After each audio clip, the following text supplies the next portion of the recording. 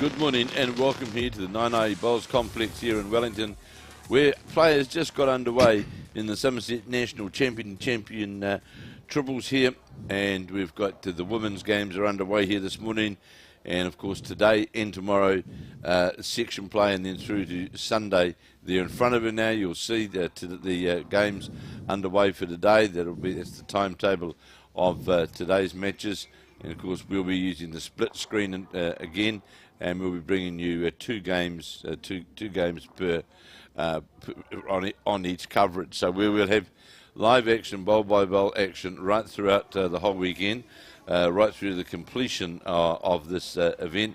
And don't forget, of course, round by round, if you go to the Bowls New Zealand website, the results will be posted there, and also you'll see on the Bowls New Zealand website of which matches are going to be covered right throughout the section play, and of course then into post-section play. So the two games we'll be featuring this morning, and welcome alongside me, I've got Dave Hewitt, well-known bowls identity here in Wellington. Good morning, Dave. Great to have you here. Thanks, Kevin. Good morning to you and to the listeners and to the viewers. So the featured matches we'll be bringing you this morning out here on Rink 1. We've got the Nelson side skipped by the legendary Joe Edwards, Colleen Earl at number 2 and Faye Wilkinson leading. They're up against the Bay of Plenty side from the Mount Maunganui club. Very well performed, very good, formidable side.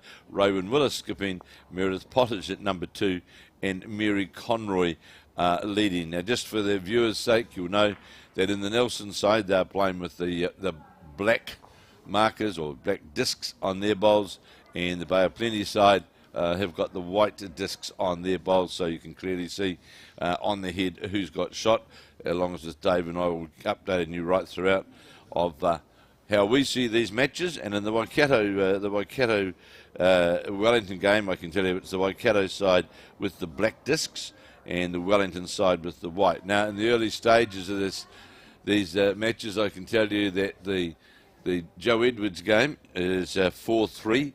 It is 4-3 to the Bay of Plenty side. Is it 5-4, Dave? 5-4. Sorry, my apologies. It's 5-4 to the Nelson side to Joe Edwards after six of the 15 ends. And in the Wellington game, that being the club from the Victoria Club, the prestigious, renowned, well-known Wellington club, the Victoria Club, they've jumped out to a handy lead, and they're leading the Putaruru side from the Waikato by 10-1. Now, so down in front of us here, you'll see the Joe Edwards. Now, I must also have seen that we were talking about Joe Edwards. Very, very happy birthday to Joe's father, Keith Barrett, well-known football, soccer identity around the countryside, and a very, very good bowler himself, and now back in New Zealand after living in Australia. So happy birthday, Keith, from your daughter, who's out here doing her, where she was last weekend, of course, playing bowls. So have a great day. Enjoy yourselves on behalf of all of us here. Happy birthday, Keith. And I know Joe asked me to as well extend her best wishes to Dad on here this morning. So all the best. I know you're watching. So on the mat in the Mount Maunganui side, see playing here in this the new carpet, Dave, isn't it? We've got here at 9-8. Yeah, relayed probably about 3 months ago now. Changed the speed considerably. It did. I think the christening of it, the literal christening of it, was when we had the Bowls 3.5 down here. It had just gone down. And am I right in saying now that it's fair to say that there's a constant speed right across the green, pretty constant speed? Very much so. Yeah. Well, of course, the man that was behind it, doing it, Mark Perrin. an absolute expert in both green, the indoor artificial surfaces, as we'll call them, and of course cricket turf as well. He's internationally renowned for his work, and it's pleasing for the whole, for Wellington itself, but for bowls in general, Dave. We've now got this surface, which is let's say it's an international surface, isn't it? It's a great asset for Wellington, and brilliant that it's been done here. And getting well used as well from members of the community, all sorts of... I think in the winter, just about every day, there's something on. No, that's great, isn't it? That's what you build them for, isn't it? Absolutely. Yeah, and of course, out here at 9A, for those who don't know, this wonderful complex. It's a superb complex. We've got three outdoor greens. 3 outdoor greens as well. So the great thing from a Bowls New Zealand point of view, if it comes to a major event, nationals, internationals, whatever it might be, Trans-Tasmans, we've got an environment here whereby everything's covered, isn't it? Yep. We can. Yep. Having there's very, very few clubs now left in New Zealand who've got 3 outdoor greens. There wouldn't be.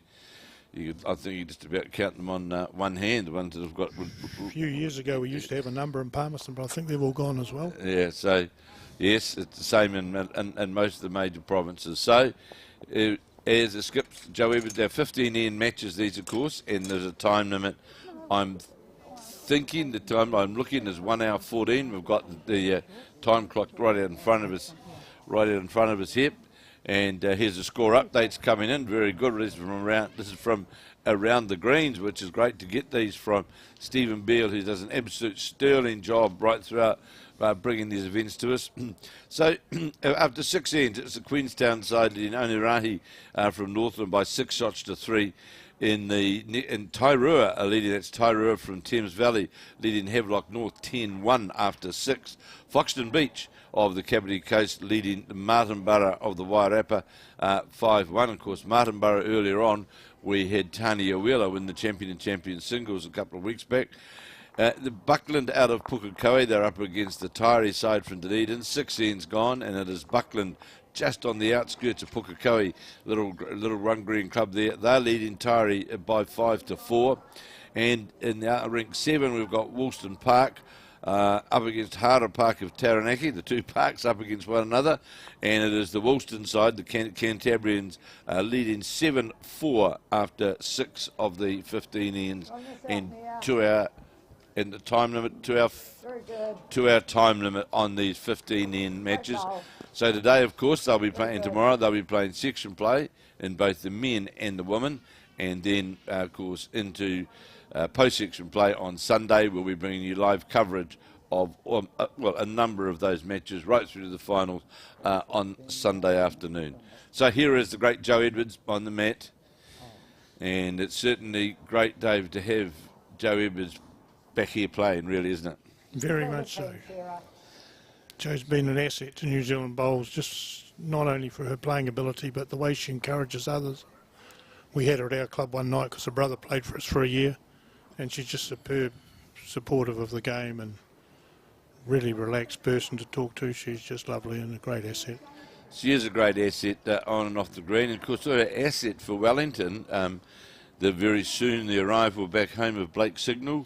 Be back shortly to take up the job as sort of the, the manager of Wellington Bowls? General manager of Wellington Bowls, starts on the 15th of August. So that's a fantastic, it's great to have Blake back here in the capital, isn't it? And he'll certainly be an asset in the role, but also an asset to the sport as well in Wellington with the international experience and everything that he brings.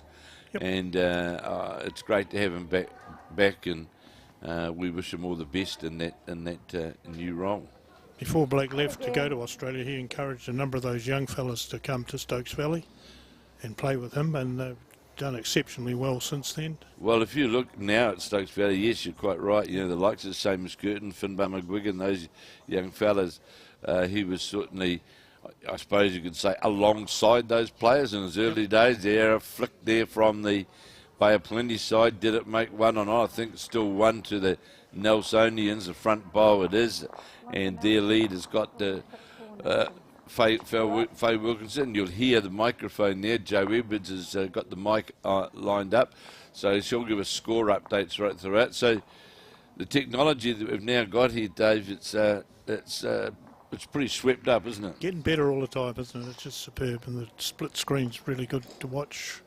Yeah, well, the feedback was our first go at it last week, and Tamara and Colleen are here, and they do an absolutely sterling job in putting all this together. You can see right here to the right of us, it's like a TV production studio, and operating cameras right from within inside the studio here, and well, it's the match committee room, I presume, is it? Yeah, it is normally. Yep. We're operating out of.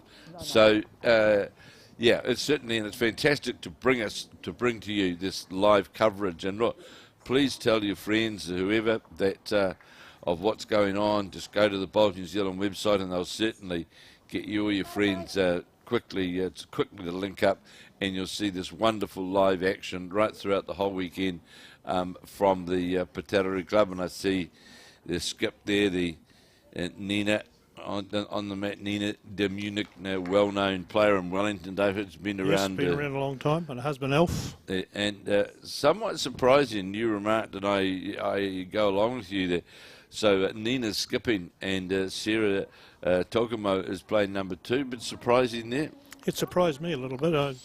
Sarah's won the national mixed pairs 2 years ago, I think. Yes, it was down in Central Otago. She was the winner, absolutely. And generally skips in the Victoria team and in open events, so I was quite surprised when I saw the team in this order. And of course, Nina, or the Munnik name's been quite synonymous with the club on the hill for a number of years, haven't they? Very much so, yep. They've been, quite, let's face it, there's the club on the hill, as I've always referred it to, has got an absolute, they've got a winning record at Bowls New Zealand records, Bowls New Zealand level, I should say, which is just outstanding, isn't it? Well, over the last few years, they've had Lee Griffin win it a couple of times. Nina's, because they won the mixed pairs. Mary Ann's daughter. Oh, in of the course. Singles. Of course, yeah. Then Sarah and Laurie winning the mixed pairs. So they've certainly won their share of titles recently. Yeah, Helen King, of course, also won it a few years ago. Yeah, they certainly have. They're an outstanding club, that's for sure, and build up a fantastic record. So we'll be with you right throughout the whole weekend, and if you go onto the Bowls New Zealand, you look at the link for where the results are, you'll actually be able to see on there, round by round, the games that we are going to be bringing live into your screen, that we'll be bringing live right throughout the weekend. So the section play in both the women and men's today and tomorrow, and then on Sunday we will be into that post-section play, the knockout phase.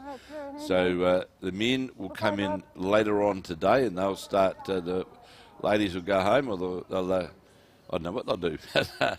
they'll go somewhere, and the men will come in first thing tomorrow morning. Yeah, and then the men will come in, and they will start their round robin series. So remembering, one of the things about winning at this level, really, Dave, as well, one of the great things about champion and champion events is that, firstly, all of these teams have won their respective club triples, and then have gone on to win their centre triples. Yep. And now to go through to endeavouring to win, a silver title, a New Zealand title, New Zealand triples champion. So they've come through. The players have come through a number of rounds, haven't they? Yes, they have, and I like it a lot better than the days when the open teams used to come through from winning the open events. Yes. I think this is much more a true champion of champions, with them coming right up from club level. Well, when we look through the various sides that are here, yes, it is certainly representative. The great thing is it is representative of the various regions, the various clubs, whether you've got 150 members or whether you've got 5 members. It doesn't really matter, does it? Here's Joe Edwards coming down on the, see the Edwards bowl now arcing into the head, trying to get down to this shot bowl, or Jack just slips by and just falls out of the head.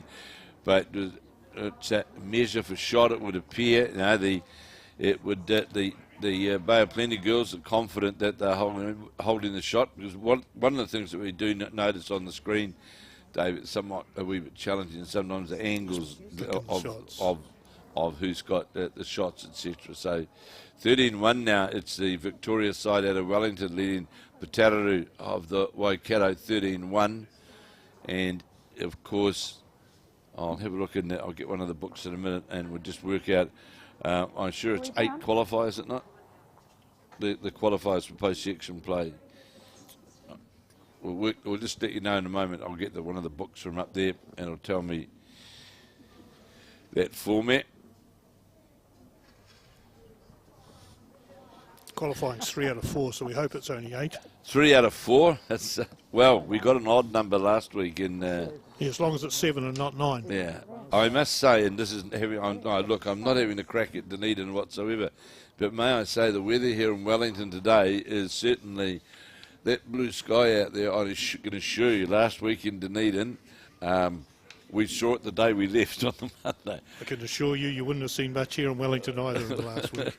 Yeah, it was pretty trying down there. But yeah, it's this complex. The other good thing, really, here what I like about the complex here as well, Dave, is that the natural light that sort of right around around the 3 walls, isn't it? Where you've got natural light coming in. It just makes it. For those playing out there, it just makes it more of a feeling. Well, we're sort of outdoors. We're not outdoors, but it's not a hall type environment, is it? It's still. You've got the sun streaming in. You look outside. You've got the greens. You can see the cars going by. So it's still an active indoor location, really, isn't it? It is, and it's a different lighting pattern too, as you probably can't see on the screen, but the lights actually reflect up onto the roof and back down there. Yes, they do. Yes.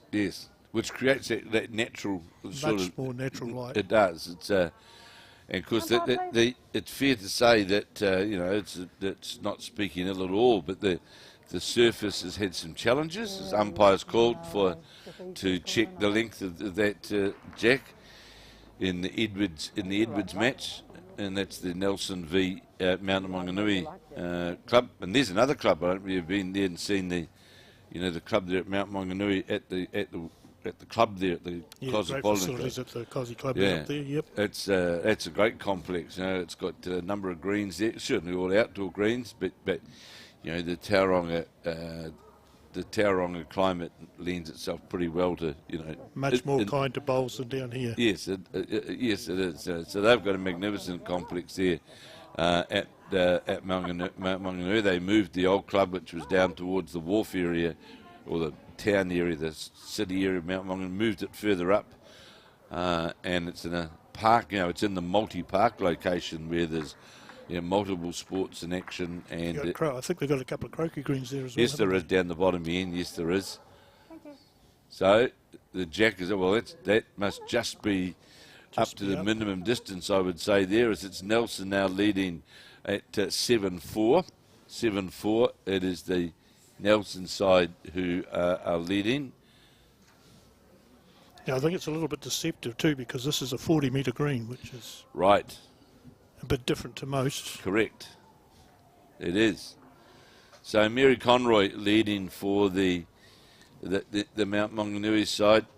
Just gets the bowl out on that very wide arc, just a matter of how far it will come back. And there it is, breaking right back towards the centre line. Quickly into her work is the lead for Joe. Very good opening bowl. And Faye Wilkinson, the lead for the Nelson side on the backhand. It's interesting, the Nelson club, but Dave, which was, for those who don't know where it is, it's a one greener. Yep. Just in behind the cathedral, really, isn't it, in Nelson, and in a park-like environment, and it's a beautiful setting there. But over the last few years, I've had a very, very active executive there, and they've attracted to the club a number of top-line players, and the return of Joe Edwards and Val Smith coming back from Australia to Naino. A very good bowl here from Mary Conroy, just in behind the jack. And it's certainly the Nelson club, the little, well, call it the smallest club in literally downtown Nelson's, turned in now to, you know, a very, very strong club, and along with, you know, the likes of Stoke and and Unite, they've got a very good club down there, and a very good environment down there at Nelson, and especially in the women, very, very strong women, and in the men, of course, we've got the likes of Shannon McElroy and Jimmy Pugh. So Nelson's now very, you know, they got a very good, very, very strong centre. Yeah, I did a bit of travelling for Bowls New Zealand many moons ago down there, went to Nelson, but I can recall going to the club and it's just being a one green club and very difficult to extend because I don't think there's anything you can't extend. No, you can't extend anything there, and you know, parking is just about impossible there, really. But it's in one of the, well, one could say one of the historic places or locations in Nelson, only really a block up from the main shopping centre, but nestled right in behind the cathedral, and it's in a lovely spot. And quite often when you've been commentating and playing there, the Carillion lets you know that that you're there as well. It certainly, lets you know what's going on. So 6-5 now, the Nelson side leading Mount Maunganui, two very strong clubs, and at Victoria, one of the, well, Victoria up against Putaruru, 13-1 to Victoria, but it's fair to say, Dave, without talking ill of any clubs whatsoever, but Victoria in Wellington is steeped in history, really, is one of its location, and it's done a lot of things over the years, hasn't it? Yep, Victoria. Situated on the town belt, of course, in Wellington, which puts some restrictions on it because it's got to be open to the public to pass through. Oh, of course, yes, yeah. And now they got, good ball coming here from Colleen, Earl. A long-standing Nelson representing the player, draws in behind the jack, and it just looks early on here, like we noticed in the Bolshery in the Bolshery 5 that we had, that you've got a very, very good draw on both hands here. Before they renewed it, it used to be wide on one and narrow on the other, but absolutely, it's changed considerably since the new carpet was laid. And also used to have it as the day changed and the sunlight came in, the speeds changed as you went along. I can remember in the very, very early stages, good ball here from then. Now the skip from the Bay of Plenty just sits on the shot bowl.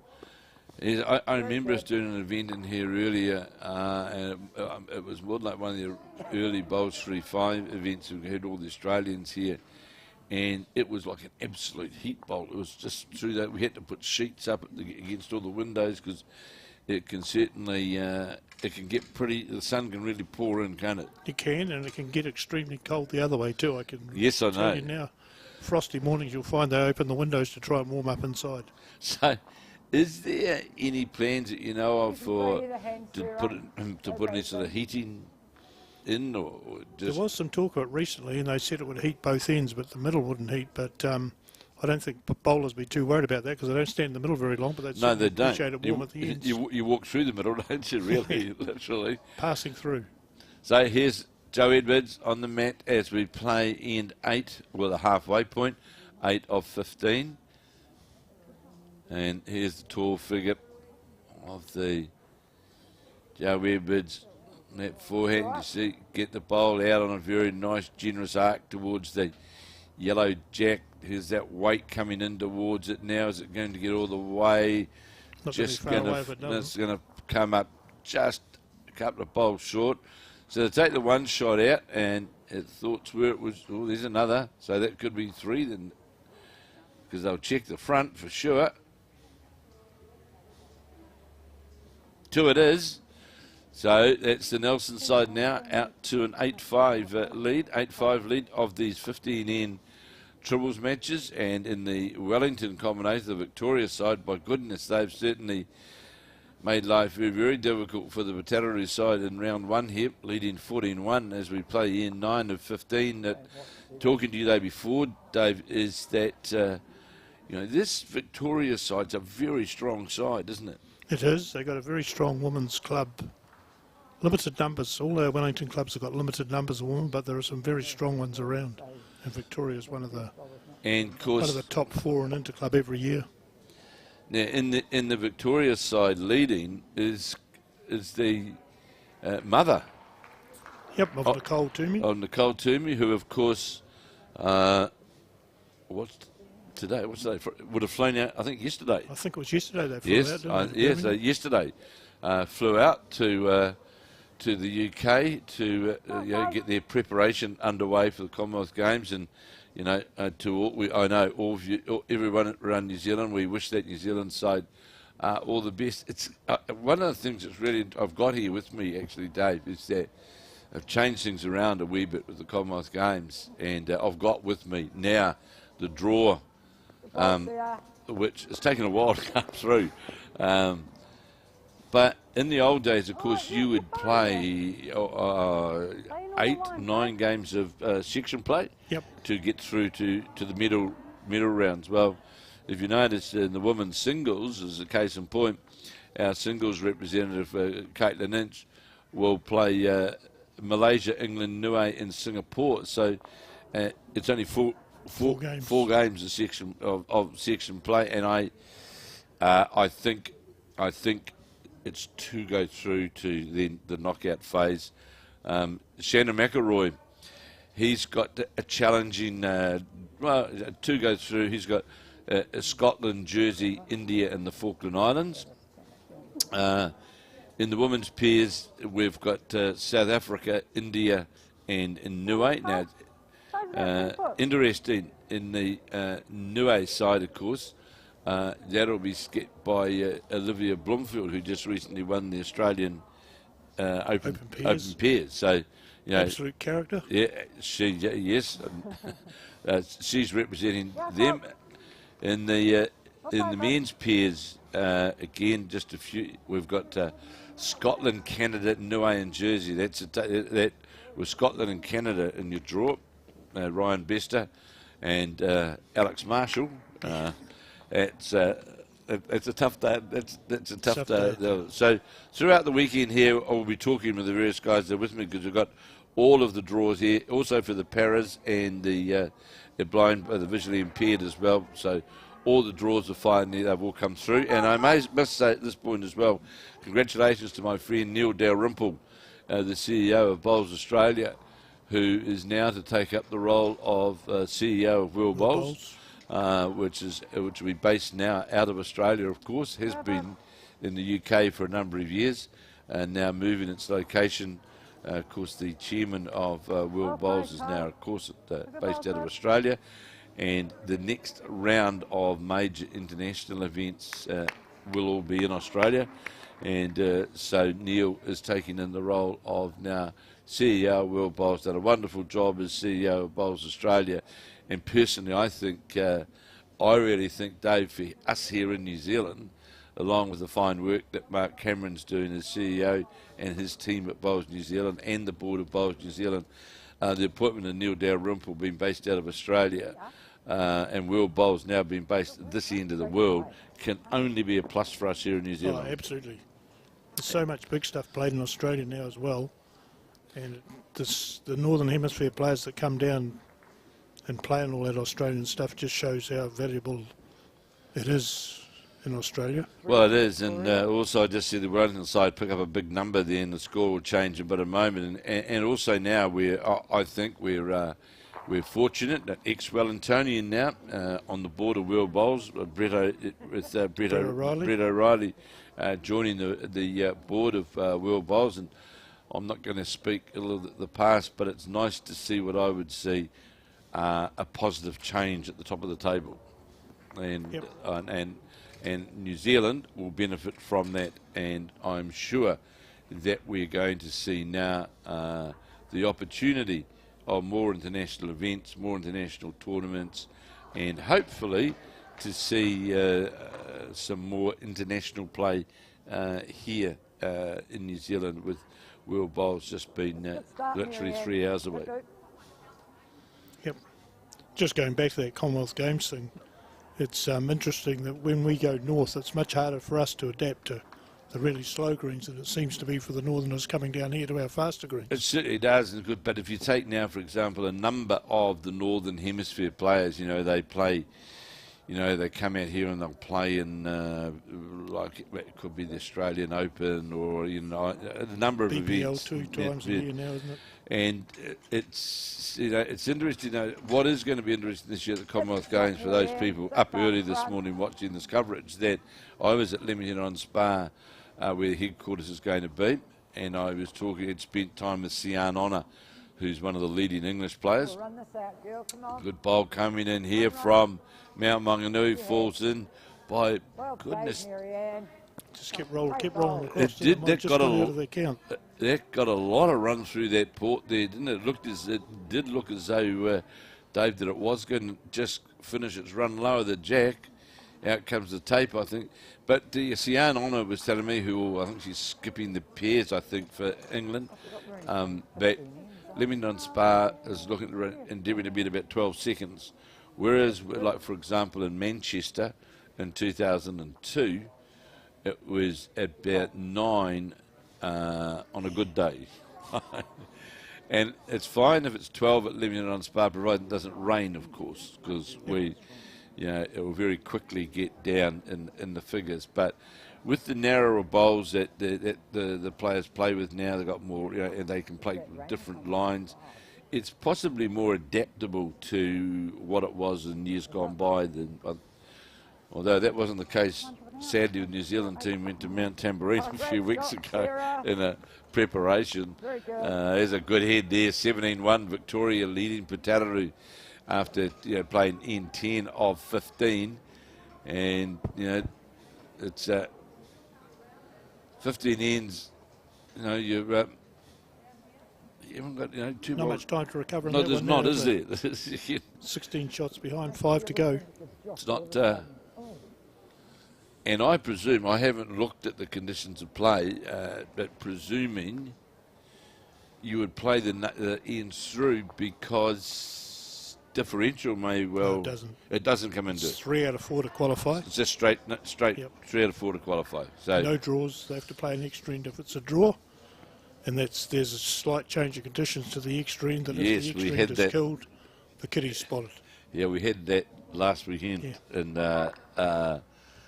Dunedin. So, yeah, this is round, well, I suppose you could say it's weekend 3 of our, for Tamara and myself especially, well, and Colin now, that our travels. We started off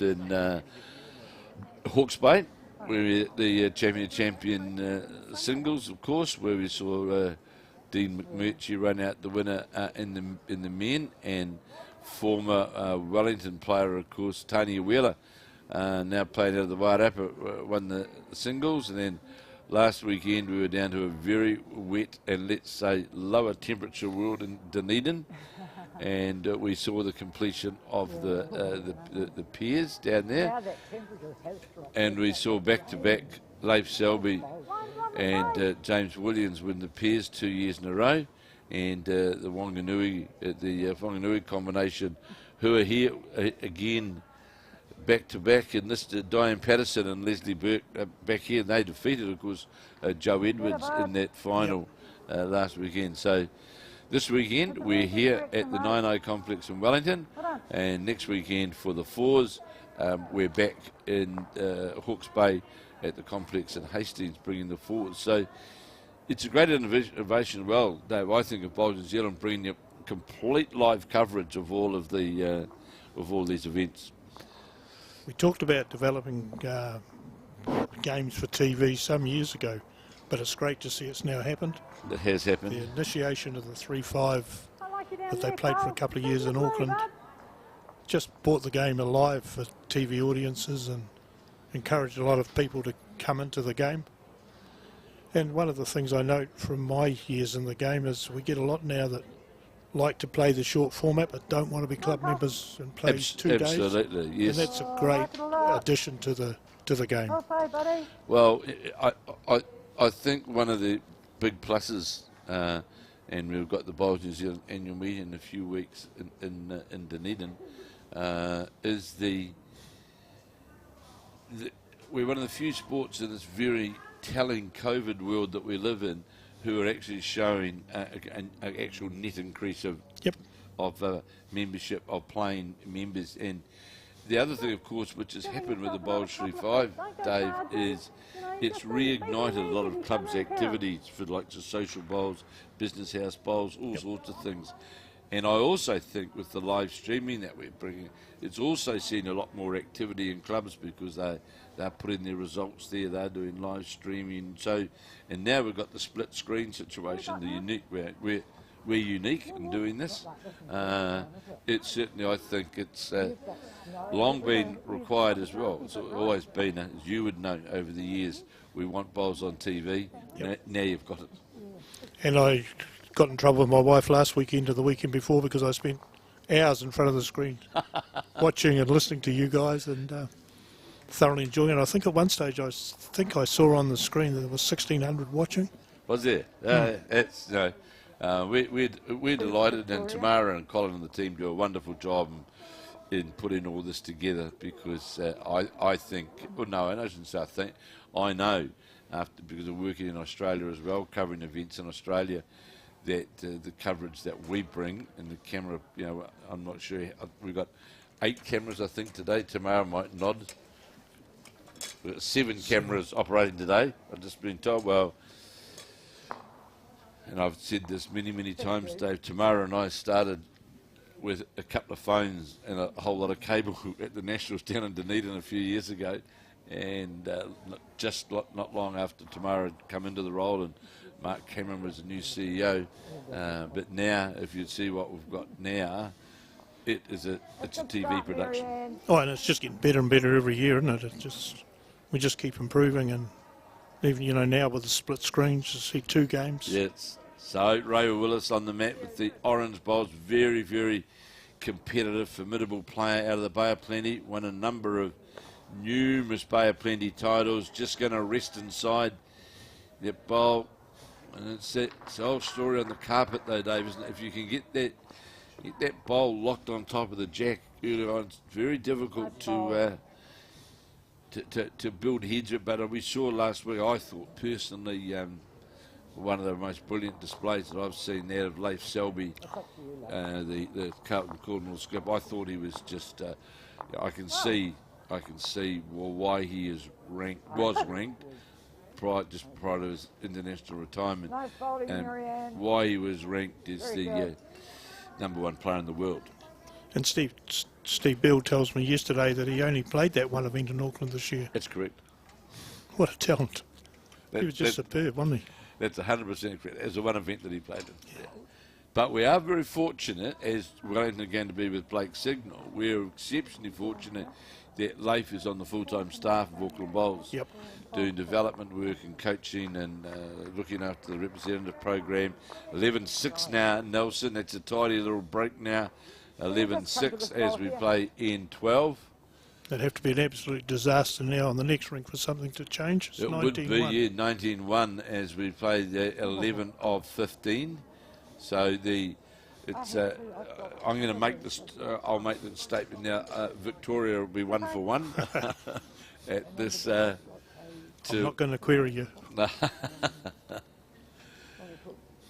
12-6 as we see Faye Wilkinson, long time player, and one of the great things that Joe Edwards and Val Smith coming back to New Zealand is they're actually playing with their friends of before. They're both ex-football players. Both Val Smith and Joe were very a good bowl here from. They both played a number of sports for Nelson, didn't they? Absolutely. I think I heard somewhere that Val had represented Nelson in 13 sports. Oh, they just both of them are just sports lovers. Of course, Joe's father, I spoke, wished him a happy birthday, Keith. Well, he was a National League soccer football player. Yep. And in fact, played National League football at the same time as Mike Kuhn played National League soccer. So, and they've got that. Look, there's that sort of. It's like a cocoon down there in Nelson. There's the Edwardses, the Hodgsons.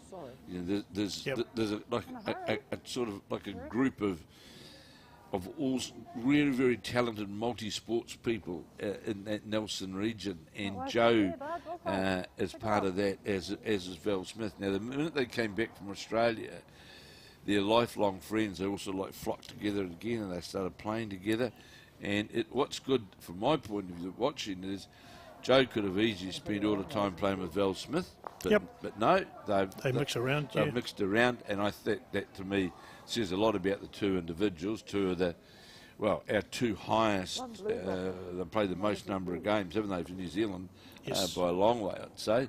So yeah, it's great for the job that they're doing in the sport. And of course, Val is working in football in Nelson in her full-time role. So it's interesting talking of football. Our chief umpire out here today, Steve Sargent, sorry. He was a very good football referee, got to FIFA level, did a number of Chatham Cup finals in New Zealand. Really good, bud. Well, now, isn't one of the umpires from here as well en route to the Commonwealth Games?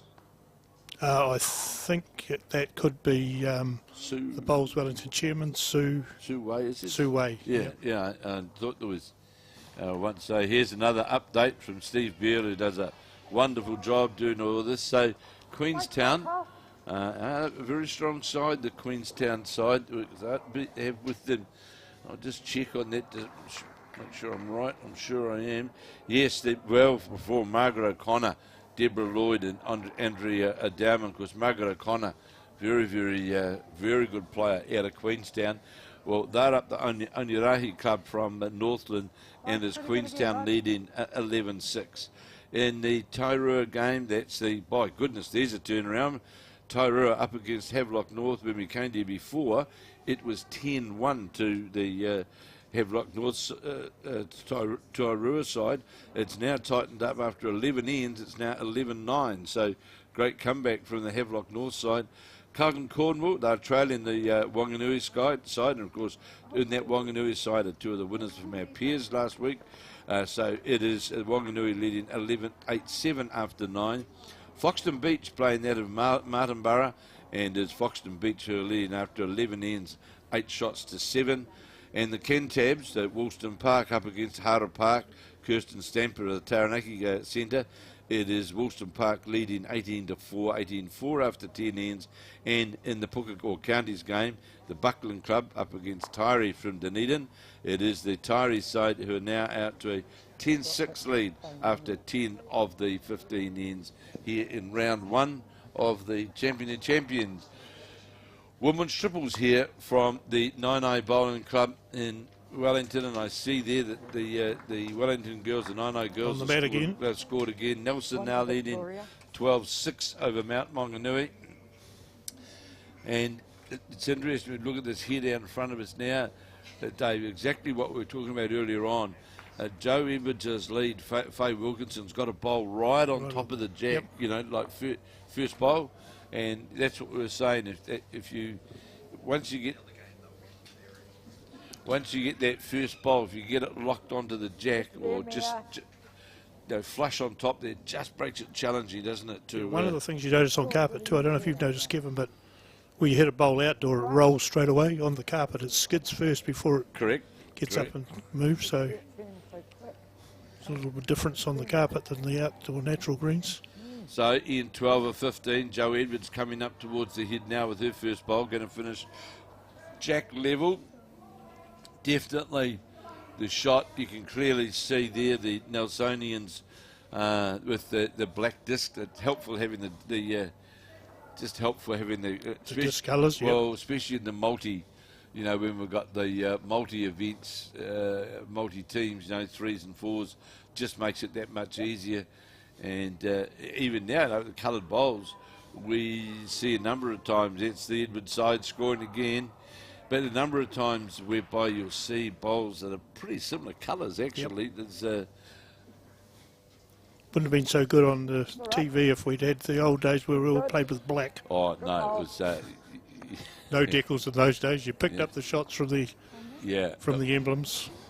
It was. I can remember even World Bowls 2008. Ron Snowden and myself, we were doing the radio. John Macbeth and Stewie Scott and Terry Scott, they were doing the TV.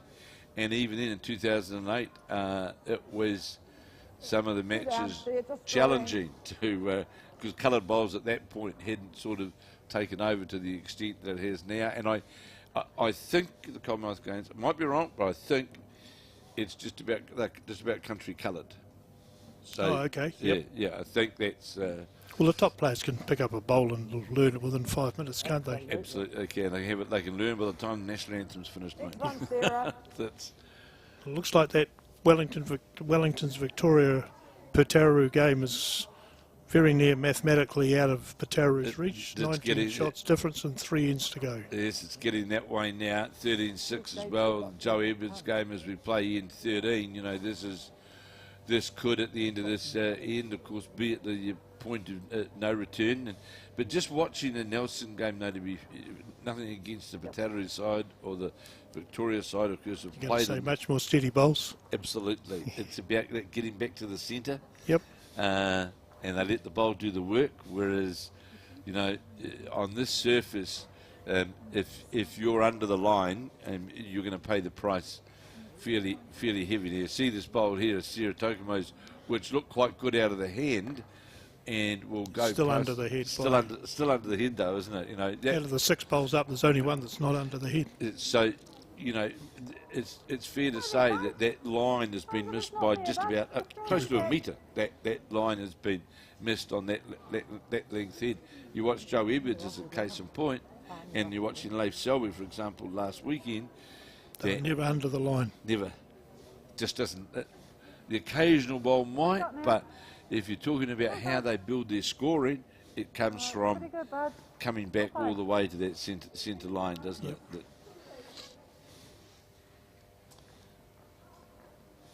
I'm going to move to the Antarctic. At least the penguins will keep me warm. You'll hear players saying it's a bit nippy out there. Well, it can be. It's known, this complex state, to be fair, isn't it?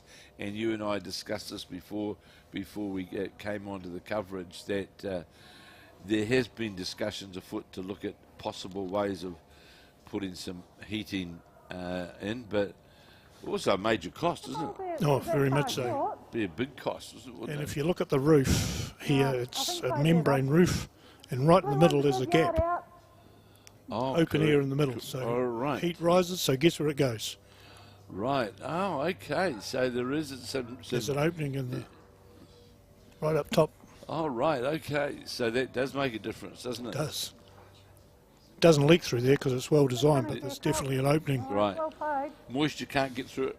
Very good. No, you don't need moisture to get through it, because in the frost, and Val Smith was here playing in Champ singles one day, and she said to me, Dave, I'm getting dropped icicles on at the far end. I need my raincoat, because the frost was coming, it was lifting, and the icicles were dropping. As it warmed, the icicles were dropping down onto the green. So no doubt, as the club, you know, they got the new surface now, because it was a challenging environment before, wasn't it? Really, to be fair, and a disappointment for all, whereby they get the wonderful new complex, and one of the most important aspects of it is your indoor facility, and the surface, to be fair, did leave a lot to be desired, didn't it?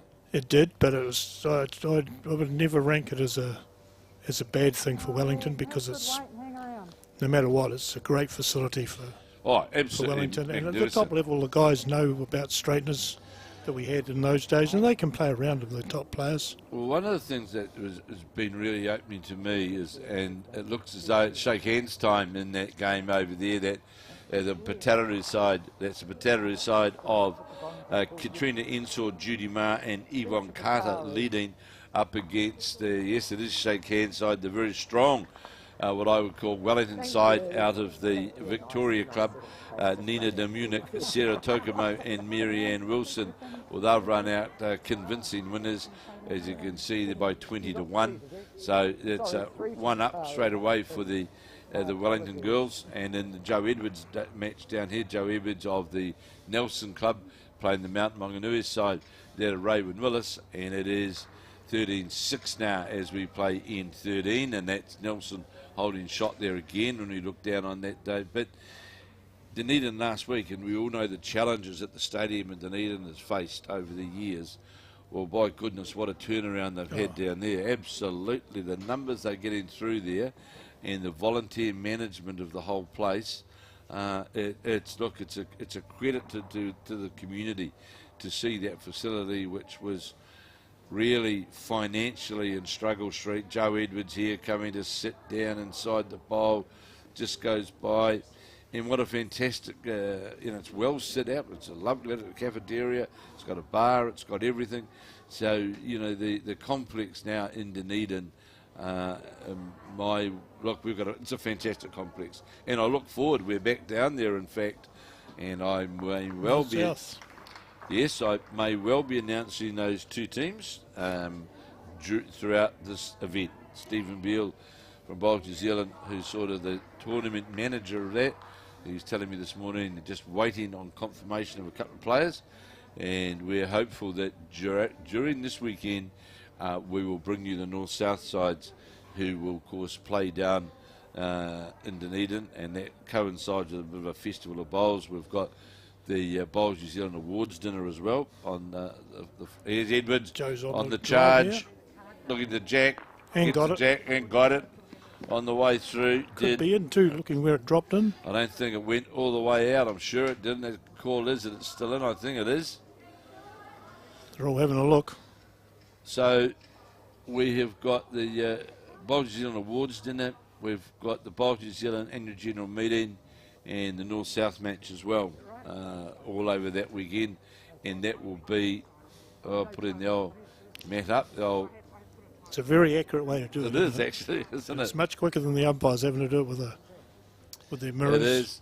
Joe's walking out towards us here to say it's in or it's out, straightening the peg up, I would say. Here we go. The umpire's been called that through the window. So, yeah, we're having, and of course, by then the Commonwealth Games players will be back. So we're having in Dunedin what one could call is a weekend festival of bowls down there. Hopefully our Commonwealth Games players will be back with smiles and a few medals tucked away. Well, one of the, correct. And we all know, of course, with bowls, how it operates. As Commonwealth Games is exceptionally, for high performance point of view, is so important for our funding. Absolutely. And now, of course, with the change as well, that the World Bowls are now every 2 years, not every 4 years. We no longer have the Asia Pacifics; they're finished. As have the same event in the Northern Hemisphere. So with the World Championships now every 2 years, the Commonwealth Games in between at 4 years, the funding circle becomes a wee bit different. So results now become paramount to just to enhance our funding from high performance sport New Zealand. And while we've been chatting about that, it's been interesting to watch the umpire using the telescope, the scope, lining up the peg at the far end and then looking through the little hole at the end he was standing, and it looks like the kitty's been called out. So again, it's one of the advancements in technology, Dave. You go back to the, let's say, our day, but you never want to... The old set square. Yeah, with, the mirror. Yeah, the old set square, a mirror, and of course, then when we didn't have indoor complexes, all on the outdoor, and of course some of the pegs were all very... you had to get someone to put the finger on the top of the peg so that the peg could stand up straight. And so we've come a long way, haven't we, really, in so many things of the game here in New Zealand. Joe Edwards having a quick look at a watch, just checking the time, but no time's good. They've got through the ends. 27 minutes by the look of the clock out here, I think. Yeah, so, yes, it is. So with 2 ends to go, they're safely inside. Truly on time. They're inside the time limit, right?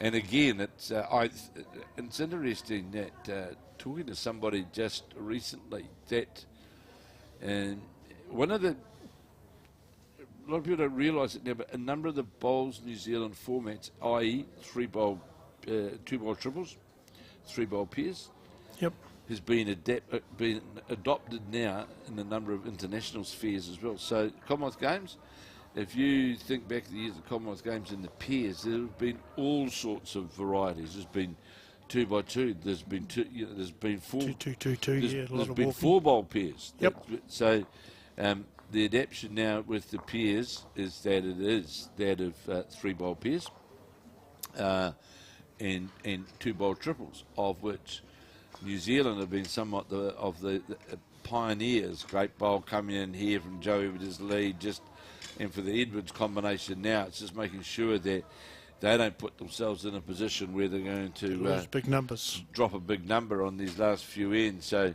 at this stage, it looks as though we know that the Victoria side representing the Wellington centre, they've got a W next to their name, so they need just 2 more to qualify.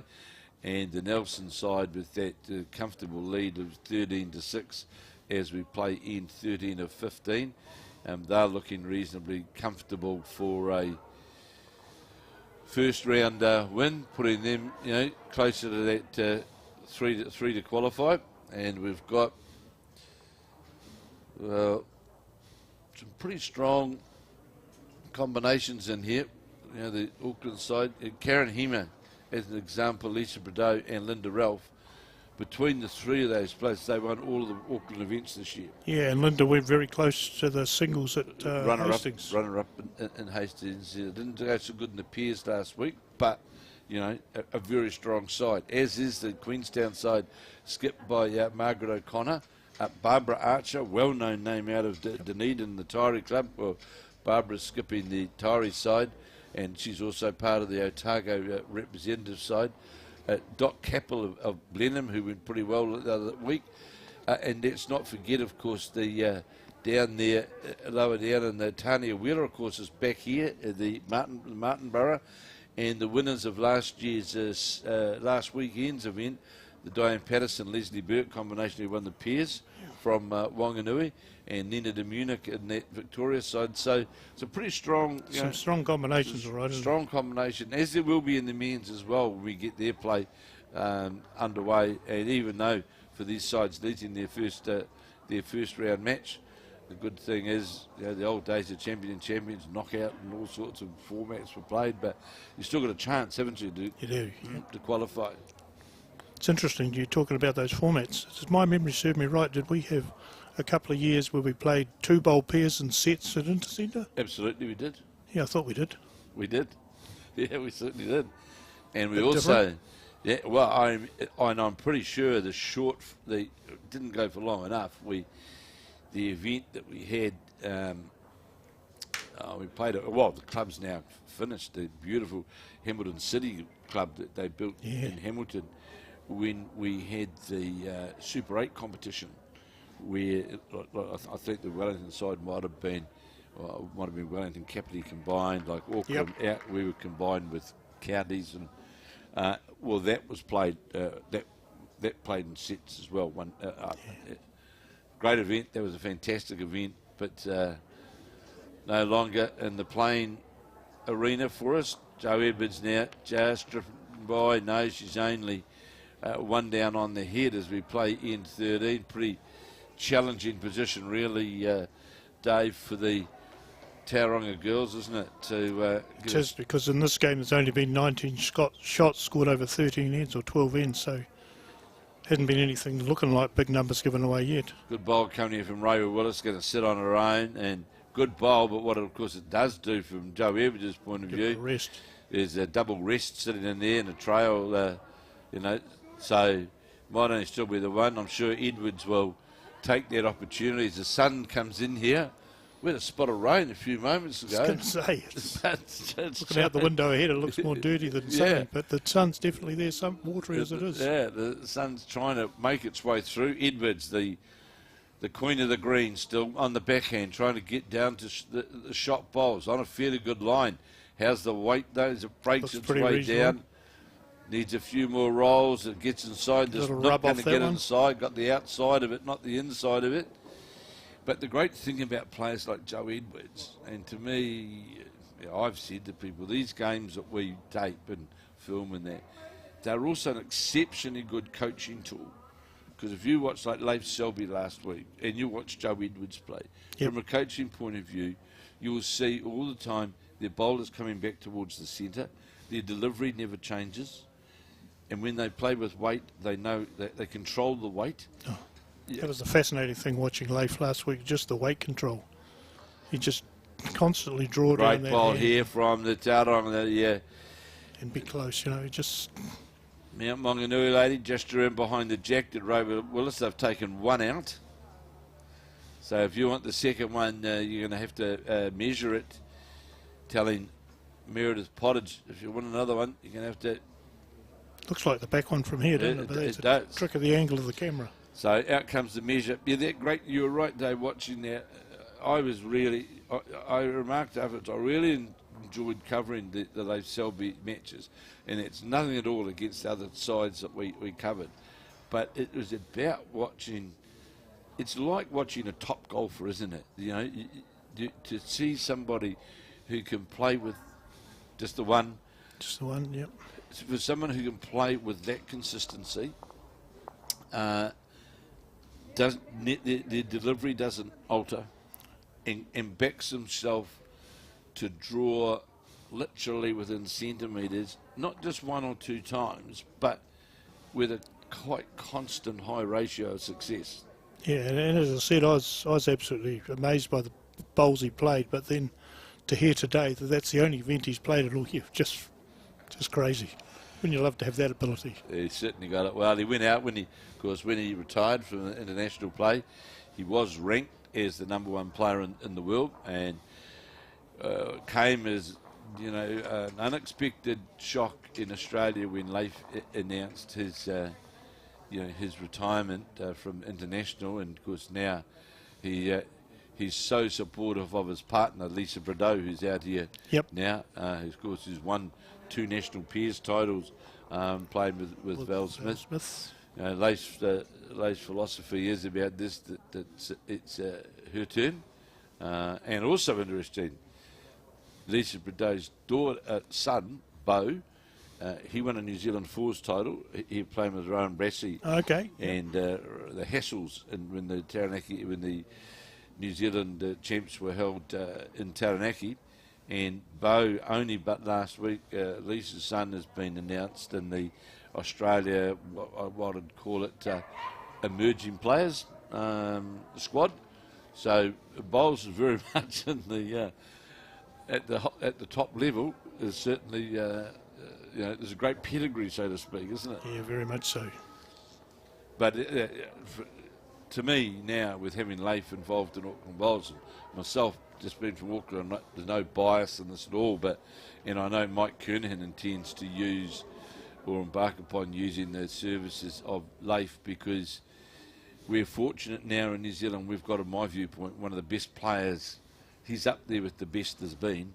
At your fingertips, involved in the sport, working for Auckland Bowls, and what an advertisement to have to coach, high performance, develop, mentor.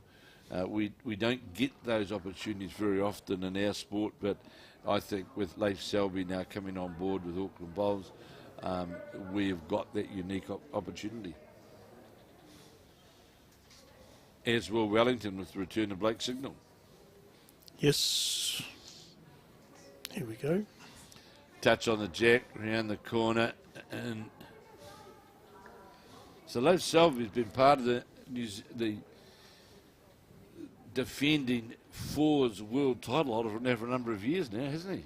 Oh, I'm not sure. Well, because see, we've got the last World Bowls got locked out we've been COVIDed out. That's right. I heard somebody saying that somebody had won the thing 2 years in a row recently. I can't remember what it was, but it was... Well, held it for 2 years because it wasn't played the next one. Steve Beale, who's here with the Bowls New Zealand, of course. That's the one? Yeah. That's the one? Yeah. With Morris Symes. He's part of that, absolutely. Yeah, yes, definitely. Yeah, won it.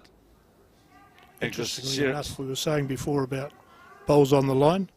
You'll see this has turned around completely with Joe's lead under on both bowls. Correct, in the lead. And we've seen the Mary Conroy, the lead for the Bay of Plenty side, drawn right to the centre line now. The two for Colleen Earl has been around the Nelson scene and high performance scene for a long time, and very, very consistent player. And she hasn't got caught by going under the line. No, she's on the line. Well. She's coming back to that. There's a good bowl here from Earl. She's going to get the jack around the corner. She's not, but sits on Joe Evans more than happy with that bowl. Sits right on second shot, and of course, holding second shot here, closes the door, game, set and match. Yep, makes it very hard to get numbers with the bowl in there now. Yeah, so out on that arc trying to emulate the bowl of Earl is Meredith Pottage. More than likely just was missing, had jack level weight, just needed to adjust a bit. Now, of course, the advantage for Earl on that forehand side, it just gets draw weighted touch onto that bowl, of course, onto the jack, makes 2 shots immediately. I see Rob Ashton here, of course, well known. And today he's got his Carlton Cornwall. Well, his partner, of course, is Linda Ralph. That's right. So these are 2 very good bowls here from Colleen Earl, right on the centre line, just in behind the jack. And you know, in these formats, Dave, that sets your head up very well, doesn't it? You know, you're looking at as we said, the change in that head from the lead to the 2. With 2 bowls just ducked in behind, just cuts the numbers out altogether. Well, it does. And the other thing is not been having a crack at the players at all, but you know, the Edwards side is playing 4 bowl triples this particular end, aren't they? Because the 2 bowls, the first 2 are wasted. They're completely ineffective, aren't they? So Colleen Earl just responded there straight away. The opposition, really, you're looking at maximum a 2-shot opportunity. Yep. And a lot of people, to me as well, that we're doing the live coverage now, I also feel, and I'm biased about it, but I also think that they're a great coaching tool for up-and-coming players. Good bowl here from, we're going to get all the way, going to drop. Just under the line again. Rocks the bowl and finishes there, just got that metre run, that side run. So probably a bit exaggerated because it came off the blue bowl, but even so, it was under the head, wasn't it? So these events like this, and watching the likes of Joe Edwards, Lace Shelby, they're a great coaching tool as well, aren't they? Of how to maximise opportunity, how to, get bowls in around the head, your delivery, how you can see, like I've watched Joe's bowls for. A long time. That's what I won't put years on it, but a long time. And her delivery doesn't change. No. Always walks out that couple of steps to the right with the head down. Go head down, but it's still, some people might say she will walk off the mat. Well, yes, Joe does walk off the mat slightly, but it's after the bowl's been delivered. Yep. She stays firm on the stance when, prior to that delivery. And you'll see here, you watch Edwards now. Here she is. That's familiar. Well, this can be one at best to Mount Maunganui, can't it? So it's going to be a difficult last end for them. So there's that flow, stays down, up and walk. So she's... Yep.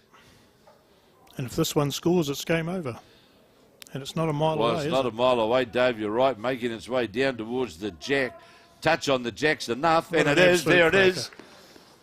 And applause from the Nelson players, because that's certainly a couple. And, well, that was the end 14 to 15 played, but I can tell you that they're playing I don't think that they don't. I don't think they are now. They're shaking hands, haven't they? Yeah, yes, they have. The skips are coming down. Are shaking hands. Still got the mat down, but I think she's going to turn around and fight. It's no more. So we can say that it is the Joe Edwards skip side with Colleen Earl at number 2. Faye Wilkinson leading. They have defeated the Bay of Plenty side of Maunganui from the Maunganui club of Raewyn, Willis, Meredith, Pottage and Mary Conroy, and a pretty comprehensive display there really on that opening game from the Nelson side, Dave. They look pretty good, don't they? They do.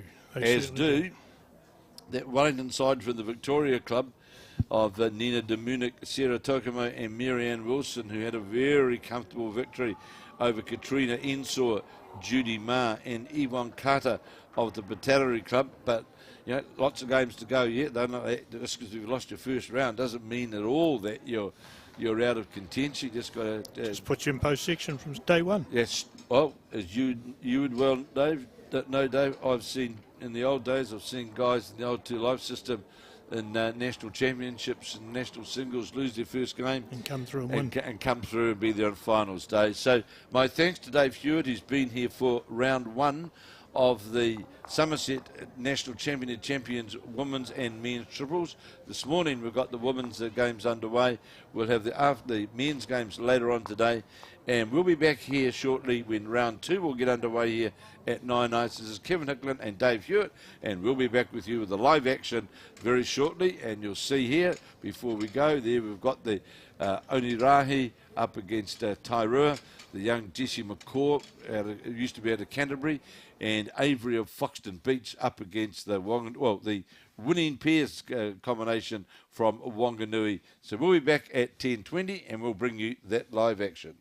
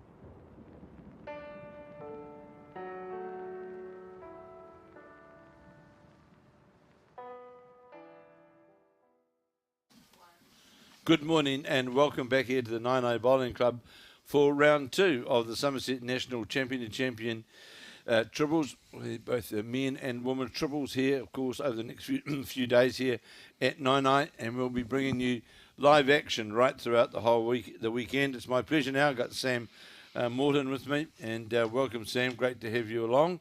Good morning, Kevin. Thanks for that. It's great to have you here.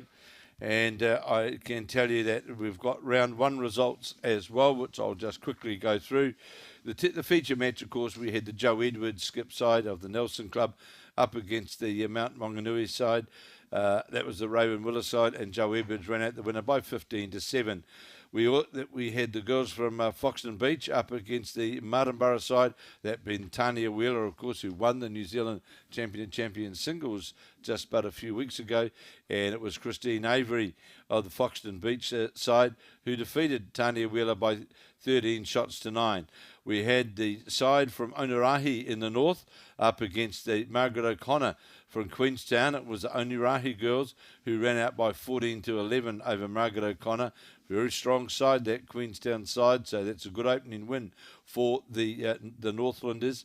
And then we had Liz Prattley of Buckland in the county's Macaw Centre up against Barbara Archer of Dunedin, and it was the county's Macaw side who ran out the winners by 14 shots to 10. Diane Patterson, of course, who last week runner-up in the champion pairs down in Dunedin, and there's joined with Deborah Gar's side. They went down to the Karen Hema, Lisa Prideaux, Linda Ralph's side, 13 shots to 11. Interesting, the side of Hema, Prideaux and Ralph won all titles in Auckland, so they are featuring in all 4 events of the champion events, and of course Linda Ralph was runner-up 2 weeks ago in the singles. We had the Victoria side from Wellington, that is the Nina de Munnik side, too strong for the side from Putaruru from the Waikato, winning 20 shots to 4. The Woolston Park side, they were the winners 21-6 over Kristen Stamper of Taranaki. And Jessie Macaw, of course, knows this complex well, now playing out of Tairua in Thames Valley, but was initially here a member at 9. Well, they defeated the Havelock North combination by 17 shots to 10. So those are your first round winners. Round 2 is just getting underway. And the feature matches that we've got 2 in front of us here. We have got the side from Tairua, that is the Jessie Macaw skip side. They're up against the Onerahi side, and of course both winners in the first round, with Linda Swanson, the skip in the Onerahi Northland side, and Jessie Macaw skipping the Thames Valley side. And the other game we'll be covering, that is Wanganui, with Diane Patterson skipping. Of course, they last week were part of, with Lesley Bourke. They were, of course, won the champion pairs down in Dunedin.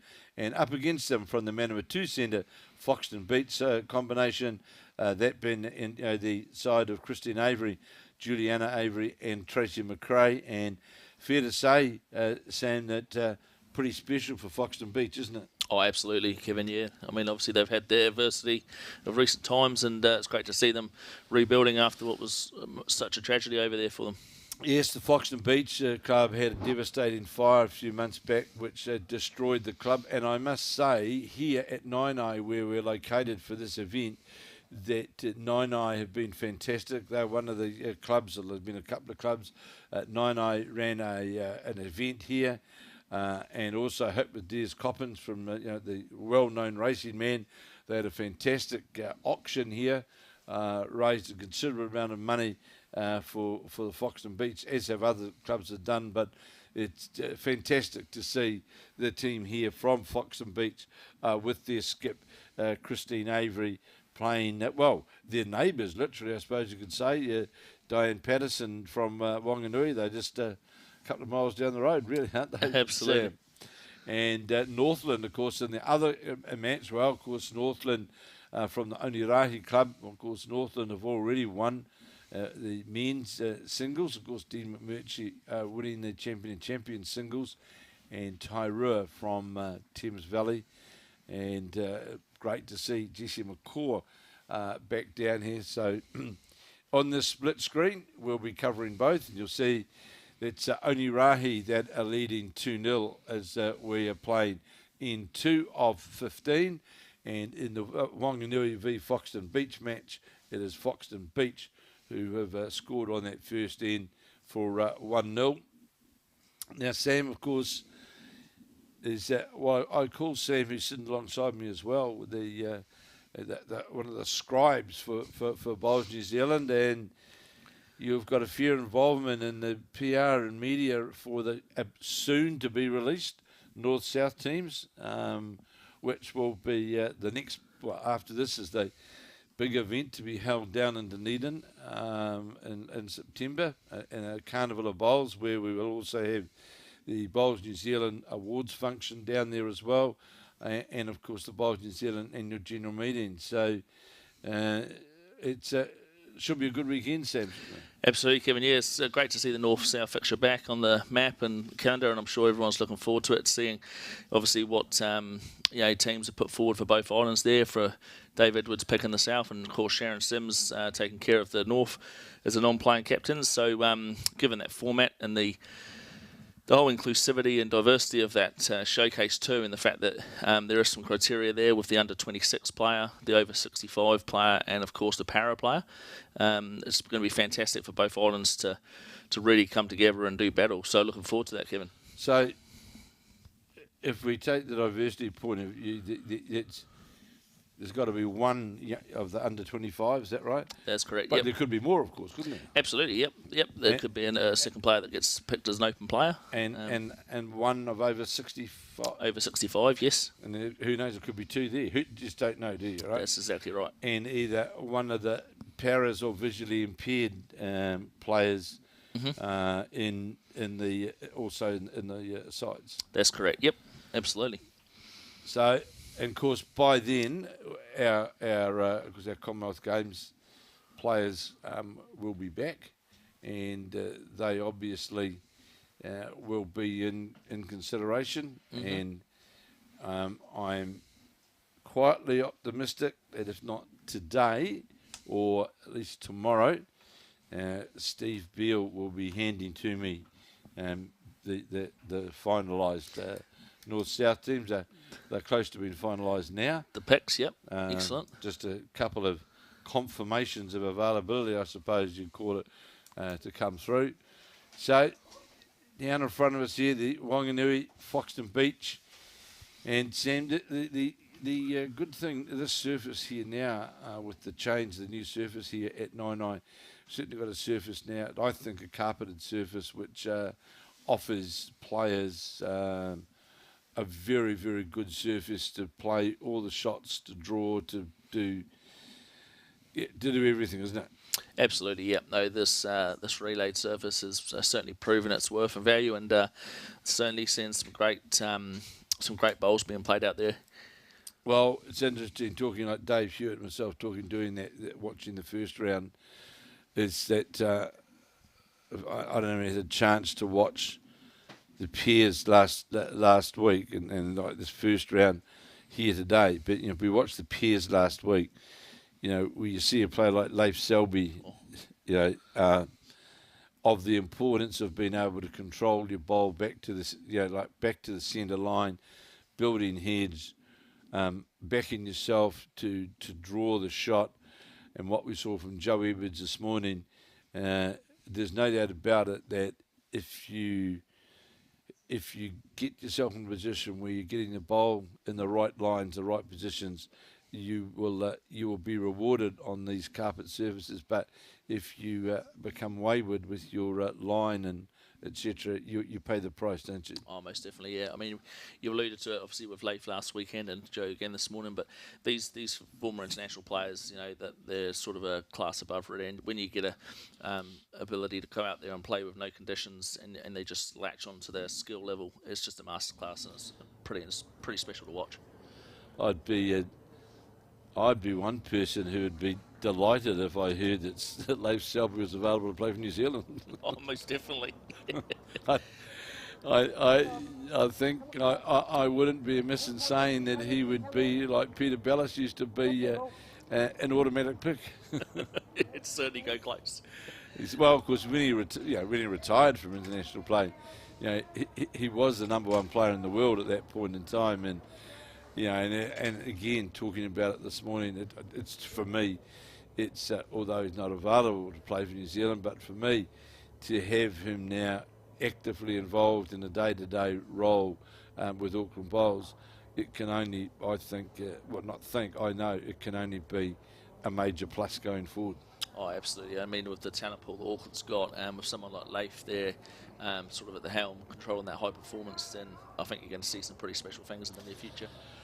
Well, yes, Auckland has got a good pool of players, but in saying that, let's just say consistency of results and performance is not, although we've got Mike Galloway, of course, and Tony Grantham in the New Zealand side, but for the amount of players one could say that reside out of the Auckland centre, someone like Leif Selby's ability, experience and knowledge can only be a plus for something which is badly needed. Absolutely. Couldn't agree more.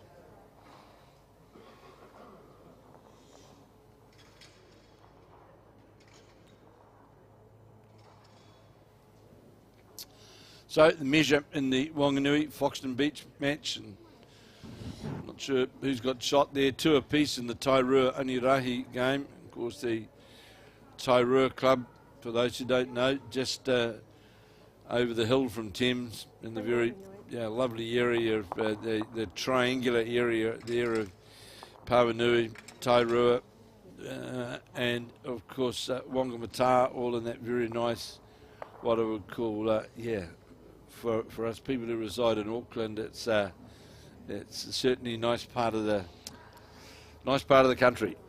Absolutely. And it's good to see. One of the good things, Sam, I'm sure you'd agree with the way how the format of the Champion and Champions. It's great to have representation from all around the country, isn't it? Absolutely. I mean, it gives the informed provincial players that are having good standout seasons or playing well, winning a title here and there. It gives them that opportunity to step up on that national stage and really have an opportunity to showcase what they can do and show their wares as well. Well, yes. For example, like last week, I'm not going to try and guess the young lady's name and get it wrong, but playing last week from the Hastings side, just a real youngster, playing with Natasha Grimshaw. Oh, Henrietta Scott. And just absolutely great to see. Absolutely. And I did see a photo during the week of her and Joe Edwards, actually. So there's a player that from my point of view, as you know, Sam, I do watch a lot of bowls around the country over every calendar year, but there's a player who straight away lined up and has shown some very, very early potential of a young player with a lot of ability. Absolutely, and it's great to see. It's especially when you look at the likes of the influence that they can look up to people like Joe, and you think back to the old stories where you hear of Taylor Bruce when she first came onto the scene, and she was sort of inspired there by Joe and Kelsey Cottrell, and look how far she's come now. So it's pretty impressive to see where people start and where they end up, and where they're obviously going to carry on going. Well, with our New Zealand women's side going away, of course, Caitlin Inch based out of Australia. And Val Smith, of course. Now it's interesting. I got a note come through here to Commonwealth Games, and the New Zealand side with Val Smith and Misha Kudinov are both going. They're the most experienced of all of the 200-odd plus athletes going to the Commonwealth Games, and this is their 5th Commonwealth Games that they're attending. Now that's, to me, in both sports, is an achievement of high performance at its best, isn't it? That's remarkable. Yeah, absolutely. 20 years.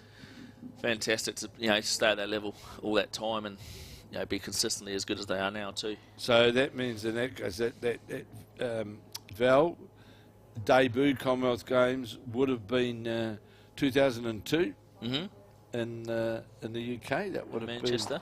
That would have been Manchester. And here's a bit of trivia. So tell me the Commonwealth Games in the men, the last time the men won a medal. If I recall correctly, that was Mike Kernan in the singles for the bronze. 2002. At that same games, yeah. 20 years ago. 20 years. Wow. So 5 Commonwealth Games have, and New Zealand have yet got into the medal circle in the men's, and let's hope that gets reversed come Birmingham. Leamington on Spa, where they'll be playing. And for our women's side, not being adverse in making this comment, I think it's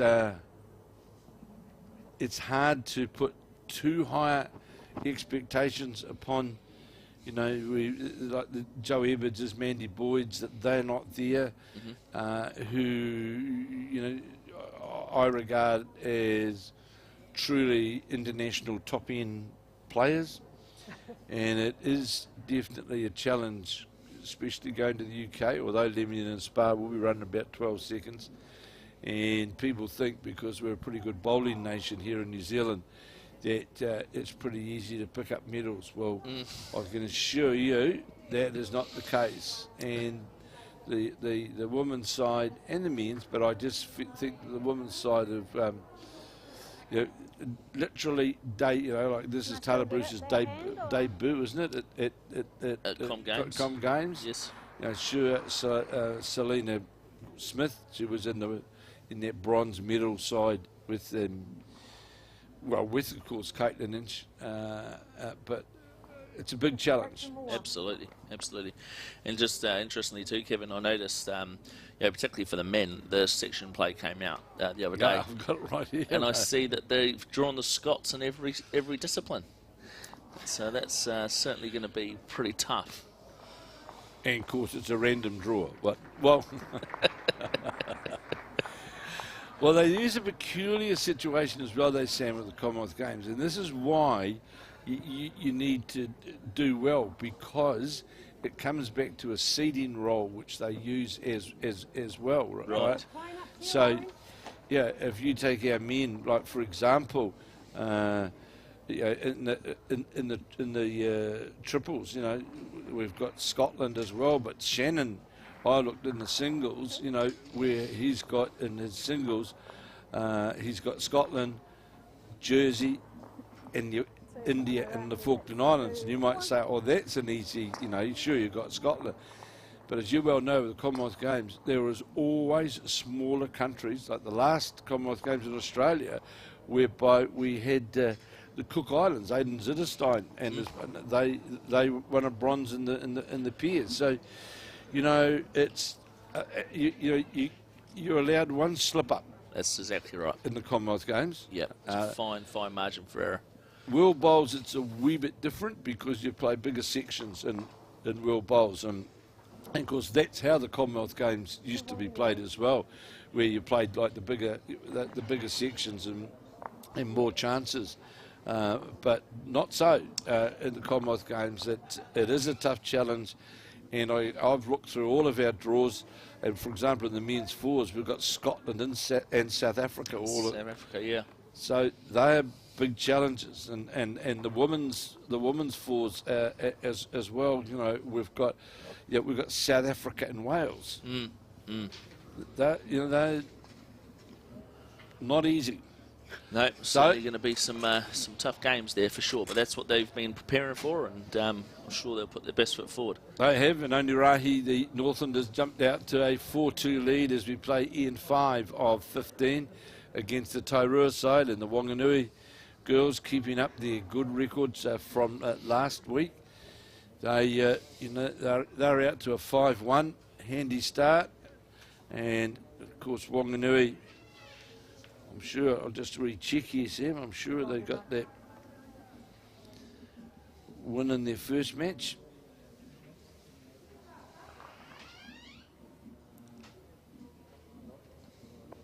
No, they lost to the Auckland side, lost to Karen Hema. Right, so they're in post-section play. They're in post-section play. Okay. So we know that, of course, the Foxton Beach trio there certainly got off to a winning start. So they got away to a winning start. Now the Thames Valley girls, they and this you're right, because it all becomes very important pretty quickly, doesn't it? Game by like game by game. The girls from Thames Valley, yes, they had a win.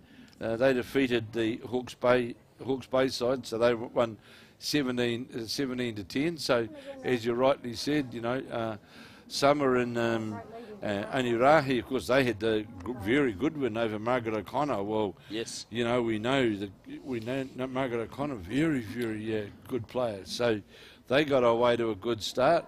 And as you said, it's the Wanganui girls who are, of course, winners of the Peers last week, who are in post-section play, and they have jumped out to a 5-1 lead over the Foxton Beach side. And interesting, Sam, looking at this end here, end 5 of the Wanganui Foxton Beach. You can just see the importance. You just got to get back to the centre line on the surface. You definitely do. You've got to give yourself a chance to get back to the centre. You can sit a couple of bowls wide of it or go back. You'll disappear quickly. And the interesting thing about this surface here as well, you can see the warmth, the sun coming through here. Now, although we've got the surface here now where it is a constant, it's a very good speed. Whereas before we had different speeds at rink 1 v rink 8. They're all constant here, but you will see changes in the overall pace here throughout the day. And as the sun now starts to, well, it's really pouring its way through here, isn't it? That bowl there. We'll see. We'll see the green change in its pace, but if it's, you either get on top of the jack or the side of the jack, or make sure you're at the centre line, don't you? Absolutely. Yep. Or you'll pay. You certainly will. You'll be punished. So I see Barry Morrison here, the club manager. He's getting the TV operating because Barry started his bowls management role. I don't know the US, Sam, but he was secretary manager of Onehunga. Right, okay. And moved down here to Wellington, and now here he is as the secretary manager here at Nainai, and just recently appointed in the last couple of months. And his father, late father, was a very prominent player out of Southland. Russell. Correct. Russell Morrison, yep. Absolutely. Now, interested looking at this Wanganui Foxton Beach game here. Is not one bowl finishing on the hand of the you can see how the bowls are sitting up as well, that they've actually come out they've come across the line. It's not the hand they've been delivered upon. That's right. You can see that. Now also for so you'll know, looking at home, in the rink 1 match, that's the game between Northland, Onerahi and Tairua. It is the side from Northland with the black stickers on their bowls, and the Tairua side with the white stickers. And in the Whanganui Manawatu or Foxton Beach side, it is the Wanganui team with the black dots, and the Foxton Beach side with the white stickers. So it's great now as well, Sam, that we've got the stickers accepted, so to speak, and it just helps, isn't it, for those sitting at home, that you can very clearly pick up what's going on. So on the mat in the Wanganui match, Foxton Beach skip on the mat.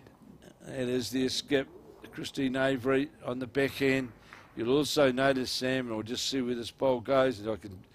You'll see at the point of delivery where that hand's got that little flick on it.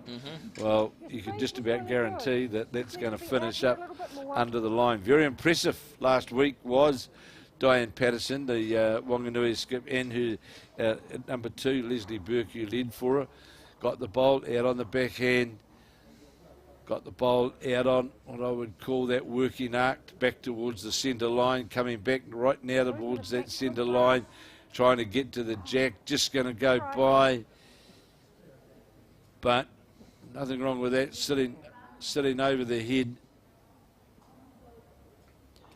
Holding the shot is the Foxton Beach combination.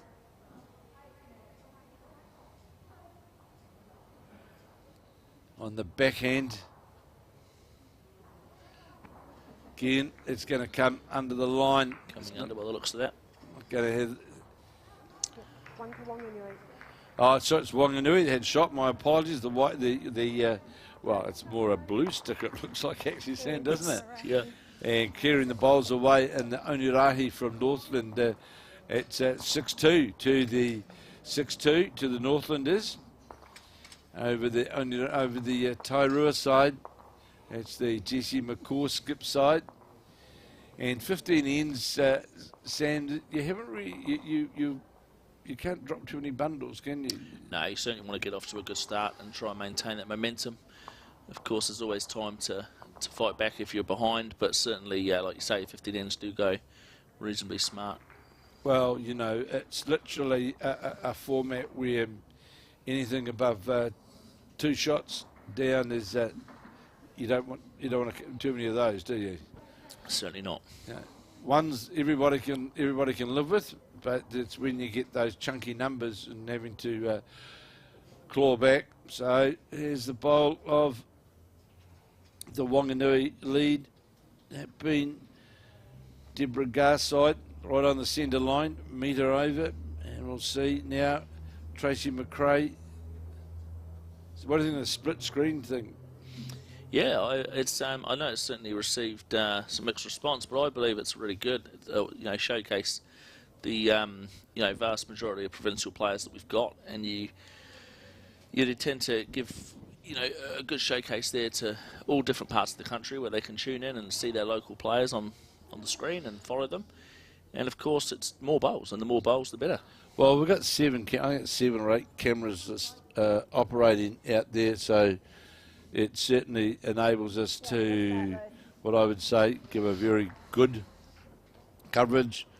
As we see, yes, in the Wanganui game, it is the man of a 2 bowl that would be the shot. And well, Jessie McCaw 6-2. Both of these sides really, Sam, we've got to, although we're at playing in 6, got to make sure that you start scoring now, because the numbers can climb up pretty quick, can't they? Absolutely, yeah. As we move to the halfway point, you'd like to see that the teams training, obviously Foxton and Beach and Tairua there, would start to string some ends together and obviously reduce that deficit. So the Wanganui number 2, that being Lesley Bourke, very impressive last week in Dunedin.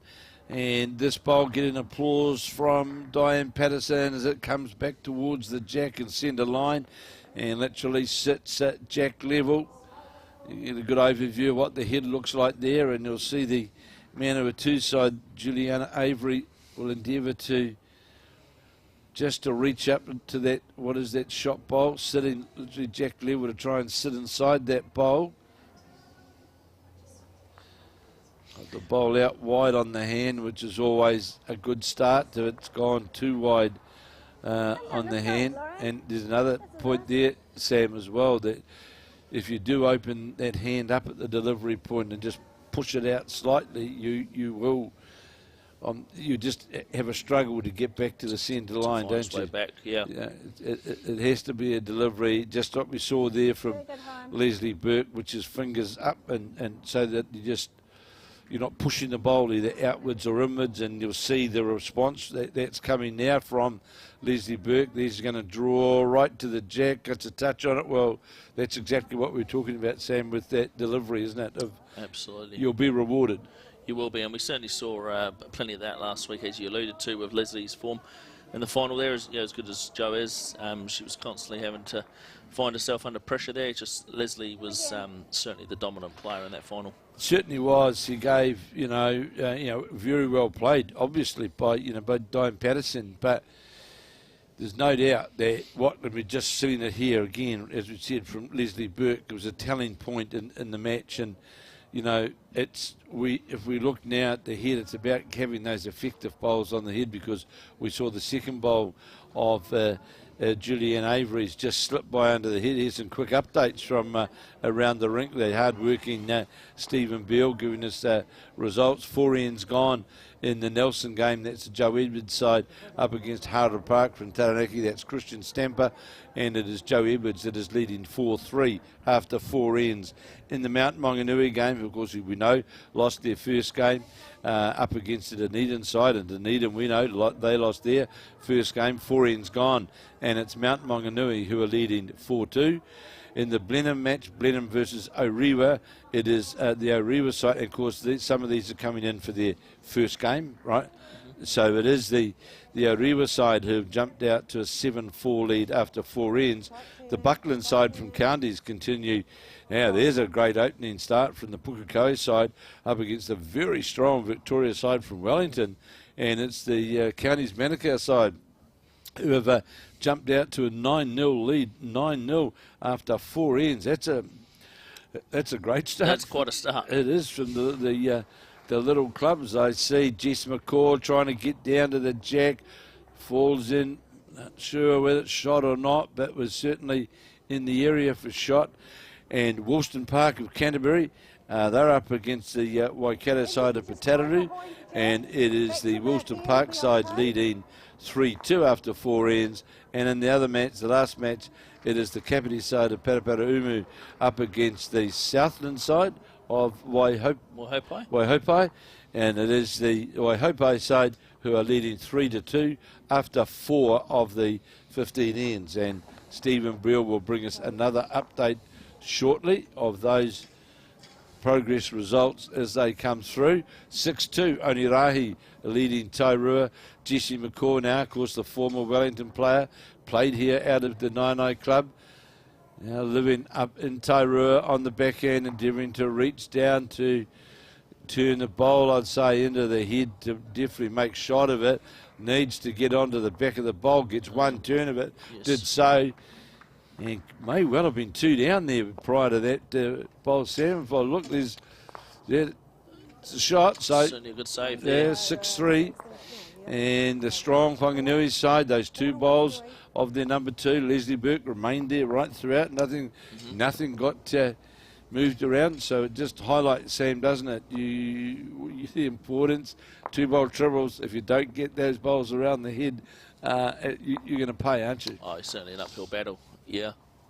And the other thing that we noticed in all of the indoor complexes is that bowl that finishes just lower the jack, say 6 inches lower the jack, except if you lay self, I'd say, the percentages that is going to give you a scoring head is very high. Absolutely. Yep. And so the importance to the jack and centre line really becomes the telling point of setting your match up, don't they? Yes, yep. Certainly giving yourself position.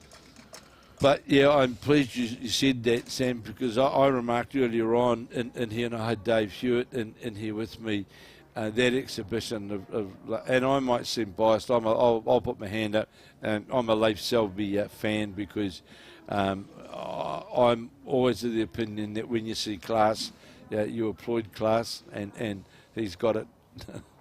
Absolutely. Buckets of Absolutely. it, hasn't he? Oh, no doubt. I mean, to see him in the last couple of years in action there, the champions, and obviously teaming up with James Williams there. James is a very steady lead, but certainly I think it'd be fair to say, and having spoken to the Hastings boys there, Dean Drummond and Murray Glassy, who was certainly probably favourites going into last weekend. They were just in awe of Leif, just the way that Leif was able to turn heads around and just constantly come out on the scoring end. Well, it's fair to say, Dean and Murray, speaking to both of them, and here's that start that we're talking about with the Wanganui girls have got here straight away. Sam, you've set yourself up well, haven't you? Lower the jack right in that front, on a good line. But they were both saying it was an absolute pleasure to be able to play in that real class environment, and they played well. Don't get me wrong, they still played well. Oh, no doubt. But when you've got what we saw last week on display, I just think it was a pleasure, and I hope some guys around and ladies around the country keep those because, of course, the tapes that Bowl New Zealand do, they stay up there for you to have a look at. Or if there's ever a coaching manual to... Most definitely. So do you think we'll see more of Leif, Kevin? Do you think he's getting the hunger back, or is he still a part-time bowler, as he says? Well, time will tell, because he's got a full-time appointment now with Auckland Bowls, as coaching development, which I think, not only for that in Auckland, I think nationwide, and I know how the high regard that Mike Kernan holds of Leif, what an attribute that he would be. Well, he'd be on the plane if he was available, wouldn't he? He'd be gone. You don't need trials.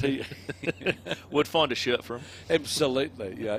Because not often in New Zealand where, sure, we've got world-class players, of course, where we wouldn't have done as well as what we have done, but all of a sudden to have someone of that class who's now actively involved as well in the coaching and high performance and mentoring of players, it can only be a big plus, isn't it? Oh, it can only be a positive, absolutely, and I think we'll see that. And I'm sure, yes, I'm sure that we'll see it, and I'm hoping that even if Leif is not that of a participant, that what he can offer to our high performance squad, as we'll call it, because remember, sure, we've got the Commonwealth Games, but it's only 12 months away and we've got the World Bowls as well. That's exactly right. In Australia, his turf. Well, yeah, you'd use it, wouldn't you? There's surely got to be some gems of wisdom that we can extract, no doubt. Now, remember, there's a guy that has won at the top of his game in singles and everything. So, yeah, I'm picking...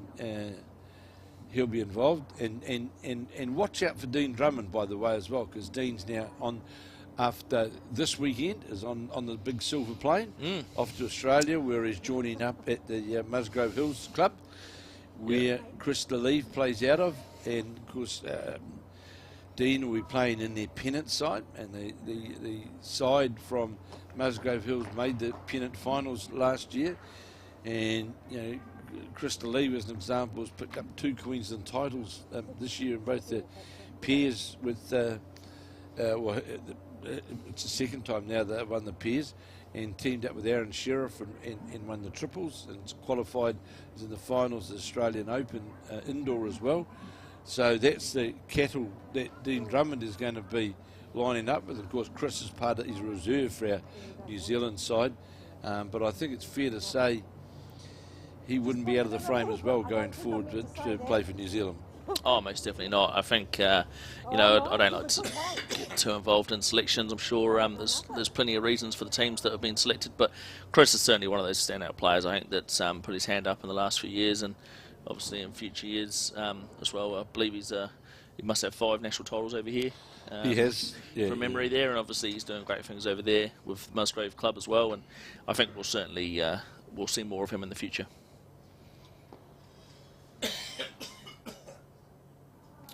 Well, of course, that Musgrave Hill's got a great shooter in that of Brian Baldwin, of course, yeah, who is retiring from his services very shortly at the Hills, and in fact last week came out and took Gary Mount's place and hadn't played for 2 years, and actually played with Chris Leave in the Gold Coast Pairs. They got beaten, I think, in the last 16 or something. So, right.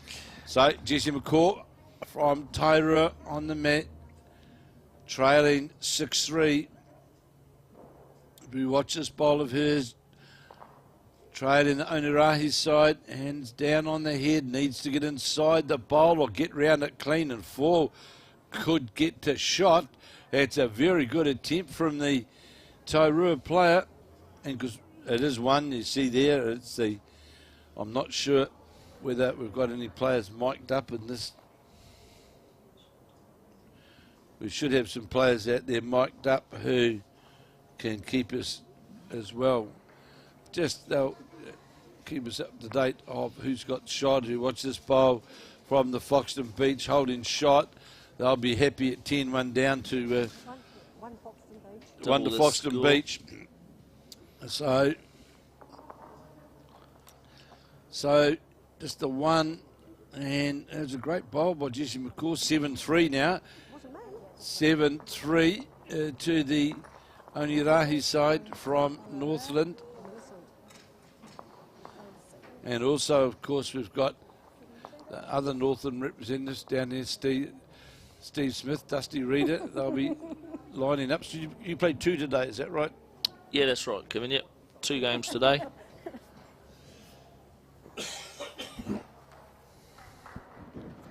So you played 2 today and 3 tomorrow, is that right? There's 3 rounds in total, though, today, right? 3 o'clock. Oh, yes, because there's a bye rolls in as well, isn't there? There's some. Yeah. That's correct, yeah. 3 o'clock, 5:20 and 7:40 for the men. So it's a long day for the people sitting in this room here. Oh, I can only imagine. Yeah, we've had, Tamara was talking off last week, we were doing, I know the commentator night, we were doing 8-9 hours, which is a bit longer than a game of rugby. Oh, yes. So the Wanganui side, of course, who lost their first match to the Auckland side, the Karen Hemaskip side, they're making every post a winning post in this their second round match, leading 10-2. It's got a good bowl here though from and that's exactly what we were talking about, Sam. The Wanganui side are owning that centre line. Yep. And that bowl coming back to the centre line. And if we look over here again, the Onerahi side just drifted by, but just sitting jack low. We'll see the first bowl come in from Tairua, ineffective straight away under the line. That's and right. you lose that metre of line, so your bowl very quickly becomes ineffective to the centre line. That's right. It's very much first to the jack, and that's what I think we're seeing there from the Wanganui lead. Another good attempt there from Foxton Beach. Just go pie on the jack, in the lead now from the Wanganui side. That of Deborah Garside will endeavour to get another bowl on the head, and we've seen 2 good opening bowls over there from Tracy McRae. This looks good again. And just going to finish jack level, but really won't score over there, one wouldn't think, and because the jack doesn't move around a lot on the carpet as well. It doesn't get the same movement on it with contact on the draw. But the good thing about the new surface here, though, at Nainai is that consistency and pace that was a challenge on the old surface for sure. But here now we've got a good even draw, good pace. As we watch Anne Hall bowl, just going to fall lower the jack. Jessie Macaw saying to her number 2 to Laurie Sinton, follow that down. On the forehand, trying to get inside that last bowl of Anne Hall's. Jessie Macaw watching it closely as it's coming down towards the head. Needs to get a clean sit inside and fall in. And second shot, you'd have heard. So Jessie Macaw is mic'd up because you heard that. And of course, Jessie, as we said, formerly played here out of 9-9. It's a very sort of distinctive black woolly hat, would you say there? Isn't it? Yeah, I don't know if it's Arctic cold in here, would you say? Really, the sun's pouring in, isn't it? It's certainly not sure of light. No, it's not. Trying to get to the jack. Gamble get a touch on the jack, move it around the corner. Well, there's a 2-shot chance here for the Tairua side. If they get under the black bowl in front, get down to the blue and get a turn on that bowl.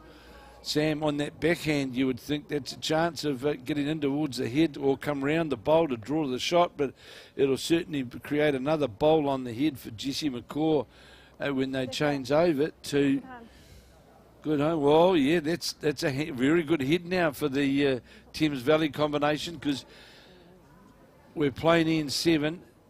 They want to score, don't they? 10-2 over here. They have to score. Yes. Just the Wanganui side. And, of course, Wanganui need it after losing their first round game to Auckland. So That's right.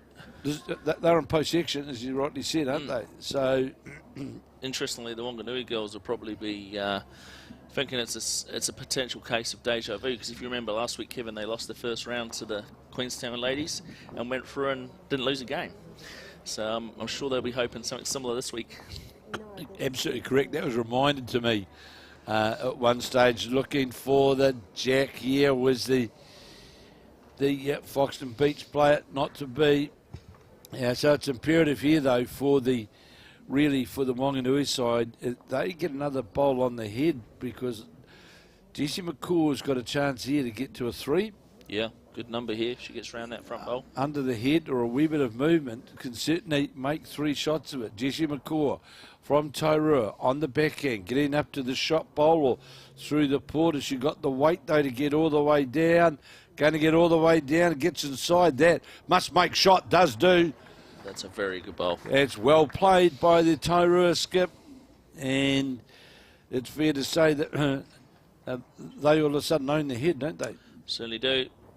It's swung around in their favour quickly.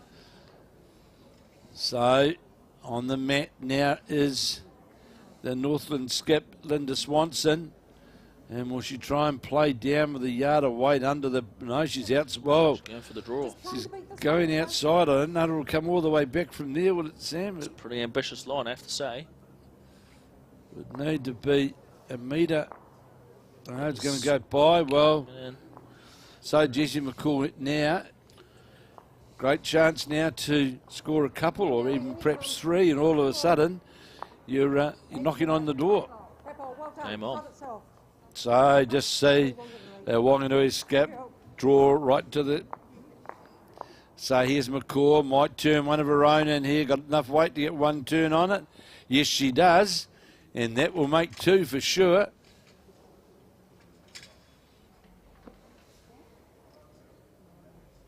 Well, I would have thought so, and even now it still looks like 2 to me. Certainly looks like the second there. Certainly it's lower the jack, and I know the angles here on the camera can be deceiving, but I thought once you got that roll on the bowl would have been enough to get to the jack, to get to, I thought it was inside the bowl actually, so round we go, and may only be the 1, Sam. What did she say? Oh, it is the 2, it is 2, 7-5 all of a sudden.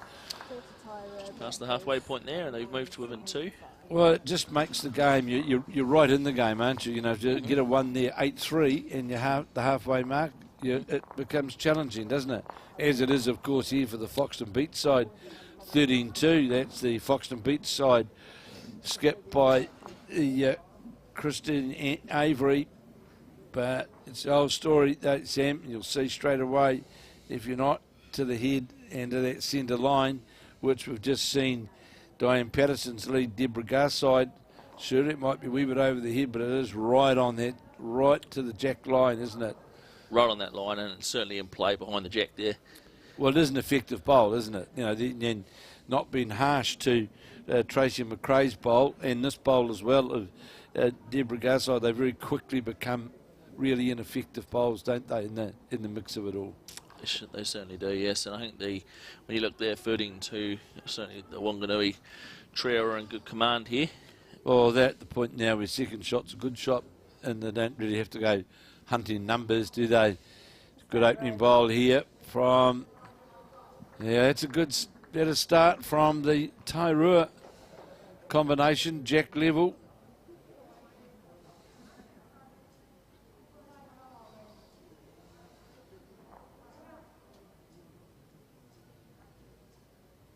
Very deliberate on the mat is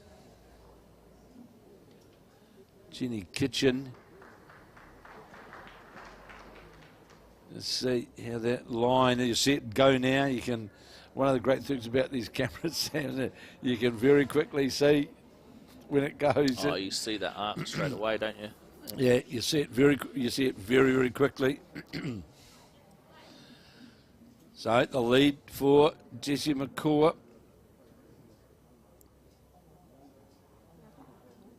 Ruth Crossman.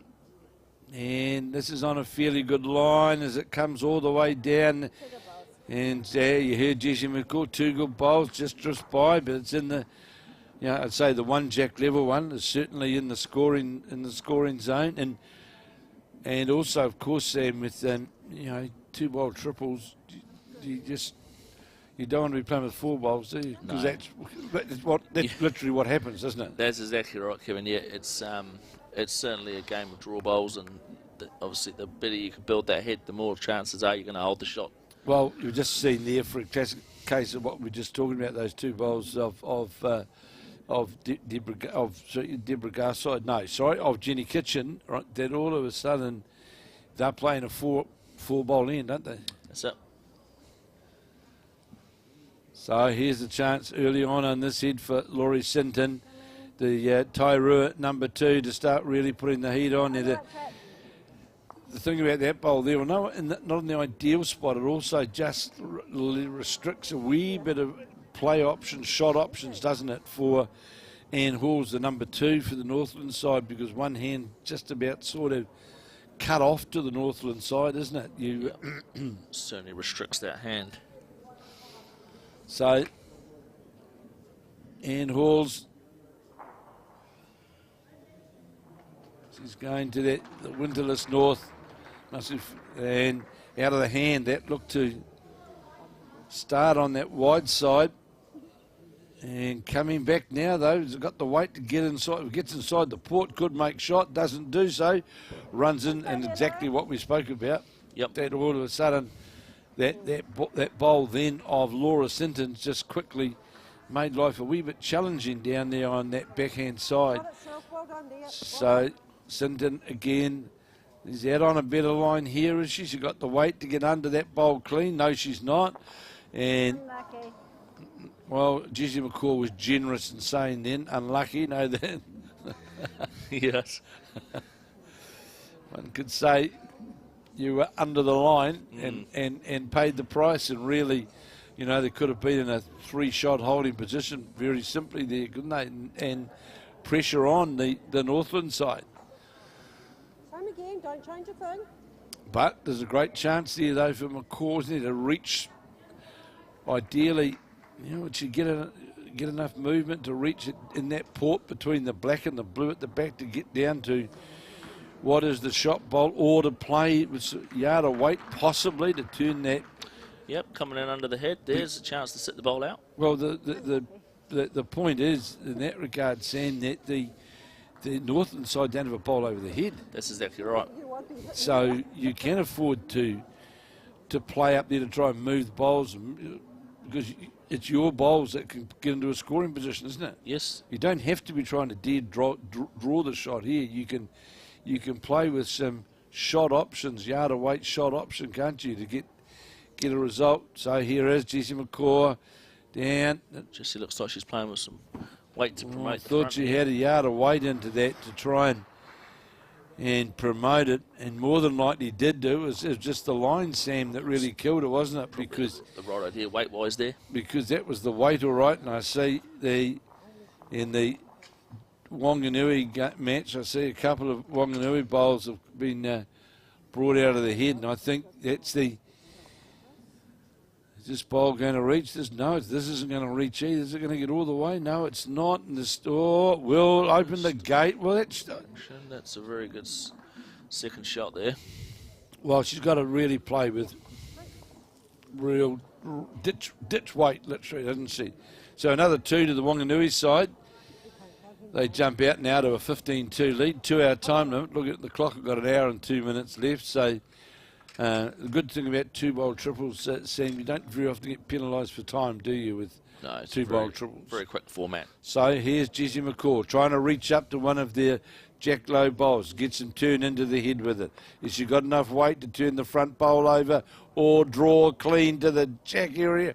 Good attempt from the Tairua player, just going to drop by. And that really came about from, well, they did it themselves, really, didn't they? Yes, from just a slightly misplaced line there and punched them up into the head. And all of a sudden you've got Linda Swanson here drawing for the third. So, from the Onerahi club, Well, that looks wide. It looked wide out of the hand, didn't it? Certainly. And of course, Onerahi have already gathered a New Zealand champion title with Dean McMurtry winning the singles in a fantastic game, by the way. That and over in, where was it? Hastings. That one. Yeah. It was a fantastic effort by Dean there, and obviously, he was Bart Robertson's a classy competitor, and it was a great final. Well, of course, Bart was supposed to be at the Piers last week, but became a COVID casualty. Oh, of course, yes. But he's back here this weekend, so he's done well. The North Harbour boy, there's 3 champions we know that he'd qualified for, and he'll be down here in lining up, starting play this afternoon. And just earlier, quickly, Sam, from that first round here of the women's triples, we saw the Joe Edwards skip side. They defeated the Mount Maunganui side by 15 shots to 7. The side here, the Wanganui, their side here, Christine Avery from Foxton Beach, being the Manawatu 2. Well, they won their first round encounter over the Martinborough Tania Wheeler, because they won the champion singles. Well, the girls from Foxton Beach, that shows how things change, doesn't it? Here they are down 16-2. Absolutely. And they won their first round game over Tania Wheeler 13-9. So they're still in there. Even if they lose this game, of course, they're still there. We saw the Onerahi side, who are out here now. They defeated the Queenstown side, the very strong Margaret O'Connor side. We saw Deborah, Diane Main from the Buckland and Pukekohe defeated the Tairua side, the Dunedin Centres 14-10. Diane Patterson, of course, went down to the Lisa Bordeaux, Karen Hema, and Karen Hema combination. Interesting, I said those 3 players are all in all 4 champion events, and they defeated the Wanganui side 13-11. The Pottage side, of course, went down to Nina Munnik of Victoria by 20 shots to 4. Deborah Swanson of the Woolston Park Club in Christchurch defeated the Hara Park side, Christian Stamper side, 21 shots to 6. And Jessie Macaw, of course, who's out in front of us now, Tairua Club, they defeated the Havelock North Club, that's the Heather Leyland side, by 17 shots to 10. So, round 2 now, well underway with just under an hour left. And in our feature matches, we've got the Onerahi side from Northland. That's the Onerahi side of Linda Swanson, Ann Halls and Jenny Kitchen, up against the Tairua combination of Jessie Macaw, Laura Sinton and Ruth Crossman. And it is the Onerahi side as we play in 9 who are leading 9-5.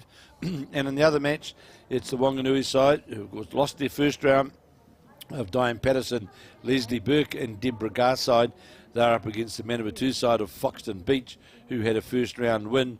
It's the side of Christine Avery, Julianne Avery and Tracy McRae, and they're trailing the Wanganui side by 16 shots to 2. So that looks at a challenge a bit too far for the Foxton Beach side, but this Onerahi Tairua game, that's still anybody's match.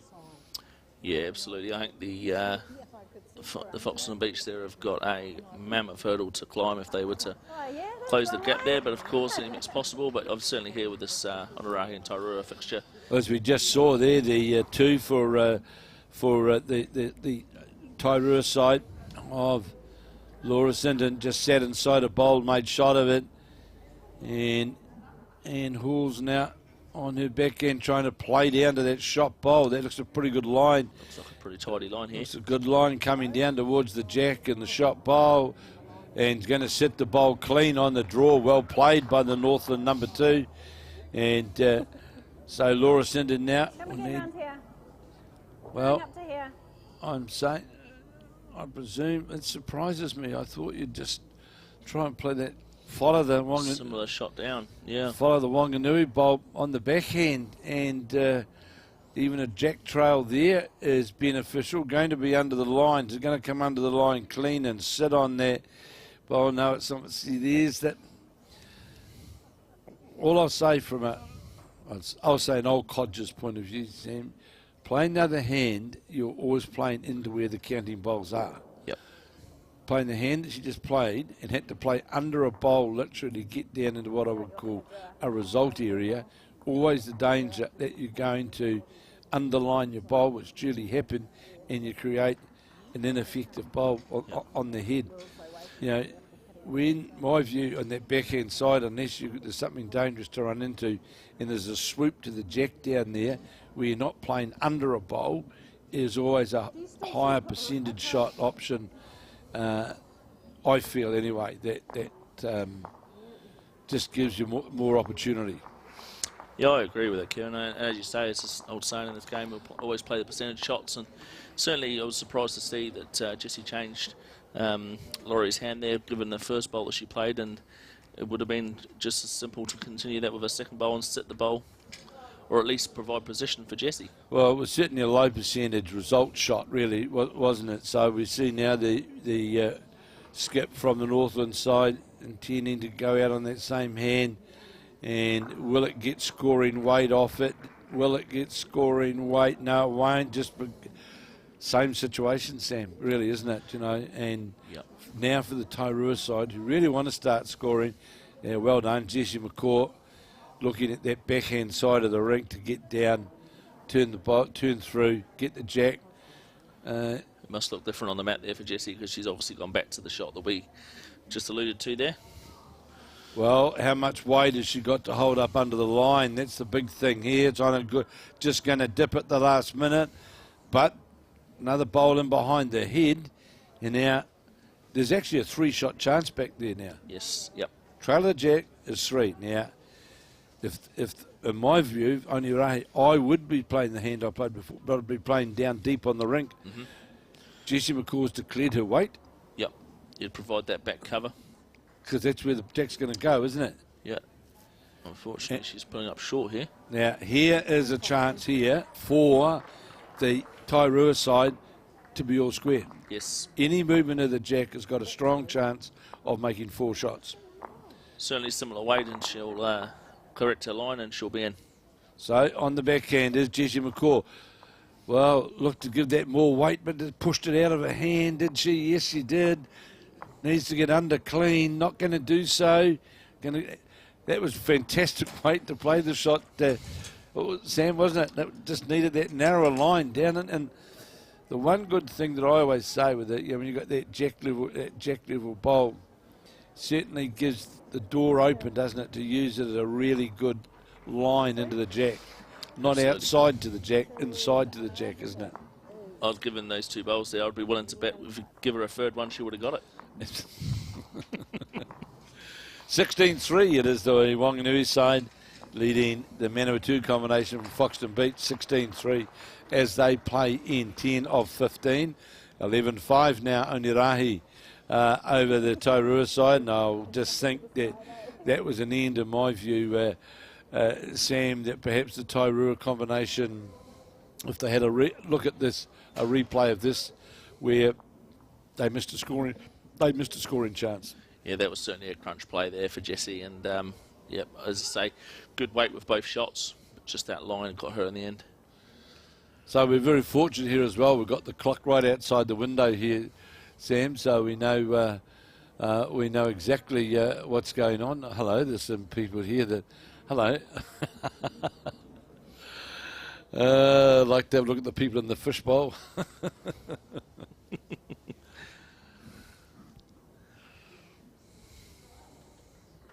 So you get underway, another round before you get underway, isn't it? Yes, yep. So we kick into action at 3 o'clock. So there must be one more round for Yes, there will be. Is that right?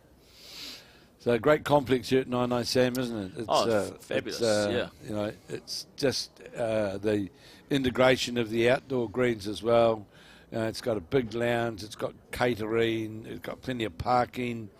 And plenty of spectator room as well. You see, it's got a little temporary stand up to the side there. So, yeah, it's a great complex. And of course, we'll be back here later on this year because the World Champion singles are being played at Nine. Right, okay. Where New Zealand will be represented in the men by Kelvin Scott and in the women by Taylor Bruce. Sure. And that's always Well, I hope now with Neil Dalrymple's appointment as the now CEO of World Bowls based out of Australia, that New Zealand's going to bear some positive fruit and positive opportunities from Neil's well-deserved opinion. And, with the World Bowls and other events, it's just not nice that we've got that New Zealand-Australia relationship close by for those international events where I think we'll be rewarded accordingly. Absolutely. I think between us and Australia, certainly, the real sort of draw card countries for these high-profile events, and that's taken nothing away from the Northern Hemisphere, but I just feel that you want the best bowls, you play on the quicker greens. Well, it's also if we go back as well, Sam. If we look at the bowls, just like Alex Marshall was out the televised event, and he was out, and the number of Northern Hemisphere top line players who are sort of making, we call Australia home. Yes, absolutely. And there's a number of those now, and we have some of our New Zealand players, of course, Caitlin Ince, Krista Lee, who call Australia home, so to speak, as far as their bowls are concerned. Mm-hmm. And if I'll use both of them as classic examples of how they're playing at that level all the time, how it's enhanced their performances and results.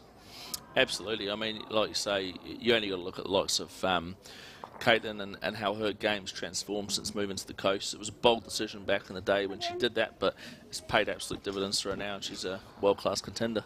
She is a world-class, because she is the logical person to be. I'm not saying that the new Joe Evers, I'm not saying that at all, but Joe's departure, Mandy Boyd's unavailability certainly left a large gap at the top end of the New Zealand team disciplines, and so her sort of catapult into what I would call the international arena is really a big help for New Zealand as well, isn't it? Absolutely. And there it is, Val Smith off to her 5th Commonwealth Games. It's outstanding. That's remarkable, to say the least. Well, won a medal at her very first, of course. What did they win? It was that. It would be a good trivia question. One of the shortest teams ever to represent New Zealand, because it was Val Smith, Wendy Jensen and Marlene Castle. Right.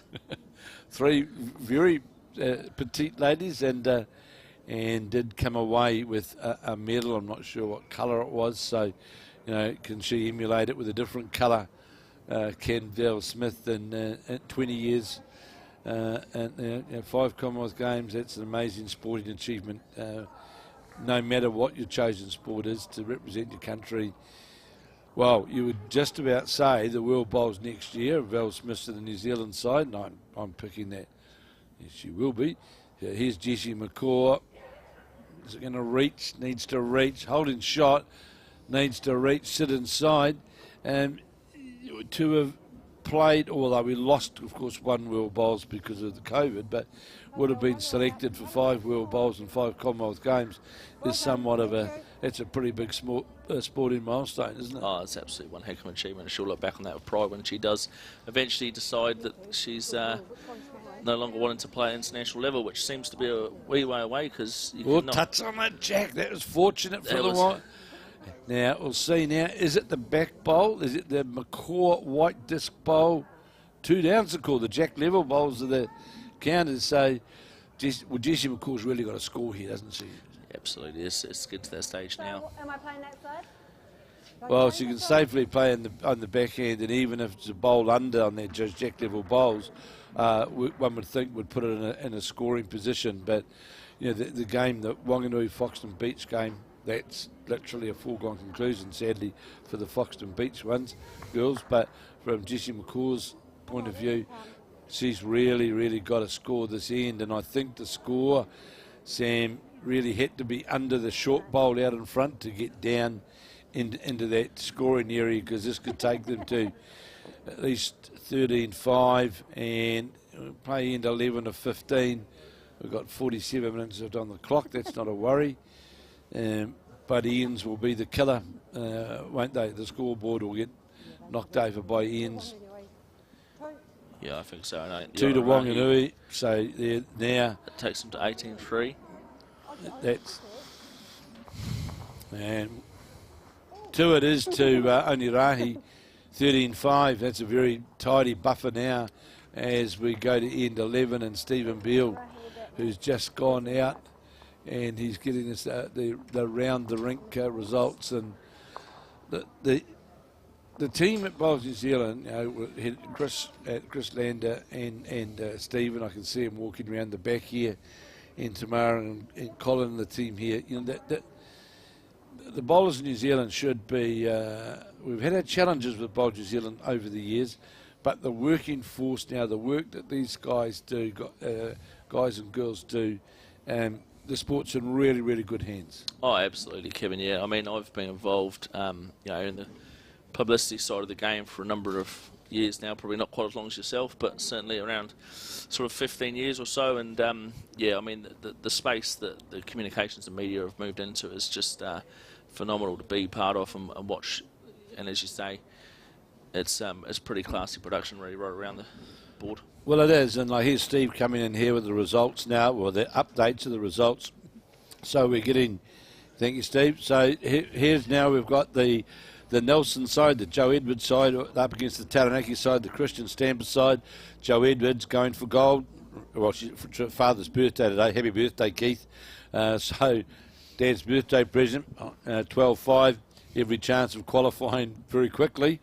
The Mount Maunganui side up against the Dunedin side. That's the Tairua side, and 10 ends gone and 9 apiece. And knowing that Tairua lost their first match this morning against, I think it was the Taranaki team. The Blenheim side, they're up against Orewa. They're first rounders having their first game.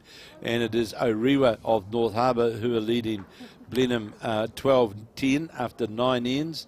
7 apiece, all locked up at Waihope from Invercargill up against Paraparumi from the Kapiti Coast, and 10 of the 15 ends gone there, and we're all locked up at 7 apiece. In the Buckland Pukekohe game, by goodness, that's changed, Sam, when we looked before. It was 9-0 to the Buckland side after 4 ends, and remembering, of course, the Victoria side had a big win in their first. Well, now, as we play end 10, it is the Buckland side of Counties Manukau leading by just the 1 shot, 11-10. So, boy, they've certainly put the scoring machine on. And in the last match, the match between Woolston Park of Christchurch, or Canterbury Centre, up against Putaruru from Waikato, 9 ends gone.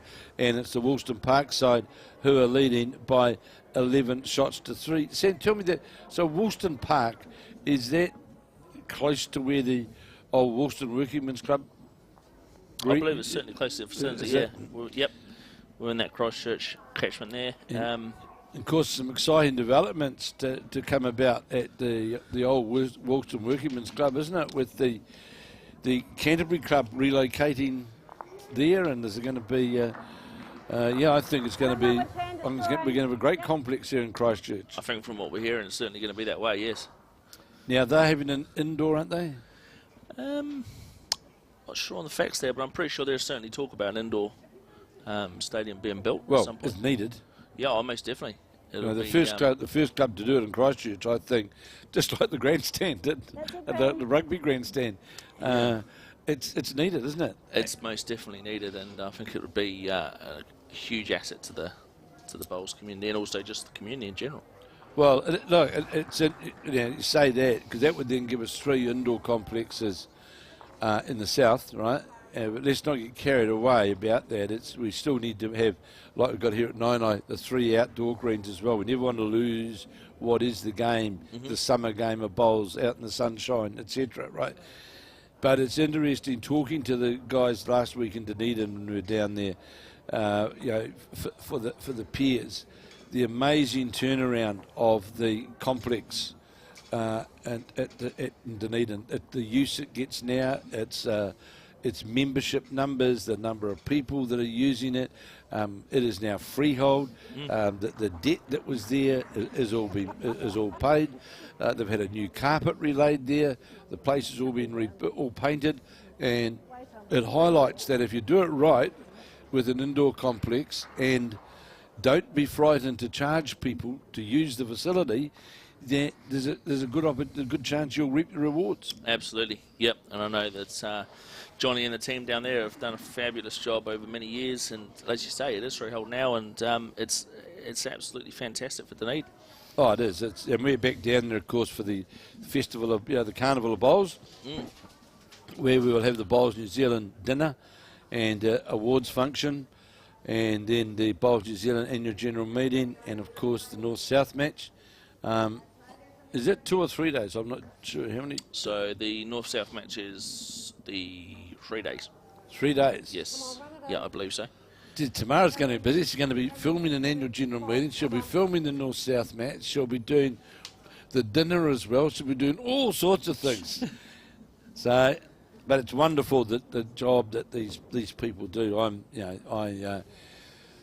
I've worked with them now for a number of years, and I think that we've got a production that we can be very, very proud of, and we've got a group of young people who are very, very dedicated in trying to bring the best to the bowling supporters and others that want to watch. It's just great. It's just great to see. It really is. No longer do you have to search through the minuscule coverage in the Dominion or New Zealand Herald of a bowls result, because you can just go now on the website, social media, or an array of platforms, and you know exactly what's going on. Absolutely. It's quite incredible. I know you alluded to it at the start, Kevin. Obviously, I do a lot of describing for Bowls New Zealand and reports, and this live stream is just absolutely gold. I can be sitting in my home in Temuka, and I can watch this and cover it as though I was here at the side of the rink. So it's fantastic to see. Well, sort of gone are the days where you need to have, the old jotter pad and pencil and pen, because you can sort of do a bit of after hours sort of homework, can't you? And you can see exactly what's going on. Another one to the Northland combination, the Onerahi side. And that takes into 14-5. That's looking handy for them. Foxton Beach up against Maunganui, and it's 18-3 now as we're playing end 11 of 15. So 15 ends, good format, you reckon, rather than 18 perhaps, which was what I would say is a somewhat conventional triples. Yeah, I'd say the 18's always been that convention, but I think the 15's a good sort of. It's still long enough to be a good game, but it also just allows that little bit of speed to play as well, and I think that's important. Well, I suppose you could also say, Sam, if you're not going to win it in 15, you're not going to win it in 18. That's right. Sure, you get some games that it will change, but 15 ends, 2 bowl triples, and we were remarking, like earlier, it's interesting now that. International bowls have actually picked up some of the New Zealand formats now, yes, which was never a thing that happened before, but it's interesting what we see now that they are picking up, and what I would call shorter formats but still good result formats. Yeah, absolutely. Yep. Yeah. Like the old days, well, sure, the Taranaki Open, which is very close to my heart, still run the 25 fours games, but to run a tournament now and fit in a 25 fours tournament, just you can't do it, can you? No, it's just it's a big ask to do that these days. So that the 18 format is I think, and the advent as well, like with our nationals now, of course, as well, is that we're now having the mixed pairs as part of the calendar as well of the Somerset Nationals. Again, that's another innovation that's come about from the Bowls New Zealand team of bringing mixed pairs in. And I'll be honest, I was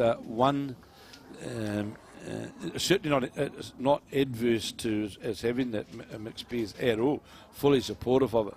But I just questioned with Mark Cameron with our first running of it whether when we were going, of course, to the South Island. And of course we were down the deep south, so to speak, or Central Otago, I should say, whether it would be responded to in participation level. Well, it certainly was. Oh, it was phenomenal, and the field was so strong when you looked across. Some fantastic pairings that sort of emerged, and obviously we've got one of them here playing the triples now, Sarah Taukamo, of course. Correct. Taking out the win with Laurie. So, and it was very good to see the number of our New Zealand players, and I was sceptical about them becoming involved in the mixed pairs. I'll put my hand up and say yes. I was one that was a bit sceptical whether they would embrace it. Well, they all certainly did. Absolutely, they all did, didn't they? And it was absolutely great to see. And of course, we're back there because of the COVID disruption. We were going to be, of course, in Taranaki. But because the COVID disruption didn't get underway last year, so we're going back to the to the central, and it was fantastic. Just the same as the following year, Taranaki will be as well. And I'm sure that mixed pairs is now, well, the nationals has now become 2 events, really, hasn't it? Singles pairs, and absolutely. And if you'd advocated that a few years back, you'd have had, wonderful bowl there from the number 2 from the Northland side. Just really starting to close the game out. Close the game out, aren't they? Absolutely. The Ann Halls, yes, you'd said before, a few years ago, Sam, that these things were going to happen. I'm not going to tell you what the response would be because I know what the response would be. It wouldn't be broadcastable, that's for sure. But I think you're right, and I think it's actually been an innovation and that's actually worked really well because it does give you the option of either attending both or just one. Absolutely. And I think especially with the 4s too, the destination venues like Central Otago and Taranaki, if the bowls doesn't go so well, you can have a holiday. Well, that's been that was one of the sort of brainchilds behind ruralising sort of the away from the main centres. And we know, for example, that with singles and pairs, because of availability of greens and a number of other things as well, that we're minimised in where we can go with singles and pairs because we need markers and we need more greens, etc. And we never want to get into a position whereby we're using artificial, and ideally we want to have the national singles and pairs for the foreseeable future where you're going to go out and play in the sunshine, out on your natural cotula or grass or wheat greens or whatever. And it's literally impossible to accommodate that with mixed pairs as a one opera. Just can't work. No. So by splitting it and sort of taking the 4s and mixed pairs to areas of, let's say, not that other areas don't have enjoyment values, we know of course they do, but places like Taranaki and Central Otago have got that sort of bit of uniqueness about them as a bit of a destination. Yep.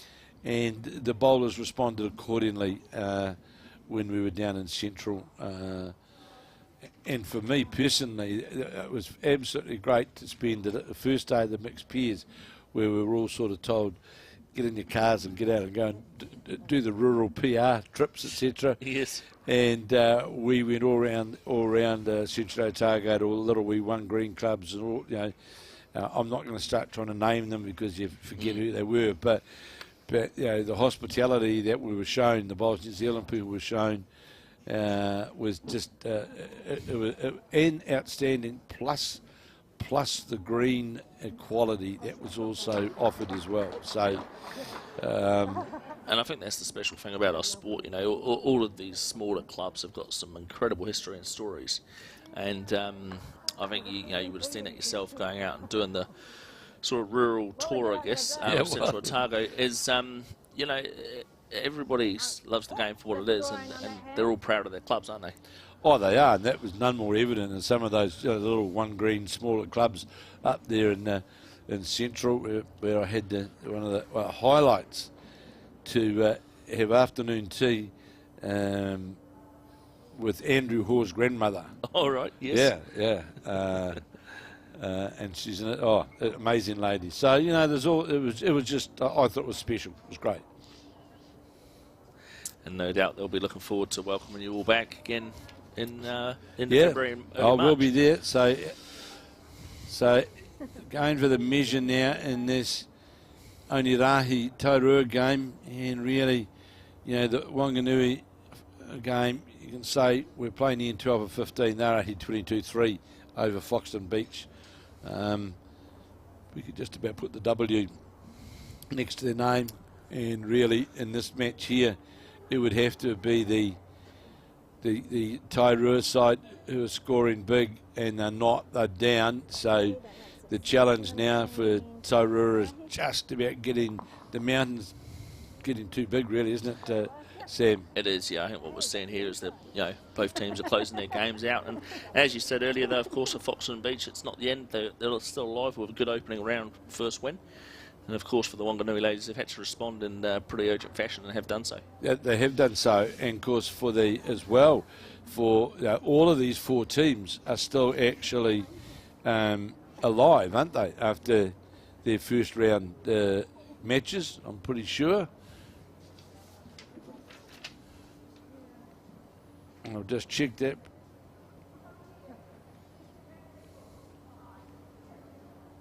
There's these feature matches in the first round. They had wins. So I'm looking here at Jessie Macaw at the Tairua side. Yes, they had a win. The Foxton Beach side, they had a win. Wanganui, we know they lost, right? Mm-hmm. So they've got some work to do. And the Manawatu 2, the Foxton Beach side, I said they had a win, didn't they? Yes, they did. So it's all good news. So as they head into round 3, they're all still alive, of course, on a So shake hands time there in the Wanganui game v Foxton Beach, and the side of the champions last week of our peers down in Dunedin. They've on their way again. So Diane Patterson, Lesley, Bourke and Deborah Garside, they've had their first win. They lost their first round against the Auckland combination, but they've defeated the Manawatu side from Foxton Beach, that being Kristen Avery skipping Juliana Avery at 2 and Tracy McRae leading. But of course the Foxton Beach side, they did have a win in their first round, so they've got one of each. And in this match in front of us here, the other match, Tairua from the Thames Valley side, that's the Jessie Macaw skip side up against the Northland side, skipped by Linda Swanson. Well, it is the Northland side who are in front, but again, this will with Tairua winning their first match. So everyone's still in with the show, having to, of course, win.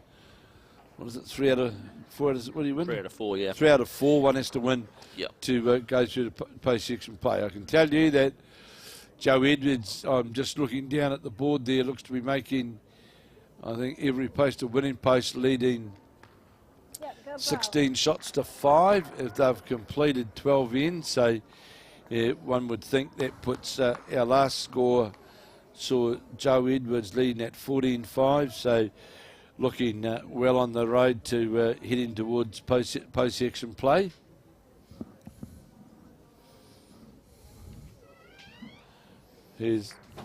I'll give this back to the man himself, Stephen Beale, who's doing a wonderful job here, keeping us updated with these results.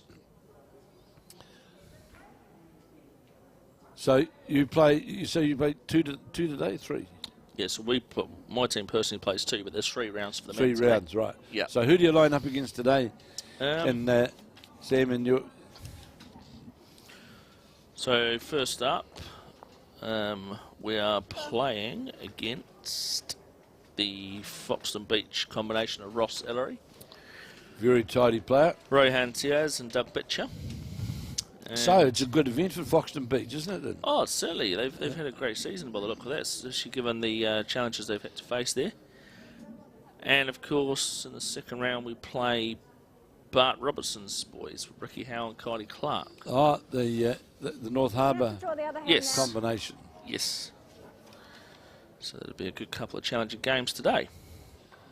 Well, I was just trying to think that the other day,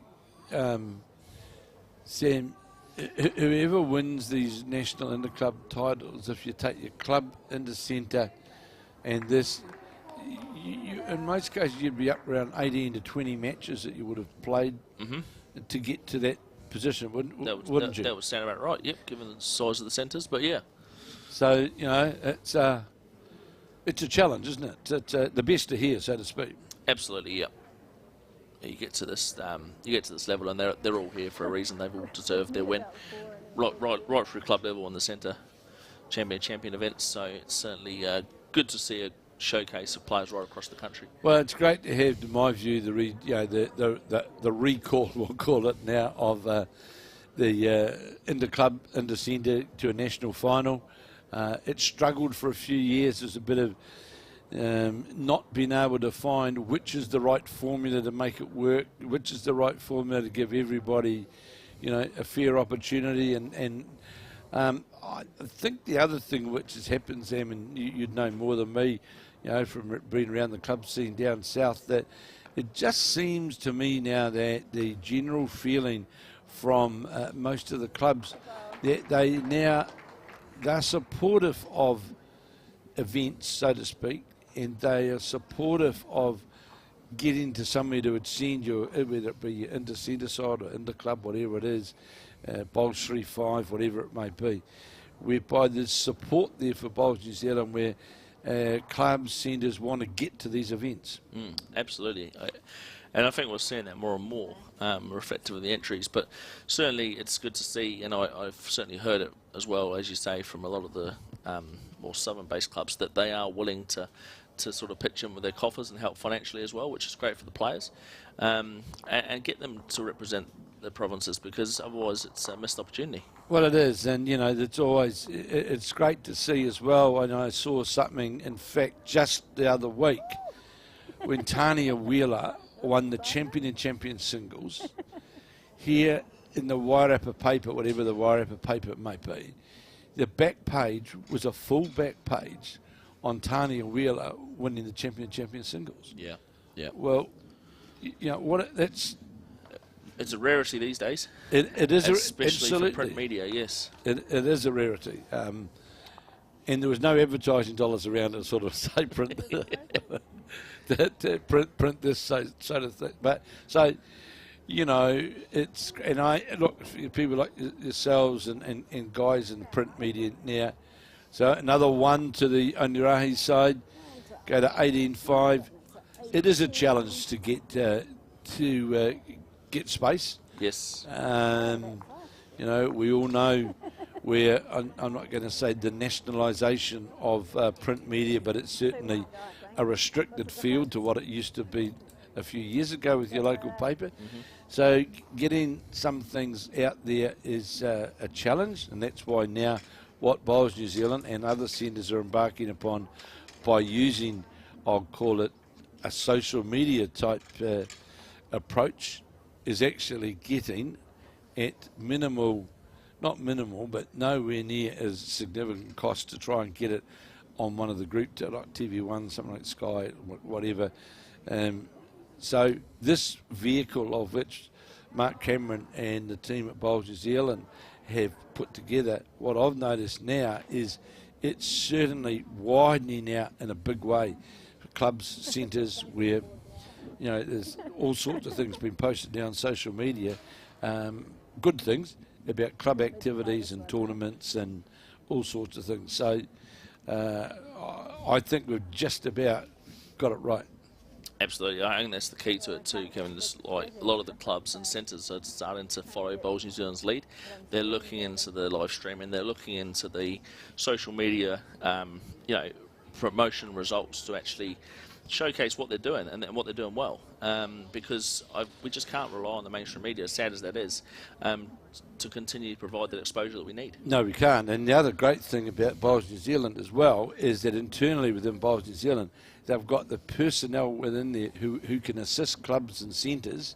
So if any clubs and centres out there listening and you want to get some space, stories, whatever you might want to some assistance with, Bowls New Zealand have got the manpower to do that. Bowls New Zealand no longer sit there and do draws and play with judicial hearings and all that sort of thing. They're actually out there doing. They're a doing organisation, and they're there. They'll certainly lend as much assistance as possible to make sure your club, your event, your centre will get publicity and presented out there in a way which is, it's easy to present something but it not look very good. Absolutely, yeah. But so that assistant sits there at the Bowls New Zealand office, and to me, those are the just giant leap forwards which the sport's made in the last few years. Absolutely, they have, and this without doubt. You know, the supporters there just pick up the phone, send an email, speak to anyone at Bowls New Zealand, and they'll put you in the right direction.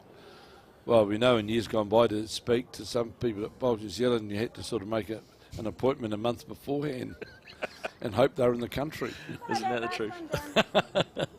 18-5, Onerahi and Northland leading Tairua of Thames Valley. And remembering, we also just saw the Maunganui side, Diane Patterson, Lesley, Bourke and Deborah Gar side defeat the Foxton Beach side from the Manawatu. That's the side of Christine Avery, Julianne Avery and Tracy McRae. And it was the Wanganui side who were too strong on the day. And in this game here, Onerahi of Northland, the side of Linda Swanson and Halls and Jenny Kitchen, up against the Tairua side out of Thames Valley of Jessie Macaw, Laurie Sinton and Ruth Crossman. And it looks as though they're going to, they are going to post a win, aren't they, the Northland girls, and brought about by some pretty good up front, as we've just seen again here. That's what, in this format, that's what wins matches, Sam, doesn't it? Right on that centre line. That's most definitely been the difference here. And, you know, there was a stage there where it was close. And as we did talk about that sort of match point crunch end there for the Tairua side, they'll look back on that and think that could have been. But I guess the Onerahi side have really clicked into gear and shown why they were so strong in the first round too. Absolutely, Sam. But then it also confirms to us, and I'll come back and say Leif Selby again, where from a coaching game management point of view, Mike Kernhan is another one of those people. You know, Peter Bellis. We've got some fantastic people in New Zealand who not about what I would call the technical aspect of that. We can over-technicalise something simple, right? But about consistency and percentages. Yeah, absolutely, yeah. And that's how they've won, isn't it, over the years? Of course, yeah. Just doing the same thing more often than not, better than their opposition. You know, whether it be your delivery that's consistent, whether it be your game management, and and I know, Sam, in years gone by, we've seen players, and it changed as well with the type of bowls that people play with. You know, we know players in, let's say, that days gone by where one down, let's drive that as hard as we can and demolish everything, and but you don't see that now, do you? No, you see a lot more controlled. You see game management, really, isn't it? Yeah. It's not shot scoring, it's game management to win ends, to get the scoreboard, isn't it? It is. And that, to me, has been one great changing aspect that we've seen for the betterment of the game, I think, with having, let's say, a fairly consistent speed on the outdoor scenario, where we, even right around the country now, we've got a pretty consistent speed-wise, haven't we, right? We've got, bowls are different, sure, but if you've got that of a constant or fairly consistent speed, doesn't matter whether it's weed, grass, whatever it might be, or a combination of, if you play the right green and you play the right and have the right delivery, you're going to always have consistency and competitiveness within the game, aren't you? Yeah, I mean, the bowls have changed over the years, sure, but the concept's the same, isn't it? It's line and length, and it's consistency, as you say. Consistency win games.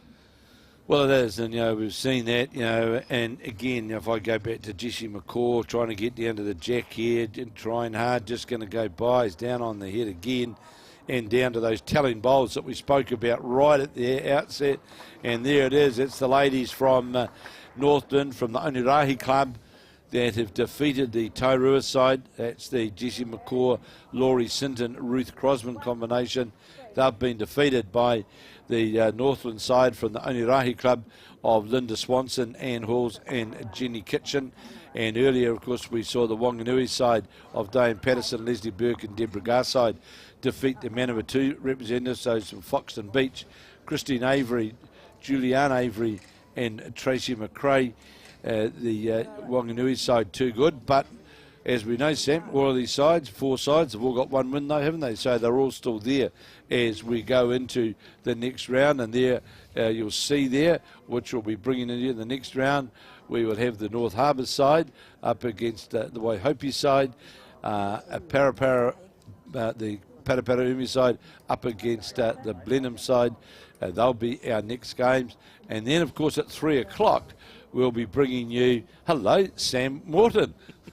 Sam Morton live on your screen when you play Ross Ellery from Foxton Beach. It's a small circle on the inside, is that right? It's just a little ring on the inside. Yeah, okay, sure. So we've got a full, and now there's got a full round here. You'll say we've got 3 rounds of the ladies. We've got 3 rounds of the men's. So we'll be with you right throughout till the completion of play this evening. So this is Kevin Hickland and Sam Morton just finalising things at round 2 at the Bowls New Zealand Somerset Champion National Pairs in a sunny now Wellington from the Nine Eye Indoor Complex.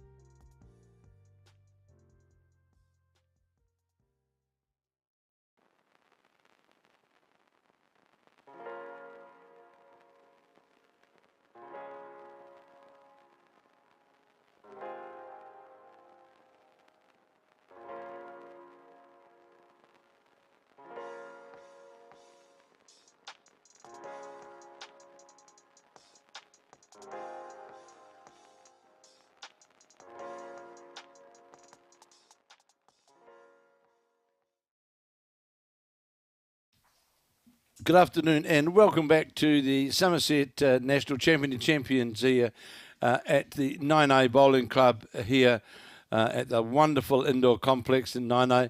And you'll see there's what the format of what we're bringing you. The games we're bringing you this afternoon will be the first round here this afternoon is the Tairua side. That's the Christine Dalzell skip side up against the Jean Stratford skip side from the Waihopai Club in Southland. And the other match, of course, that we'll be bringing you is the game between... Oh, here's our table now we've got in front of us. My apologies. You'll see there, Joe Edwards is 1-2 from 2. Linda Swanson of Onerahi is 1-2 from 2, as has Nina de Munnik of Victoria in Wellington, Debbie Sanson of Woolston Park in Canterbury. And in the one wins, we've had the Wanganui side, Diane Patterson, Lesley Bourke and Deborah Garside have won 1. And Diane Main has from Buckland in the county's Macaw Centre also won winner. Of course, they're still alive, 3 out of 4 to qualify. Barbara Archer of the Tairua Club, same situation. Jessie Macaw of Tairua, the Thames Valley Centre, they're a 1, 2 and 1. And Christine Avery and Foxton Beach, they've won their one of their 2 rounds played. Then, of course, we had a number of just played the 1 round. Jean Stratford of Waihope, Karen Hema of Carlton, Cornwall and Auckland, Christine Dazelle of Dalzell of Orewa of North Harbour, they won 1 as well. And then if we drop down on Saturday, there's a couple of sides there now. Raewyn Willis of Mount Maunganui, Katrina Ensor of Putaruru, it's Waikato, and Christian Stamper of Hara Park in Taranaki. They won't be going forward to post-section play.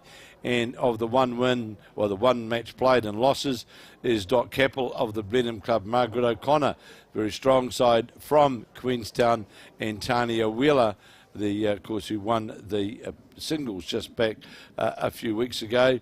And also the one game so far, Eileen Jones of Parapara Umu and Heather Leyland of Havelock North. So, yeah, this is an important round, Kevin. A lot of teams, you're either in or out after this round, aren't you? They certainly are. You know, you've got to win 3 out of 4 to qualify. And if you lose 2, you're going home. And teams that are alive, they've had 1 win or maybe 1 loss, and they're still in this game. So, and of course, we've got a couple of sides, i.e. the Joe Edwards side of Nelson, the side from Onerahi, and Nina de Munnik, the Victoria side from Wellington, and Debbie Sanson of Woolston. Well, they've got 2 from 2, so they're only 1 game away from qualifying through to post-section play. And we'll just have to go...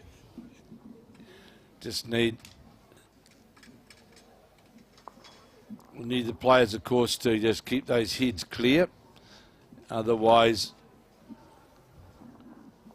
we will have struggle bringing you coverage. We'll talk to Stephen Beale in but a moment. So as we can get the 3 ends gone of the 15, and it is Orewa who are leading 3-2 over Waihope. And in the other match, it is the Blenheim side who are leading 1-0 after, well, they're playing the second end now, my apologies.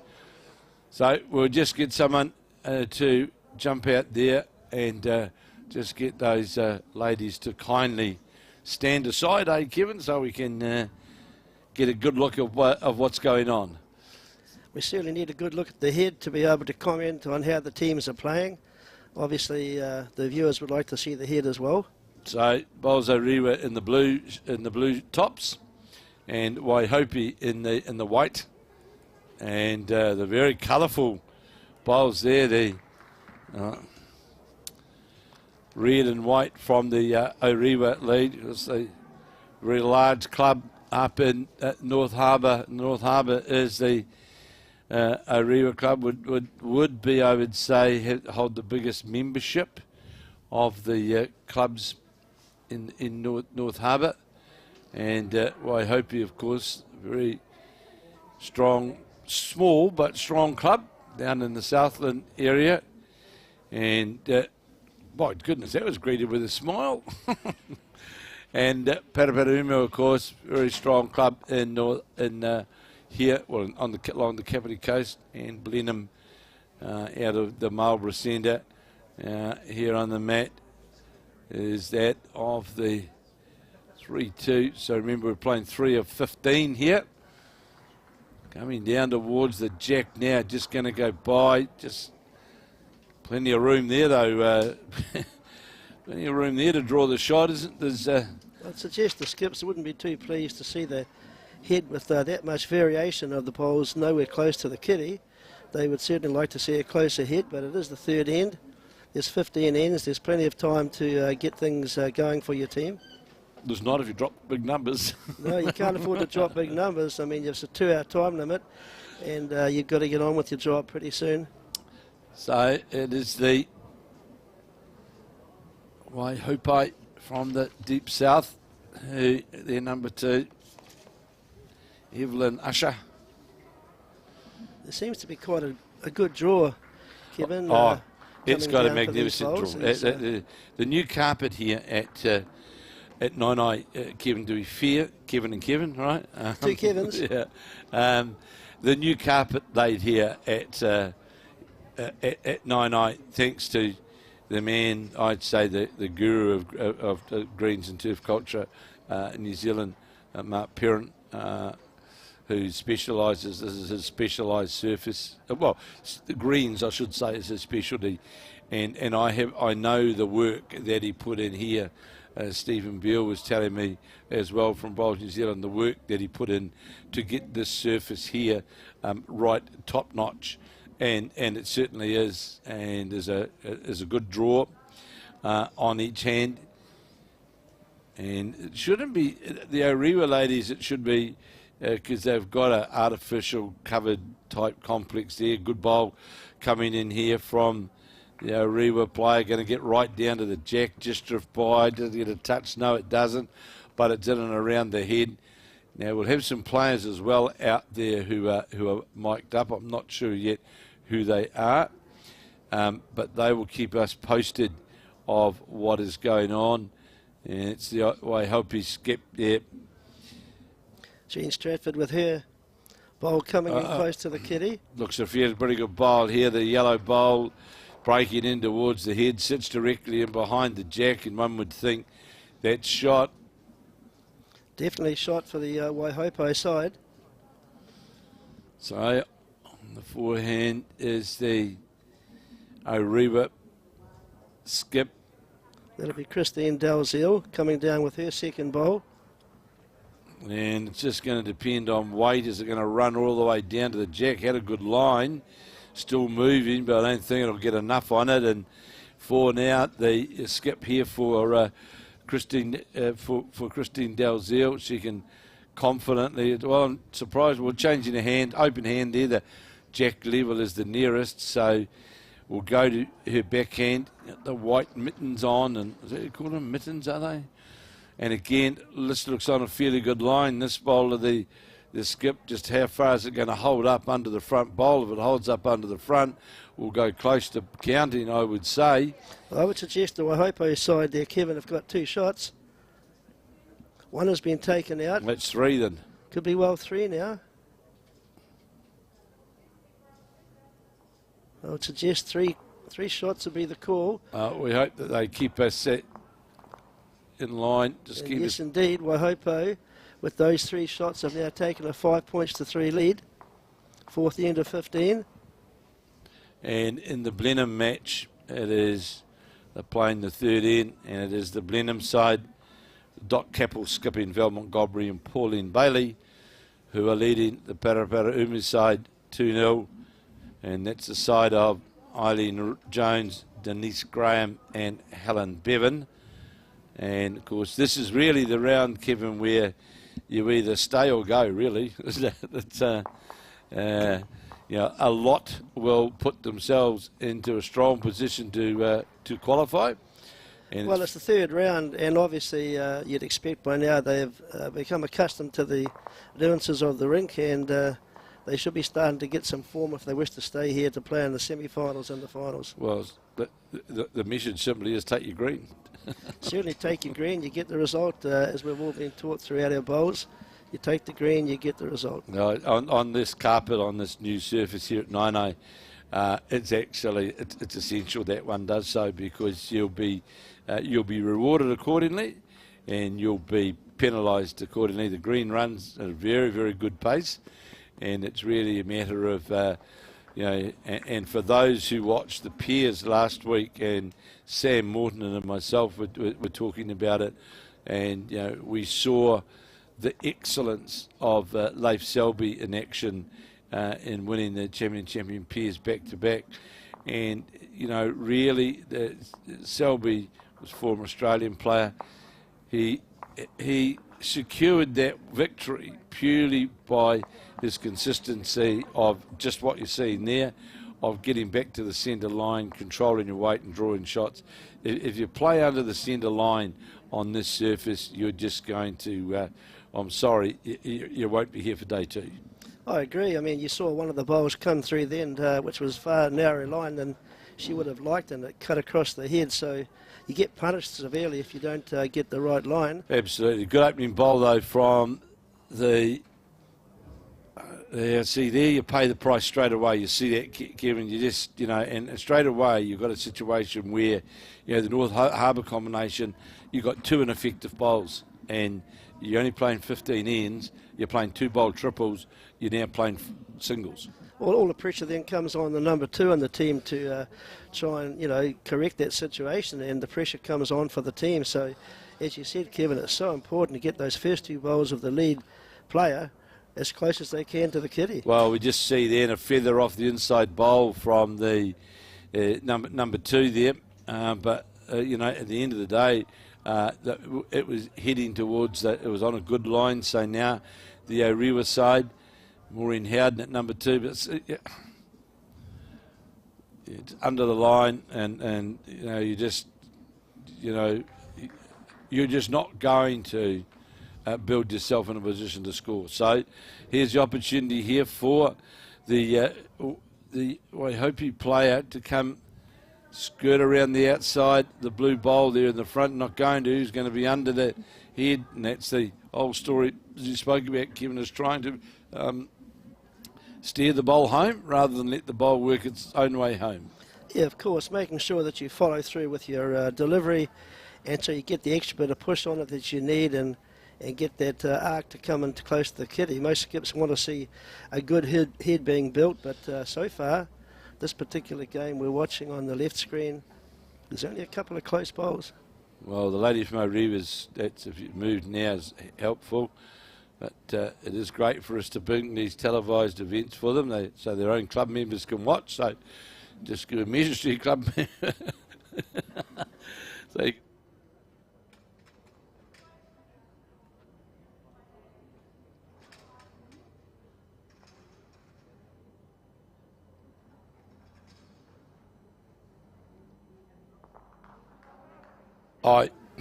So it is Waihope who are leading by 5 shots to 3, holding the shots again on the head, and there's a great opportunity here, Kevin. It's really just a draw around the front bowl, and you'll come back to the centre line and put yourself... Stratford, as the skip is on the forehand, as you said, Kevin, to try and get around that wing bowl up front. Well, not going to, so that's going to be... it's going to drip away and the head.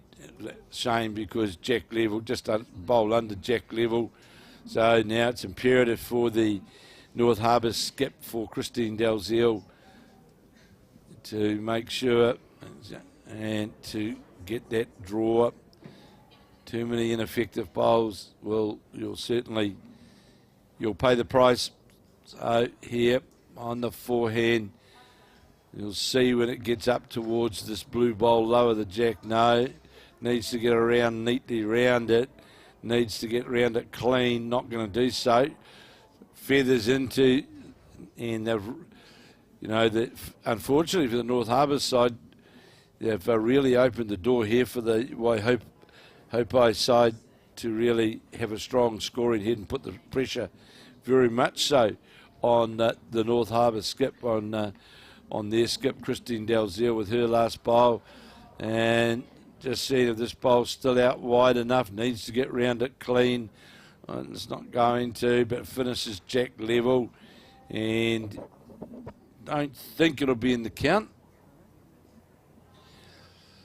Here's one of the dangers of carpet here, Kevin, where you're trying to instruct someone to try and play under the head, under the line, because it's so easy. You miss it by a couple of inches, and the consequences are fairly easy to work out what they are. Such a finesse shot she's been asked to play, and you're right, Kevin, if you have too much weight or not enough, you're going to be penalised. So it's just one of those finesse shots that she's going to try and deliver. Well, the good thing is, well done to the skip, she's got the bowl out on the wider line to make it work back to the centre line, and, you know, it really has played a very, very good bowl. Sure, it's a metre over the head, but we certainly had a better chance of getting a result than what it did. So that's 2 that they've taken out. Have the Waihopai side. And so the Waihopai side will go ahead now with a 7 points to 3 lead. 4 ends of 15 have been completed. And in the other match, it's Putaruru, the Kapiti Coast side, who are playing the Blenheim Club side, and we're playing the 4th end of 15, and it's the Kapiti side who are leading by 3 shots to 2. And because this is the game where you've got to get that, make sure if you've, if you've won 2, you can jump to 3, or if you've won 1, you don't want to be losing 1. The pressure's on throughout the whole weekend. These teams have deserved the right to be here, from winning their local club event and the local regional champion of champion event. So they're good quality bowlers, and we expect to see some good competition throughout the 3-day weekend. So breaking now towards the head, good bowl coming in here from the Putaruru player. No, just as the Blenheim player, sorry, just dropped a bowl low, and on the mat, the familiar colours, Blenheim centre. She's a study in concentration as she plays her backhand to skip for the Blenheim team. That'll be Dot Capel.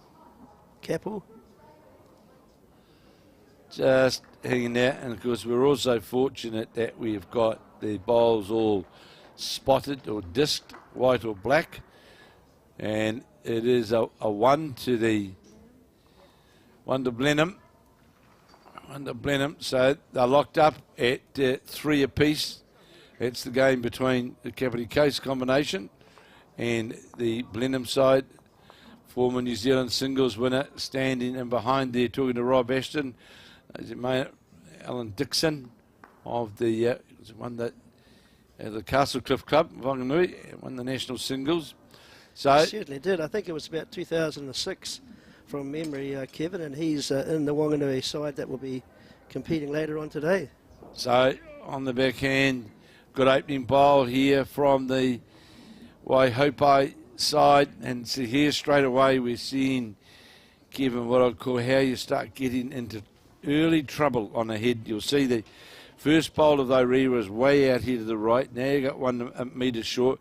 Key here for the Waihopai side that they've drawn literally right on top of the jack line, and it really just, it's just, you know, take your green, let the bowl work. You're watching the bowl here coming down towards the head now, and a good arc on the bowl as it comes down towards the front bowl, and will sit in beside the, just sits half a bowl jack. Now straight away, bowls Tairua, they just got to be careful. And now also in that Wanganui, you'll see behind there, the legend of Wanganui.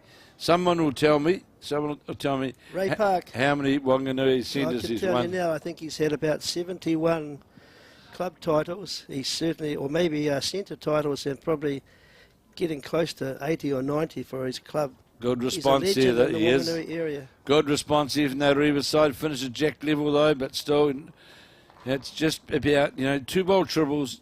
You've got to get bowls on the head at the start. Oh, you certainly do. That's the name of the game, and the skips expect their leads and their twos to get the bowls in the head to make it a competition for the skips to come along and trying to convert or trying to add.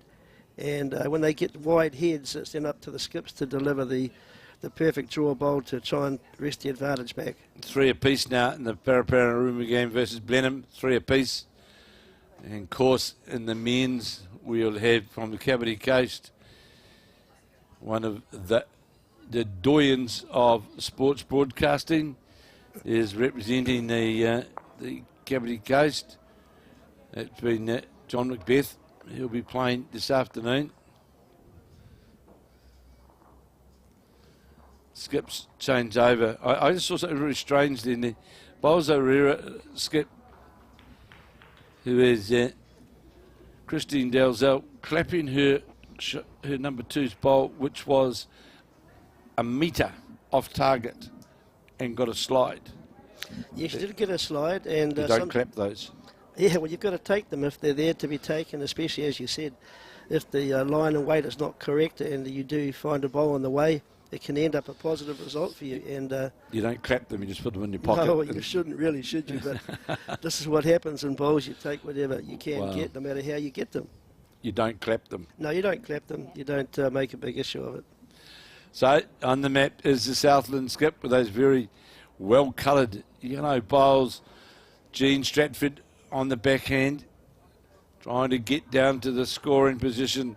Looks to be on, it's going to be on the narrow side, would need a lot of luck, not going to get it, going to go by, and hasn't got the weight anyway to get to the shot. And I see the jack and the being moved right out to the side of the rink, and the Paraumu game against Blenheim, it's been well moved out, a long way out.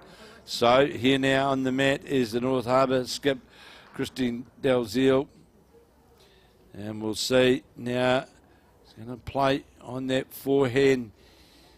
Well, it's got a bit of line on it, but how much weight is it? It's got weight that's going to go through. She put too much on. You can tell by the action of her delivery that she was perhaps trying to reach narrow line and reach get the head. narrow line, reach the front bowl of theirs on the one bowl that got on the head, turn that into the head. On the backhand again is the skip from Waihupai from Southland, and again that's way under the centre line, and that's not going to do anything. And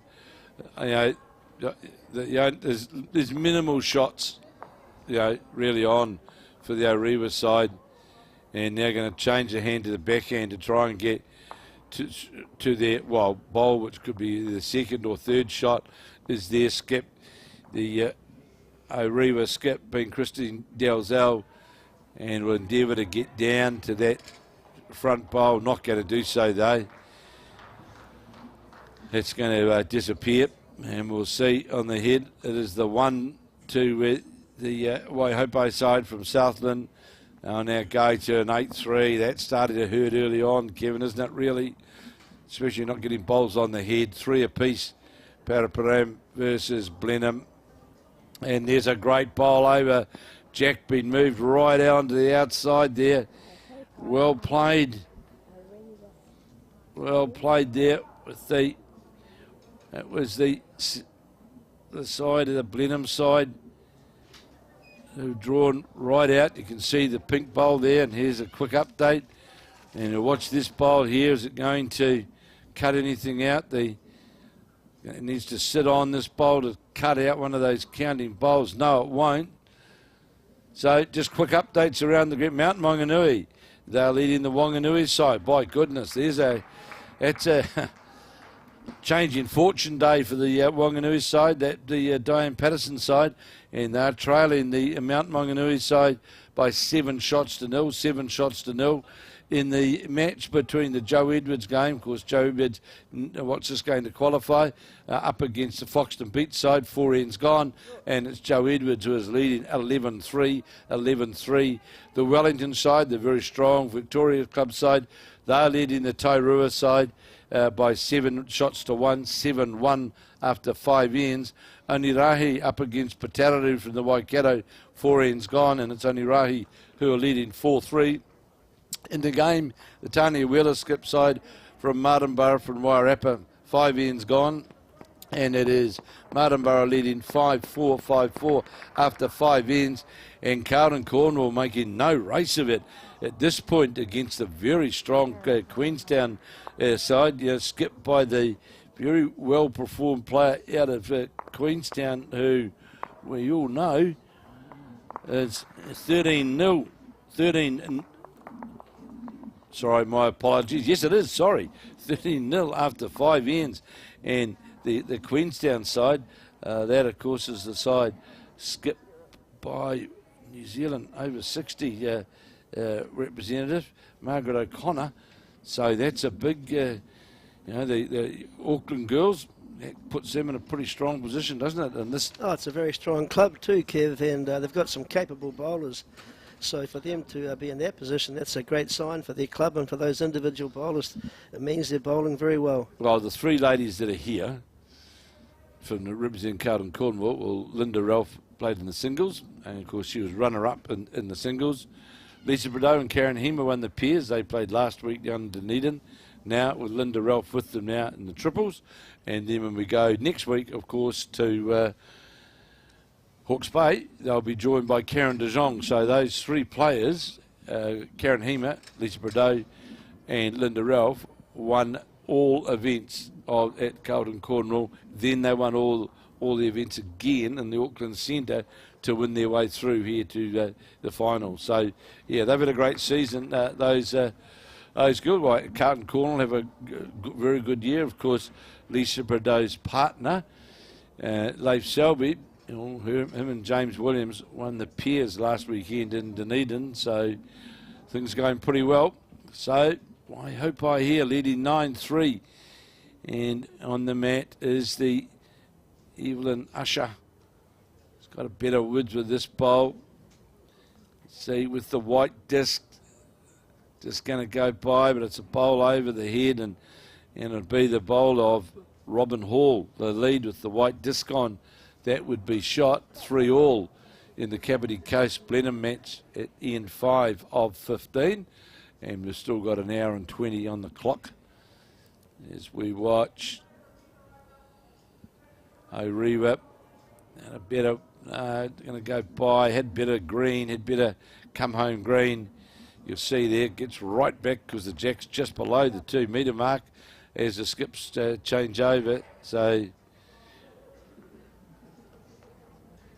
this event, of course, this afternoon following this, we will be starting the men's. This is the last round of the ladies, and then we'll go to the men's, and they'll play a few rounds, and then tomorrow we'll be back here for the finalising of section play, and then of course Sunday morning we're back here for post-section through the finals.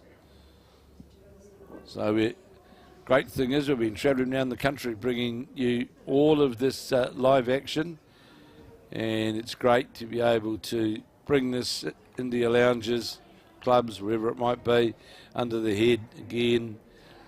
And one good thing about this sitting where we are, Kevin, watching the screens, you can pretty quickly tell out of the hand or within a few feet of the delivery whether they're on the line or not. Christine Dalzell now, the skip for the O'Reilly side, seemed to get it out on a good arc. No, it's not. That's under the head as well.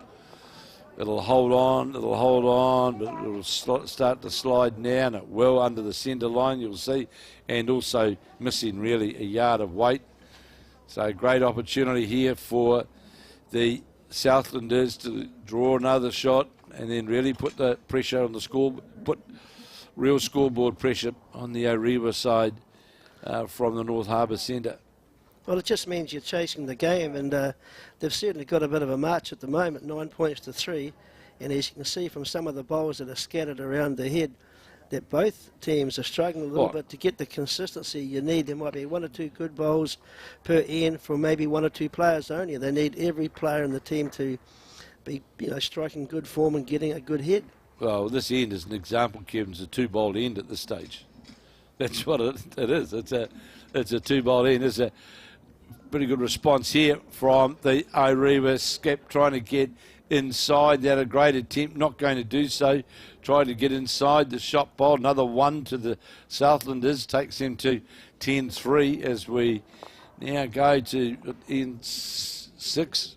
So good start from the Southlanders here. Oh, indeed. I hope our Pie side have shown that they have some quality players in their team, and they're actually more consistent than the Orewa side currently. But 10-3 is not surmountable. They can come back. 7 ends have gone, but it's going to take a big effort to get the leads and twos to be closer to the jack more consistently. Well, it certainly is, Kevin, because that's where it all starts It from. all starts there. And if you can't deliver that, well, then you've got a bowl coming in here from the Marlborough skip, finished just higher the jack. And, well, there we count. So Eileen Jones, the skip for the Kapiti from Parapara Umo on the backhand, looked to be wide on the delivery point. Kevin will just see how far it's coming back.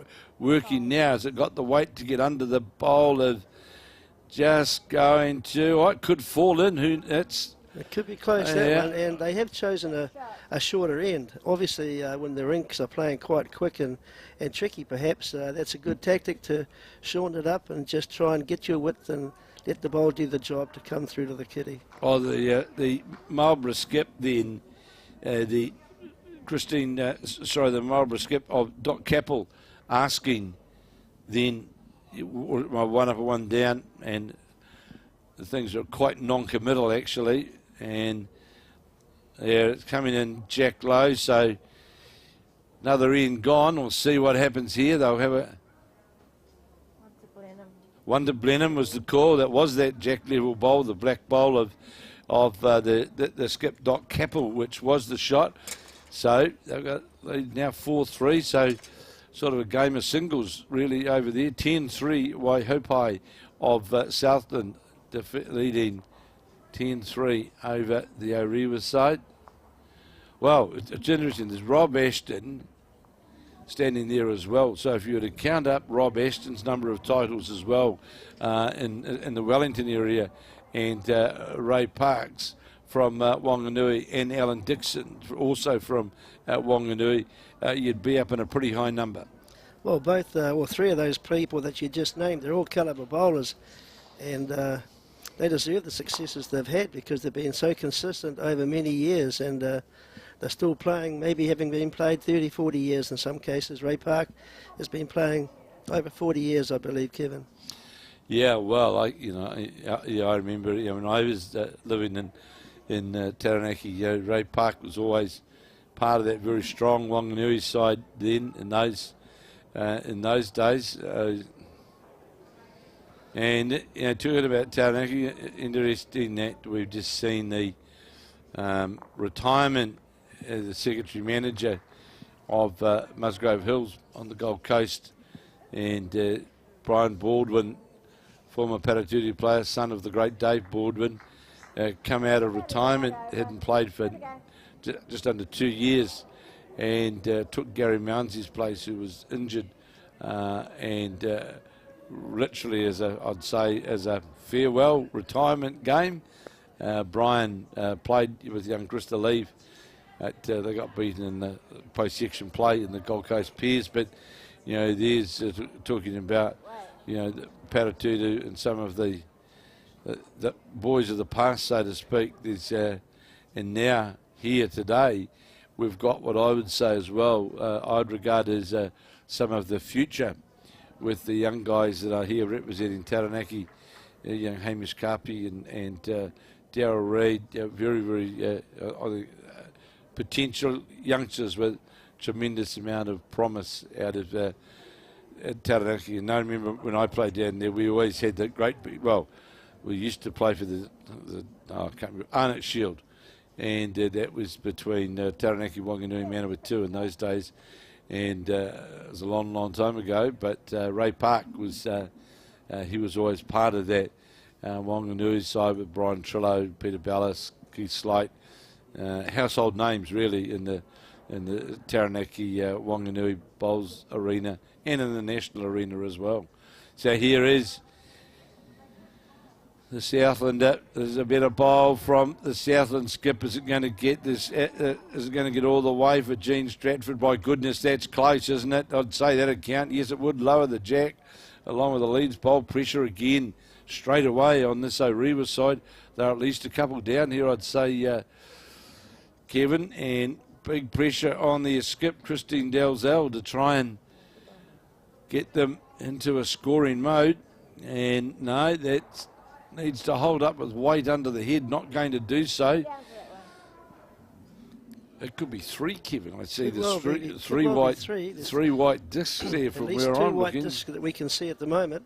So can Jean Stratford really score another? And I'm not saying you're closing the gate, but by goodness, you've got the padlock pretty well locked on it. And this is bowl breaking towards the head here. This is on a good line, coming towards the centre line, and Jack gets a touch. Didn't want that.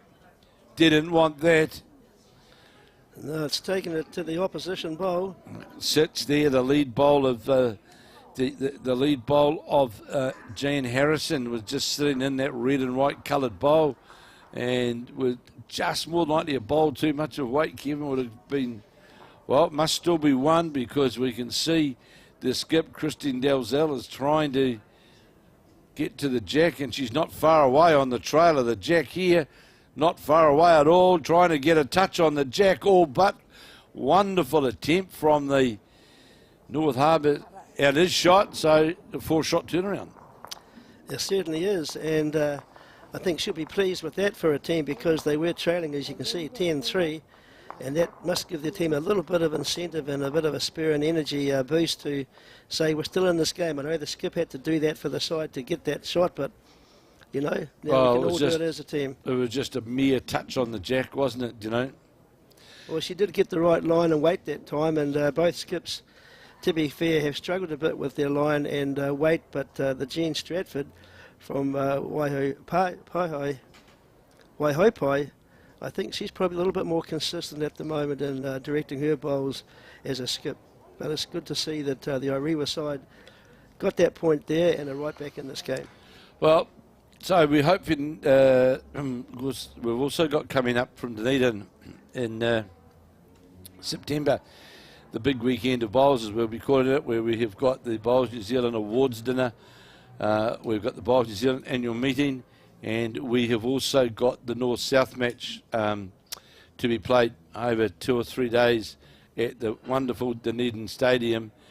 And the selector for the South Island side, Dave Edwards, of course, former New Zealand high performance with Boston New Zealand side, with a sterling job in his role as the New Zealand coach.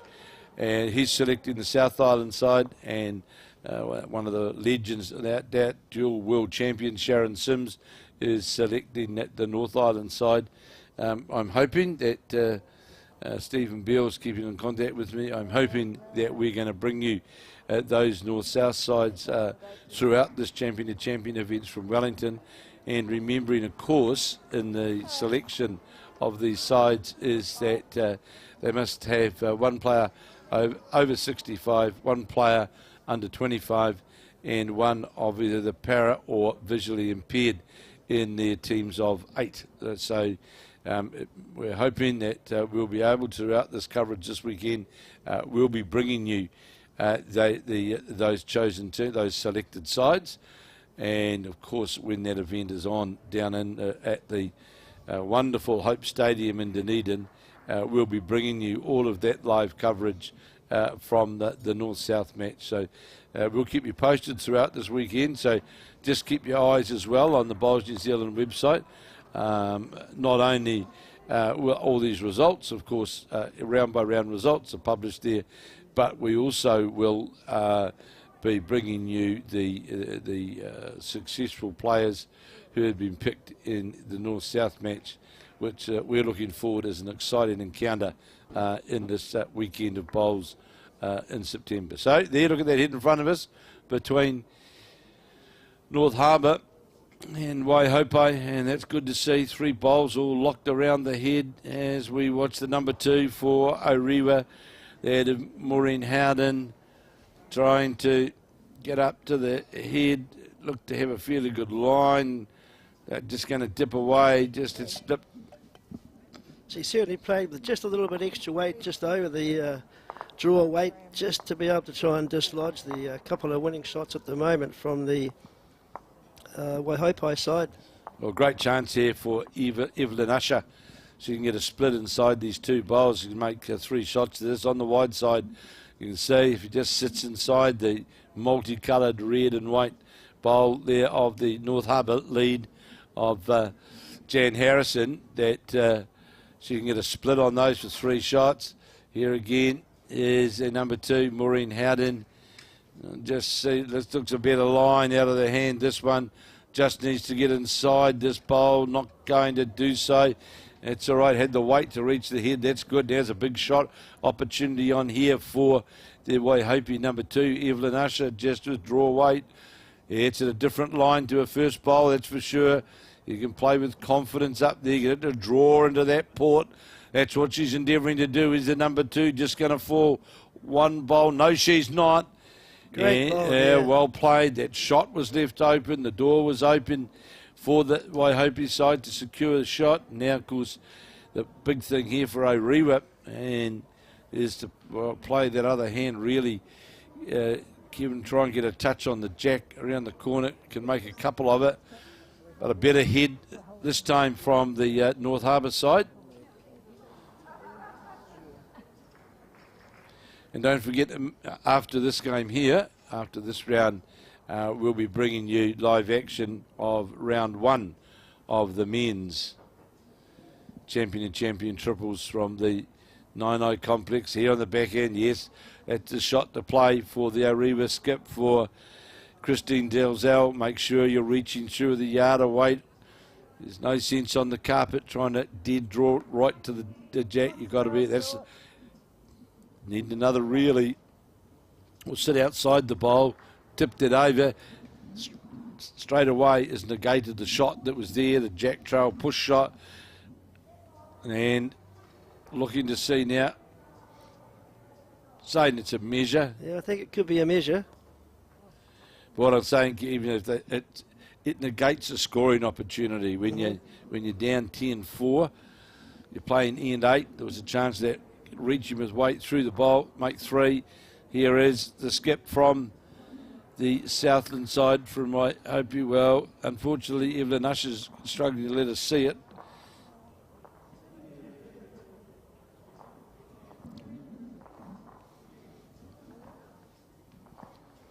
So not sure, of course, who's got shot. 4 apiece now, 4 each, as we play in 7 of 15 in the game between the Paraparaumu side representing the Kapiti Coast with their skip Eileen Jones up against the Marlborough side, the Blenheim club, skipped by Dot Capel.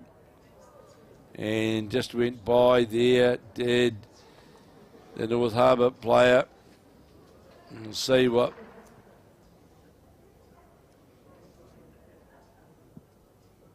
Seven four.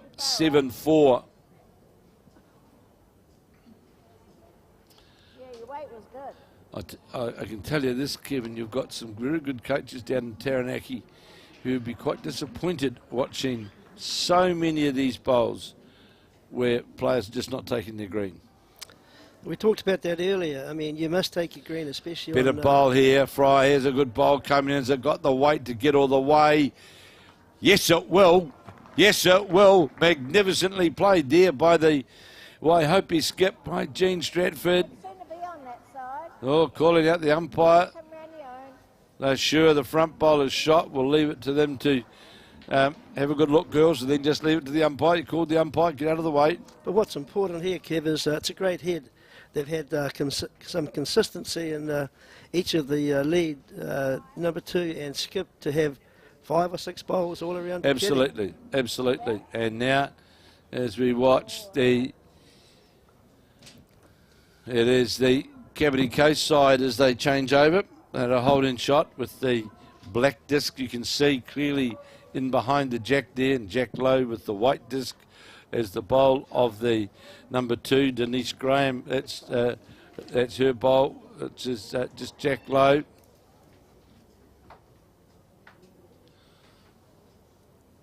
I'm intrigued. People, it's warmth, isn't it? But we're in wet weather gear inside. I think it's quite warm inside this indoor stadium. It's a great facility for the championships to be held. Well, the good thing about it, is, Kevin, as we were talking about this before, is with the glass and the way how the roof's constructed, you're always going to get a lot of natural light that just makes its way in here. And also, of course, right, you can't see right at the top is another duct at the top, which also allows in some natural light. So when you get heat variations in here, although first thing in the morning, I can tell you, this place is as cold as the South Pole. And in fact, it was mentioned to me in the first game, and it was Val Smith, the champion singles 2 years ago, where first thing in the morning there was ice actually dripping down off the roof. But I think it's a first class complex which they've got here, added with having the 3 outdoor greens as well. And from a Bowls New Zealand point of view, from an event point of view, for hosting, for example, international events, this here now, the Nainai complex lends itself to being, a really, really good complex. The Orewa side secured the shot from that last end, the 7th end. The scorecard says 10-4. It's incorrect. It should be 10-5. The Orewa shot was the one that the umpire decided had secured the shot.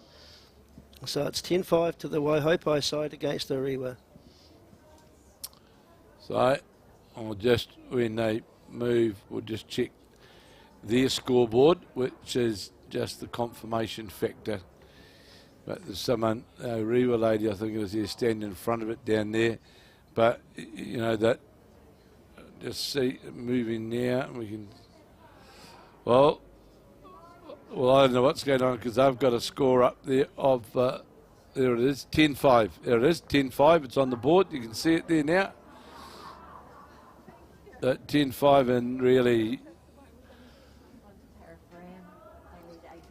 So Paraparam scoring again. 18's now gone. They're out to an 8-4 lead. 8-4 lead. Waihope of Southland. They are leading Orewa of North Harbour. 10-5. 10-5. Robin Hall, the lead for the Waihopai side with her first, beg your pardon, second delivery. Her first delivery was a little bit short of the kitty, but it is the holding shot at the moment. Yeah, well, you know, I never say who's got the shot when they're a metre apart, because it's one, it's disappointing, and two, it shouldn't be counted. No, that's.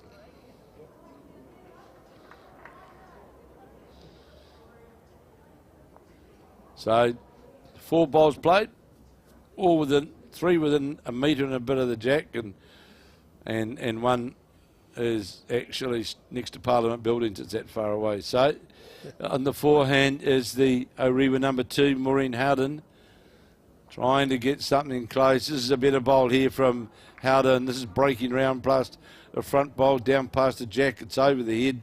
There's a metre over the head, but you know, it's fine. It's a good metre in front. Skip now, Jean Stratford for the Waihopai side, giving direction to her number 2, Evelyn Usher. She's coming on the backhand. Of course, at the end of this round, this third round, before we go to the men's, we'll give you exactly what the scoreboard looks like going into. So here we go, in the score updates with Stephen Bell doing a wonderful job. And by goodness, the Mount Maunganui side, who must win this game to stay alive, well, they're making every post a winning post. They're up against the Wanganui combination, of course, who, of course, their skip last week was the winning skip of the national champion peers. Well, it is 11-1 to the Mount Maunganui side. That's the Raewyn Willis skip side. Joe Edwards making no race of it against Foxton Beach. 17-1 after 7 ends. It's the Nelsonians leading, and they will walk away to. They'll have 3. They'll have qualified. The Victoria side of the Wellington club up against Tairua. Funny enough, skipped by another former Wellington player, but it is the Victoria side, very strong side. They're leading 14-2 after 9 ends. 14-2. Onerahi of Northland, 7 ends gone in their game against Putaruru from the Waikato, and it is 7-4 to Onerahi, 7-4 to Onerahi. Cowden Cornwall making it a 1-horse race. And they'll be through to post-section play, I think, with a win, in this after this. And they're leading the very strong Queenstown combination 15-1. 15-1 after 8 ends. The Tania Wheeler skipped Martinborough side. Remember, Wheeler won the champion singles about 2 weeks ago. 9 ends gone in their game against Havelock North, and it is Martinborough leading 10-5. So sitting comfortably at this stage in this round 3 match is Mount Maunganui, who are leading Wanganui 11-1. Joe Edwards, the Nelson side, leading Foxton Beach 17-1. The Victoria side of Wellington leading Tairua of Thames Valley 14-2. And the Carlton Cornwall side out of Auckland, the Karanhima skip side leading Queenstown 15-1. So those are all sitting pretty comfortably at this stage of the game with 57 minutes left on the clock. And the Waihope side got a nice little buffer at present, Kevin, as we watch their skip. Gene Stratford on a good line here, needs to just get past this front bowl, gets a feather, will sit on the bowl, falls out, but well played by the big thing for the Waihope side is that they've got 2 bowls sitting on the head there, so they're not in danger of of dropping a significant number as we watch the North Harbour skip. Christine Dalzell with the whitey coloured bowls trying under the head, needs a well under the head. There's the draw line down through that port. There, the bowl just opened up enough to play down through the front bowl, metre of weight, and can dislodge that blue bowl. Now, don't tell me he's going to... Yes, that's the shot. Down through there. You're quite right. Maureen Howden giving instructions to the... indicating they're holding 1, but they've got a good chance of scoring 3 here, really. Kevin, they don't have to be fancy. It's just draw down through that line to the blue bowl. It's on a natural line, really, from that short bowl.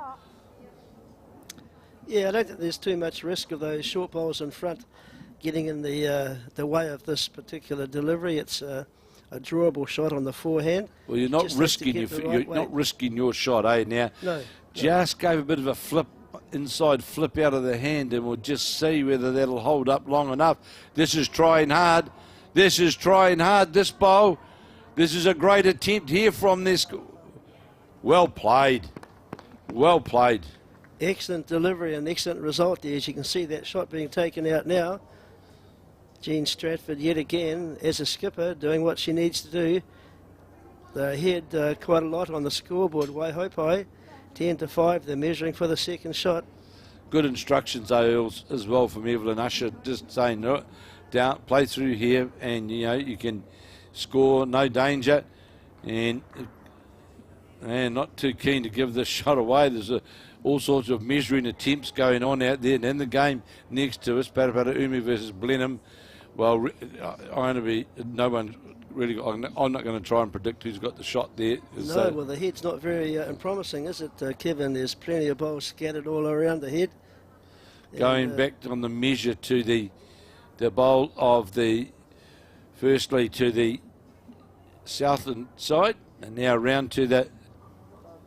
So she drew the shot. She was actually, it would appear on the measure, before playing that bowl, the Southland skip, Jean Stratford, was in fact at one down. They're still not. Did they agreed now? I believe they've got the shot, Kevin, the Waihope side. So that'll take them out to 11 points to 5 lead. 10 ends completed, or 15, in that particular match on the left of the screen.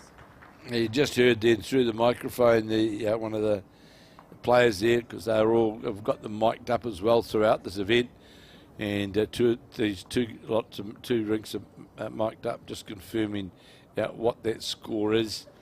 So 8-4 now to Parapara over Blenheim as the measure comes out. By goodness, it's a pretty big measure coming out here, Kevin, isn't it? Well, that's not a very impressive head, and I don't think the skips would be too happy with how any of their teammates have bowled in this particular end. Skips shouldn't be too happy how they played either.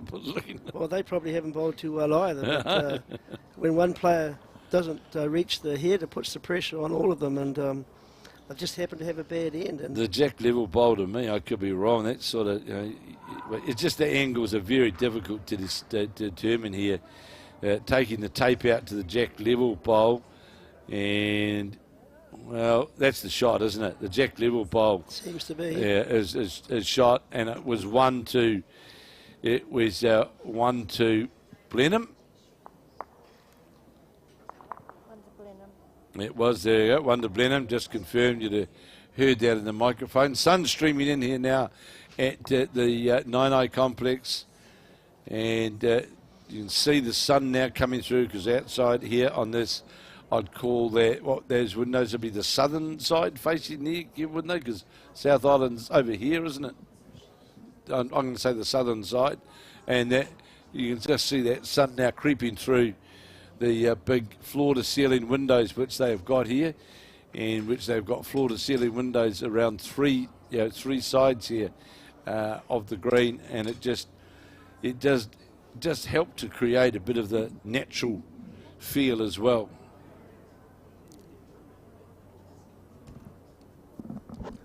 $11-5 to the ladies in the deep south, and of course also in the men from right down in the deep south. Sheldon Bangu Howley will be in action here this afternoon as well. Very, very strong. I'll just grab a program. Well, he's got Elliot Mason in his team, I believe, as well, and as we know, Elliot Mason has had a very good season in the Forbury club, so he's obviously a dual member of Gore and the Forbury club, and as you know, Elliot Mason, as a young bowler, won every event in the Dunedin Centre championships this year. He won the singles, the pairs, the triples, and the fours, so that'll be a strong combination. Oh, there's some strong combinations in this. I'll look at the Elmwood Park side. Ricky Cook, Kelvin Scott, Nathan Glasson. Now, a guy that you may not know much about, the man who's more than likely won more centre titles than anybody in New Zealand, Bill Clements, out of Alexandra, down the deep south. He's won titles from all over the place. Very, very top player.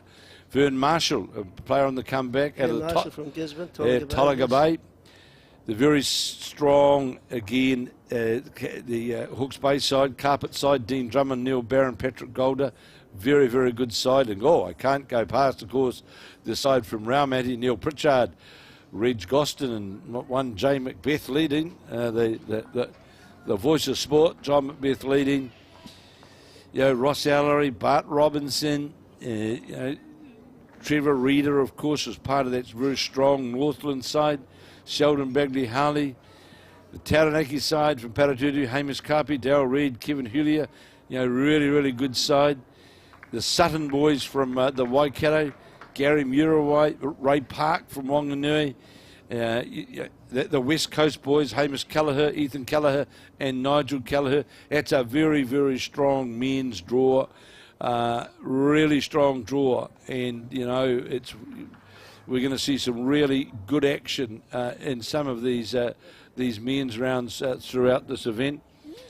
The Dean Drummond side, of course, the carpet exponents, they'd certainly be one of the favourites, and they'll line up in this next round to get this men's competition underway. But good draw, isn't it, Kevin, in the men's? Oh, some very capable players that you have just mentioned there in the men's triples champion of championship event. Dean Drummond, you mentioned earlier, that he's managed to get a contract to play with the Musgrave Club in the Gold Coast. He will be part of the apprentice team.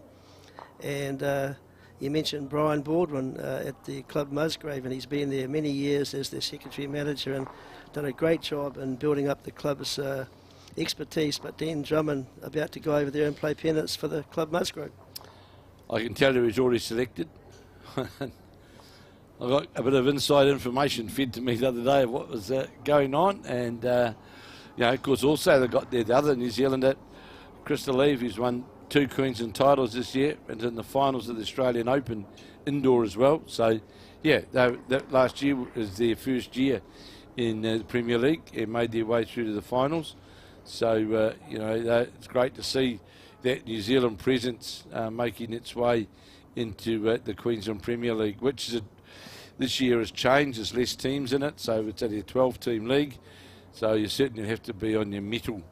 I believe also, Kevin, that Roger Stevens from the North East Valley Club in Dunedin has also been asked to trial for or to be a part of the Club Musgrave pennants team this year. I was speaking to him earlier this year, and this is what he told me. Yes, that's true. He's look, I don't know. Yes, Roger's certainly in the frame. Excuse me. Certainly, Roger's in the frame, obviously, to be in that Musgrove side, but and a very, very formidable player, of course, out of Dunedin. You know, very, very good player. Played representative poles for a number of years, of course. Another one to North Harbour, 11-6, and would certainly be in contention, to be in strong contention. But to have a player of Dean Drummond's ability and class to arrive on your back doorstep, he's certainly he'll be an added feature for the Musgrove side going into the Premier League. It's good to see the Tairua side pick up a couple of points in the last few ends. They're behind 11-6 on the scoreboard. 11 ends have been played. They've shortened up the length of the jack, and maybe this could be their opportunity to try and strike and get a few more points on the board. 8-4, the Kapiti Coast side leading Blenheim 8-4, and holding shot is the I'm not sure, there's the front bowl there or the bowl, the jack high bowl, I'm not sure. Last bowl being played now on end 9 of 15, and it is the skip for the Marlborough side, Doc Capel, with the Maroney coloured bowls coming in towards the head now, getting down towards the jack, close to getting a touch on the jack, will do so, moves it around the corner, and by goodness, that's going to count, that's for sure, because I can see Doc Capel playing with the with the white sticker. So 3, was that, did I hear 3 to Paraparam in that call then? The scoreboard will tell us very shortly. But some good heads that they've been playing in the Paraparam Blenheim competition.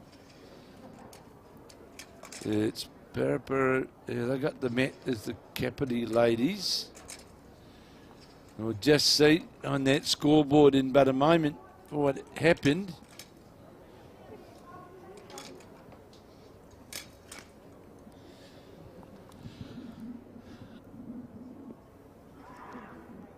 I hope I... And that scoreboard now says 11-5 to the Kapiti Coast ladies, 11-5 over Blenheim as we complete 10, and 11-6 by Hopai from Southland up against Bowls Orewa from Bowls North Harbour. And of course, our New Zealand Commonwealth Games side next couple of days jumps on the Silver Bird to represent New Zealand at the Games, and by goodness, you know, I look again, Caitlin Inch in the singles section, about 2 from each section go through. Caitlin Inch has got in her draw in the singles New Zealand, Malaysia, England, Niue and Singapore. You know, having Malaysia and England in the same section makes it, it's a tough day at the office for sure. The women's pairs as well. At that time the women's singles will be played, and the women's fours will be played in the New Zealand section. South Africa, New Zealand, Wales and Niue. So South Africa, no disrespect to Niue at all, but you know, South Africa and Wales will certainly present, you know, a real challenge. South Africa, the speed of the greens at Limited on Spa, around 12 seconds, 11-12, really suits the South Africans right down to a T. It's their ideal speed green for the South Africans. So, yeah, they'll get underway, and of course coverage will be, updates will be as they come through. And 2 wonderful bowls there from the Marlborough ladies, their lead there, Pauline Bailey, 2 right on top of the jack, and they need them all now, don't they, Kevin? They certainly do. the Orewa Hopai game, 11 points to 6. The skips in their twos and leads discussing as they cross over what will happen next as the Well, it looks like skips contemplate what shot they're they will looking play. closely. The jack level bowl looks. You would tend to favour normally the jack level bowl, which is the Waihope bowl, and there's one jack low bowl right in line with the jack sitting at about 11 o'clock. The bowl in contention for North Harbour, the Leeds bowl of Jan Harrison's, is sitting at 9 o'clock, right in the middle of that group of three. And those are the three bowls that they were all looking at to see where the shot may lie. On the backhand is the skip, the Orewa skip, Colleen Dalzell, trailing 11-6 as Orewa looked to tilt that out of, you can see out of the hand, was tilted out of the hand. And she's going to cut across the line. Just a little bit too much weight for the shot she Well, wanted. the green to get to the middle bowl to turn their own bowl through is actually the same green as the blue bowl sitting out the outside. And playing to that bowl, you'll get your natural metre swing towards the head. Anything underneath that line, you're going to... sorry, ladies, we're trying to commentate your game, but we can't see. Jen Strafford is the skip for the Waihopai side with her first delivery. It's about a metre short of the kitty. I think it's it's a very tight head sitting over there in the Paraparam Blenheim game. The lead, the Paraparam lead, has got one close. As we watch this bowler, the North Harbour side gets a slide off the outside, and that's exactly what we spoke about, Kevin, whereby got that wider arc on the bowl and got the work off what was the Leeds bowl. Oh, those bowls are there to be worked off, and I believe she has the shot now. Absolutely. So that was a very good delivery and good direction offered by the number 2 to play that shot. So what can the Waihope lady, what can Jean Stratford do? Trying to reach through, hasn't got the weight, I wouldn't think, with the yellow bowl to reach all the way through. Going to sit on the back of it, needs a generous slide, not going to get anything. And that was Number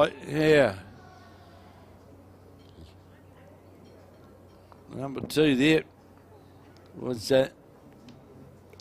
So the Orewa lead and 2 have indicated one shot to their team. Certainly was. Even So Usher they was get right. back up. She They've was come up from about 10 points to 4. It's now 11 points to 7. So they're creeping back into the game, which is good for them, great for their confidence. She was riding that harder than your own Kiwi in the Melbourne Cup to try and coax that bowl into the head. 11-7, you heard that through the mic, as Kevin rightly just said, play in 12. Not sure what the story is over here. I think it'll still be 1 to the pink bowl. No one's telling us. That would be the Paraparam team, Kevin. The white disc. Sitting right on the kitty. They would be holding shot. In fact, they may well be holding 2 shots. Well, trying to reach the head through on that. Well, that's out on a wider light line. Then the Blenheim bowl, I don't think it's got enough weight to make contact and get movement. Yes, it does. And moved it backwards directly to the bowl of the... You saw it move back, the jack go back, and it is Blenheim there holding the shot. So unlucky. So you wouldn't think the skip here. This is the last bowl. Oh, it's still a bowl to play, but there's no real need here for the Blenheim side for their skip, really, Doc Capel, to go really anywhere near the head, because it'd be a great effort to add to it, that's for sure. Yeah, I think she'll be playing a safe shot here. Maybe a little bit faulty wide, just not to come in at the head and allow her to get that shot that she... No, on the narrow side, out of the hand, you can see that. 11-7 now. Waihope leading Orewa as we play in 12 of 15. And the Kapiti girls, it is, as we, they indicated to us, sorry, it is 1 to the Nelson combination. Been of the Marlborough combination, my apologies. So one to them. Here's in the other match over here, the North Harbour versus Southland combination from Waihope. It's 2 jack level bowls sitting out there from their lead, Jan Harrison. As we watch now, Robin Hall trying to get all the way down to the jack. Going to finish outside, going to be well jack low. And really under green by a couple of bowls. So if the ladies from North Harbour want to really squeeze things on the way home, here's the time now for their number 2, Maureen Howden, to draw one right on top. Looks a pretty good line as it wakes its way down towards the centre line. Has it got the weight? Needs another 1.5 metre of weight, really, or 1 metre of weight to get down. And there's still a draw is through that line. You can see that draw there being indicated by Jean Stratford. Draw inside that port there, Kevin. You got every chance of drawing shot. So coming down now, but it's going to be either running into the bowl or across the line. Depends if it holds up on dead weight and how far it goes. Would still, that's North Harbour indicating that is the shot, one down. Well, you know, really, you got a metre there, Kevin, to draw the shot. Oh, you certainly got plenty of options to draw here. I mean, there's plenty of room to get in there. Better look, still going to drop under the line. Might get the back of the jack, does it? Yes, it does. And at the front bowl there be jack, but you know, look, I won't say anything till after the next lot of bowls have been played, and there's something hopefully close, which results for the head. You know, there's only a one-shot scoring chance here for Waihope because the bowls are so spread. And when you're leading 11-7, you're playing in 12. You've got 36 minutes left on the board. Get one, but going to be outside and needs to come back a long way. Going to get on her own, is it? Coming back to the centre line now. How far does it run towards the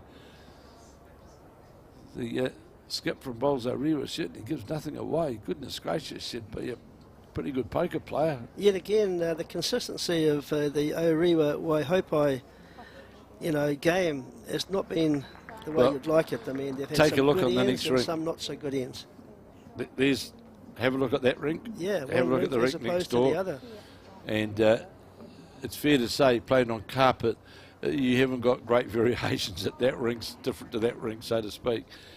So, change over, and it is Tairua who are trailing Waihope of Southland by 11-7, and it is the Blenheim Club of the Marlborough Centre trailing the Kapiti Paraparaumu side by 11-6 as they play in 12 of 15 with 35 minutes left on the clock.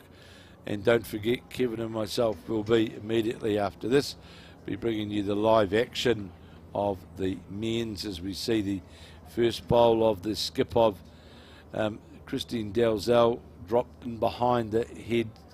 Not sure how far it went. Great opportunity here though, Kevin, for Jean Stratford to draw the shot. Really, there's plenty of room there to draw the shot, and so that back bowl there could well be shot. There we go. You'll see it could well be that shot. Well, in fact, could be two. That front bowl as well of the Tairua side. It's certainly not a head they'd be very proud of. It's quite a scattered group of bowls, nowhere near the jack. So that front bowler, Jean Harrison's, could I'm sure it will count, in fact. And this one will certainly count if it gets clear of these bowls. Well, if it rolls this one a couple of rolls, that to me could well be, Kev. Couple of shots there. Four. There's just said that. Four. Yeah, I'm sorry, Kevin, but my advice here to the skip from Waihope, just on the backhand, get second shot to Jean Stratford, and if you get second shot because they're so far apart, you're a chance of getting shot. Needs to get past the front bowl clean, or needs some sort of slide. Not going to do so, won't make any difference, or might cut one out. Slid away. You'd think all players really would be disappointed, Kevin, with that. Oh, certainly. I'm sure they've played better throughout their opportunities absolutely. to get to this championship event, and they'll be disappointed with what they've delivered on this particular end. But as we say, it's just one end. You've got to flush it and you move on, and So maybe the that's next what- end will be better. So one taken out, so they take one out, they can take two out. I would say that front bowl, they're going to bring the clothesline measure out. They'll go to the orange bowl there first. Remember, one bowl's already been taken out. You'd favour the front one there, Kev, wouldn't you, which they'll swing around to Yeah, you'd think now. so. It would appear to be. Ooh, it may not be. Maybe not. They seem to be sort of like locked on top of one another, going back to the bowl. That was the last bowl of the skip, and surely they'll come to this back bowl behind the head here, you would think. The one directly in behind the jack, going back around to the other bowl. And, well, sure. I don't think they know either, Kevin. There you go. They've called for an umpire. So have they taken two out or one Just out? the one has gone Oh, out. that's what I Kev. thought. I heard that. I thought I heard them say they've taken two out. I thought it was only.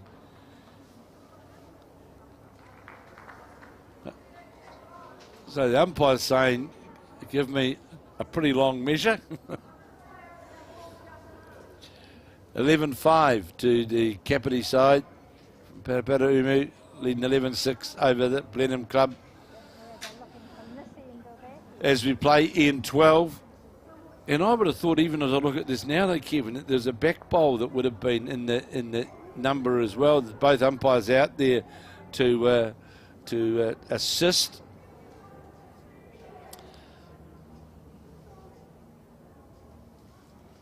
So here is the Bram skip on the mat from the Kapiti Coast. Eileen Jones trying to get down to.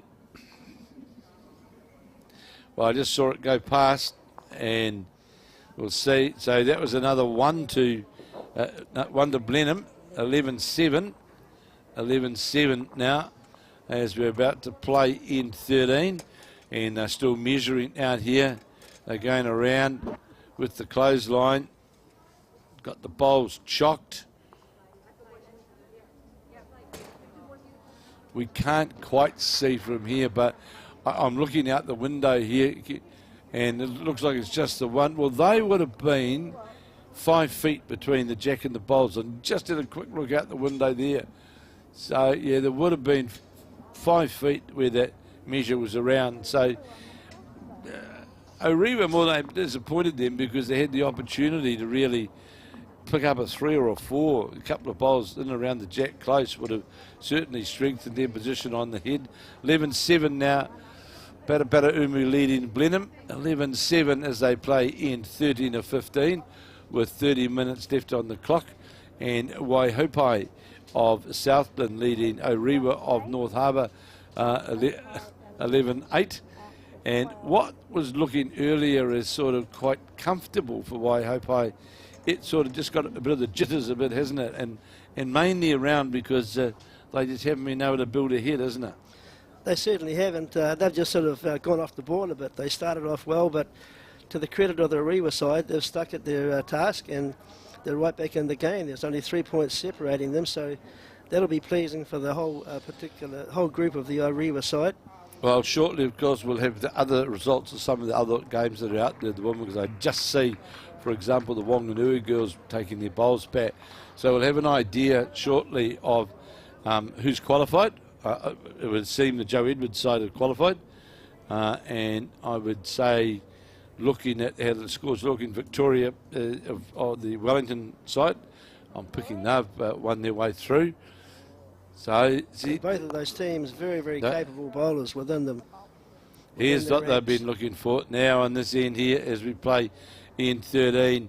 There's 2 bowls, one right on the jack. That is the bowl of the Southland lead, Robin Hall, and Justin behind it is Jan Harrison bowl, also on a good, it's a perfect line.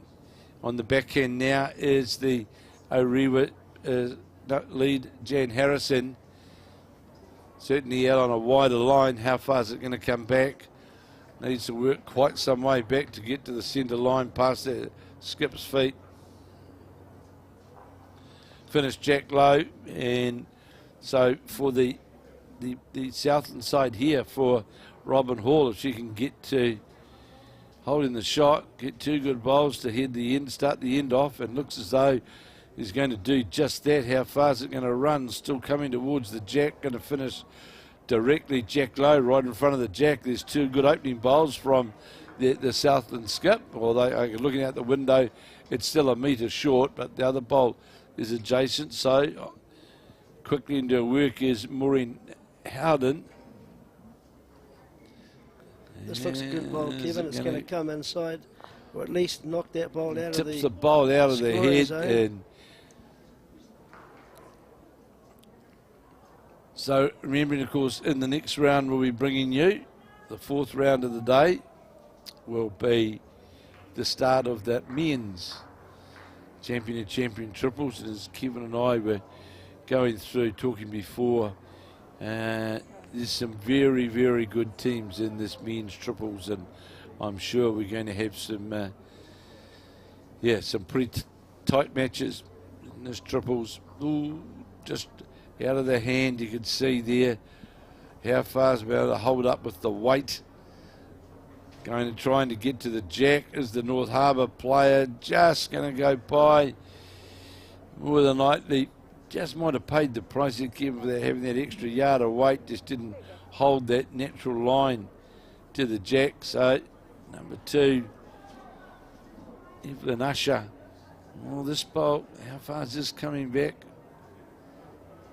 And is going to go past. So I'm just looking out the window as well, because I can see that head certainly playing right down the far end away from us. And I'd say it's the blue bowl behind the head, which is, if you have a look at there now, you can see it. That looks to be certainly the closest to the jack. That would be the Waihopai bowl with the white sticker. So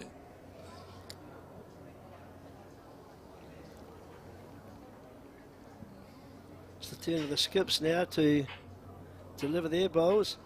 Well, if you look out the window here, Kevin, there's plenty of room for sure. Christine Dalziel on the forehand with her white coloured bowl. Got a nice arc here as she hopes she's got the right weight. It's coming back. That's the shot. Kitty. That's a shot, and big applause there from the, you saw it, first bit of, they were quite happy with that bowl, was the Orewa. Well, it certainly put the pressure back on Jean Stratford now as a skip for the Waihopai side. Well, that's going to do nothing. I can see that disappearing right under the head. Here's a great opportunity here for the North Harbour combination to get right back into this match now. The gate's wide open, really, for the Christine Dalziel to draw another shot. Got it out of the hand pretty good.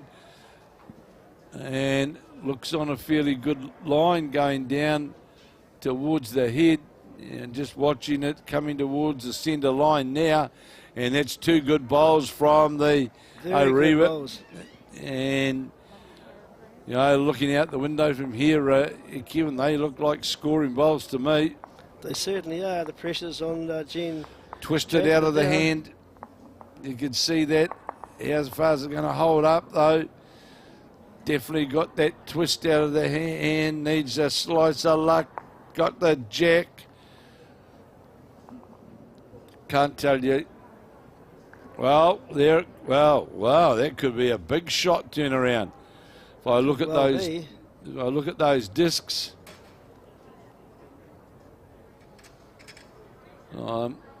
I can't see. There's certainly a couple of white disc bowls of the Waihopai side.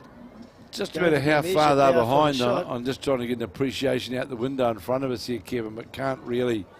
11-7, Parapara Umud leading. Blenheim as we play in 13 of 15. Around they go with the tape.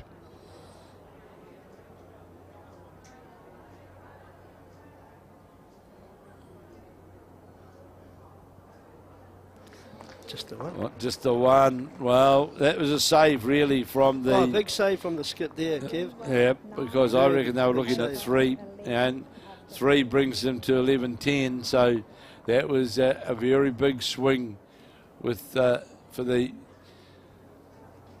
side there, and gave the Waihope side, which we could have literally been all square. 2 good bowls out here in front of us in the Blenheim v Parapara game, with it being the Kapiti Coast side leading 11-7 as we playing in 13 of 15.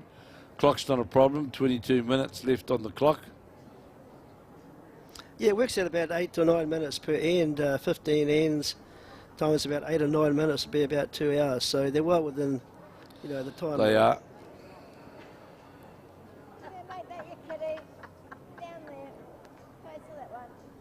First ball coming down here for the Waihope side. Sat right on top of the jack. The Rewa lead.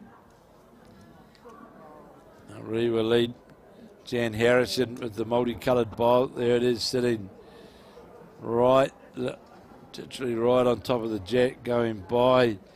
Just going by is the bowl of Jean Stratford. Sorry, of Robin Hall. Sorry, Robin Hall. Here's the red and white bowl of Jane Harrison of Club Orewa. Certainly played a good one. No, she knows. Certainly played a good one with the first. And this is just going to depend on the weight. Given it's got the weight, it'd be a very, very good bowl coming back towards the centre line. Won't get far enough, but if you could get in between those bowls on that straight line, negating the trail. Should be happy with those 2 bowls, one close to the kitty and one perhaps only a metre jack even.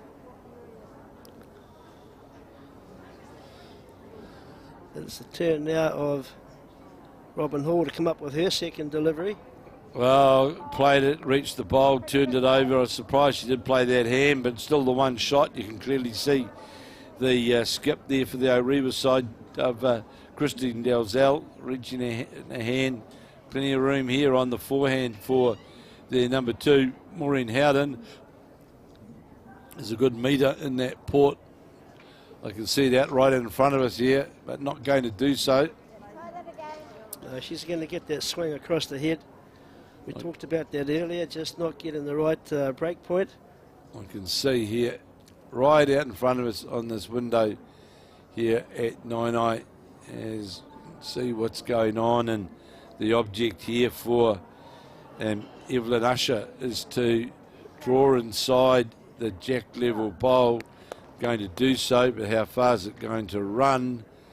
And sits on it. I'm looking from my position. Be a measure between the bowl, the very first bowl of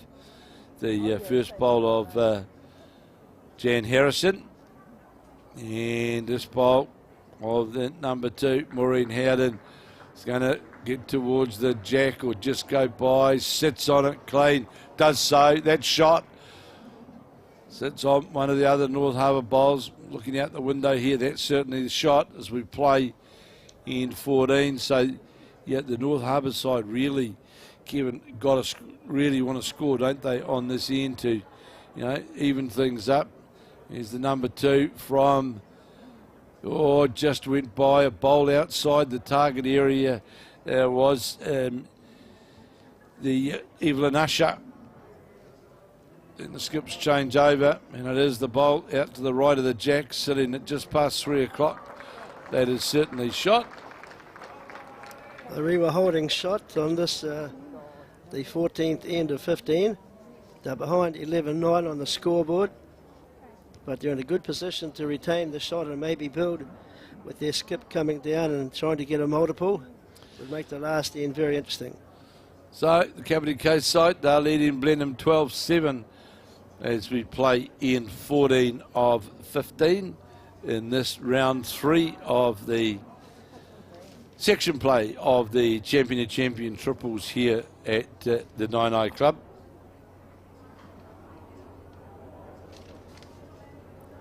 So Christine Dalzell is the skip of the Rewa side on the forehand, trying to add to the shot bowl that she already has beside the kitty.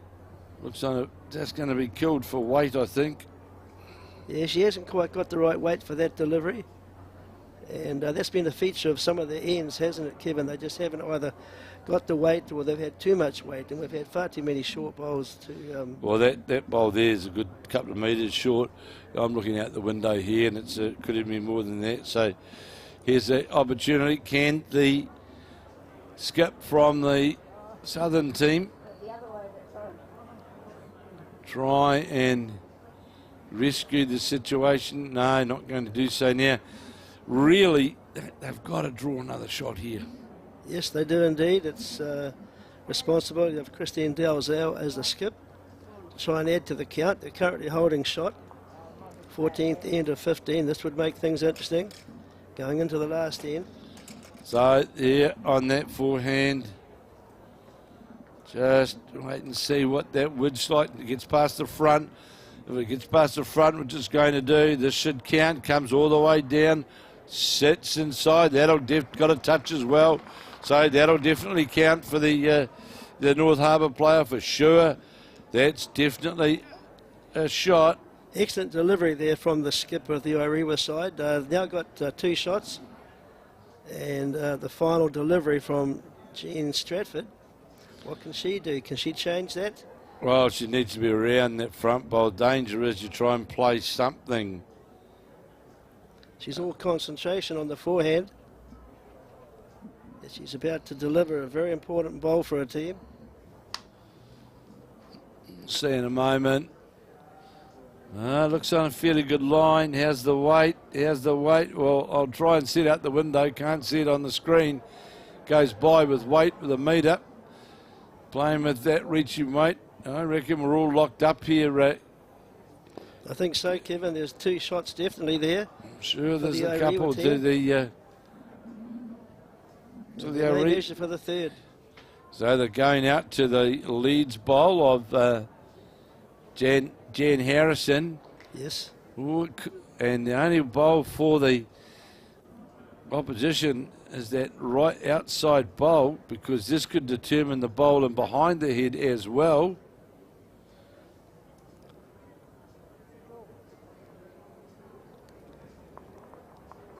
So one would think it was 2 shots.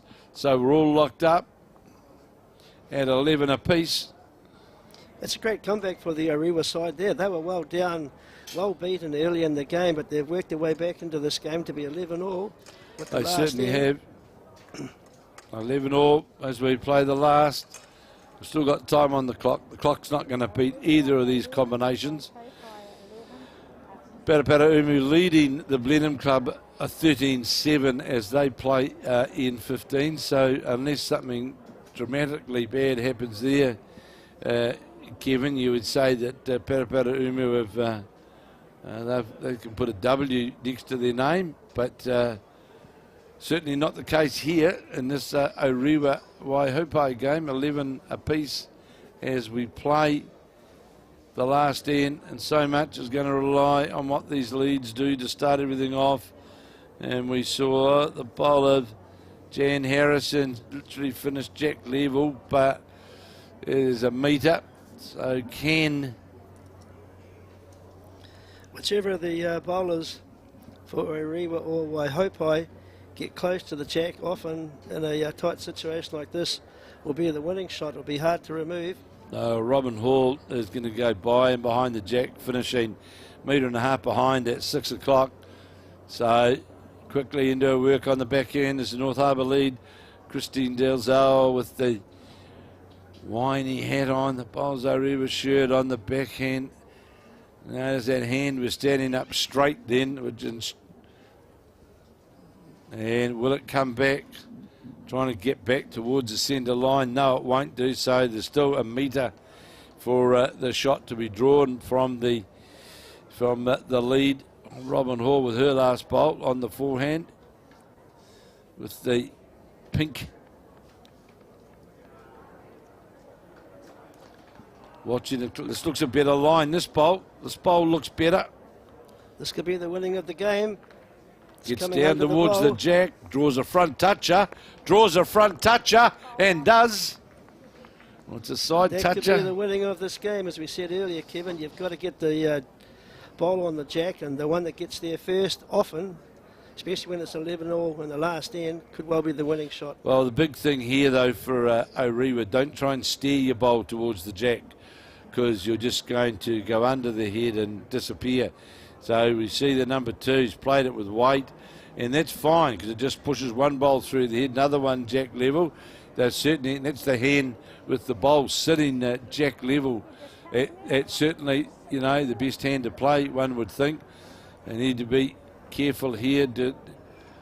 Evelyn Usher has been called on her backhand. Yeah, well, you don't want to create the old open door slide down through there by finishing on the other side of the head. Going to go by, not going to do any damage or cause anything at all. So here now for the North Harbour player, Maureen Howden, play down on a foot. No,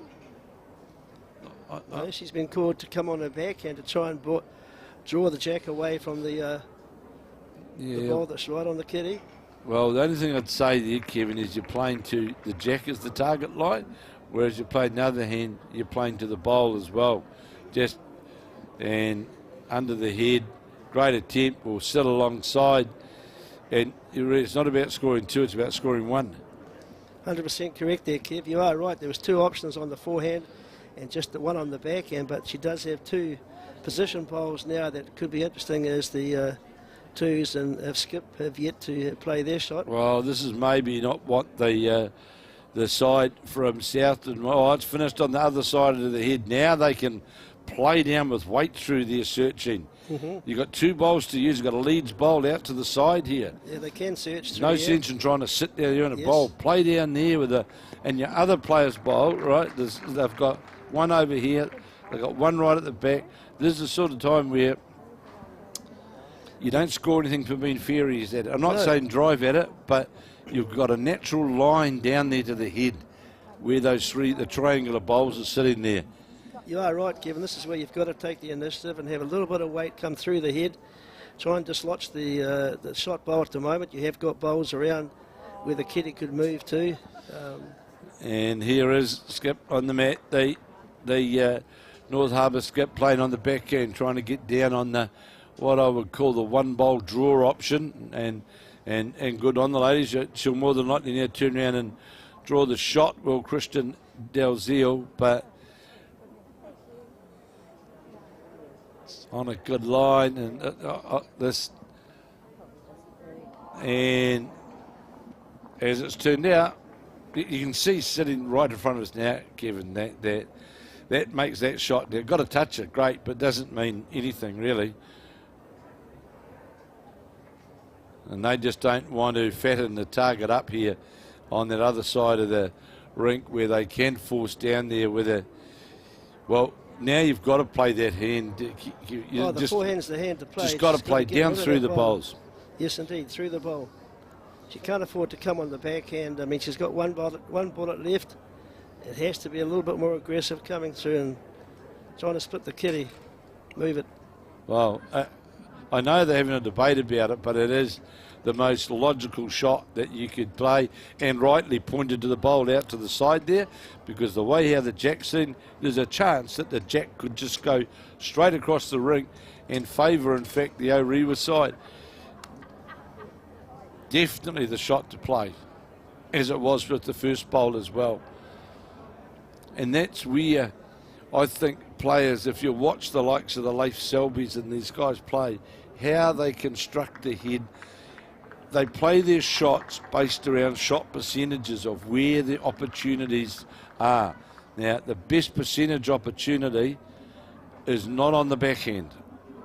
I agree, and I mean, not on the backhand. The top bowlers know instinctively when they see a head develop, and like we have a situation now, what shot to play. So let's just see how Christine Dalzell. I'm not saying for one As moment with that her Christine Dalzell can't play the shot. All I'm saying is if you talk about shot options, shot percentages, etc., you know, I know which I think is the best option.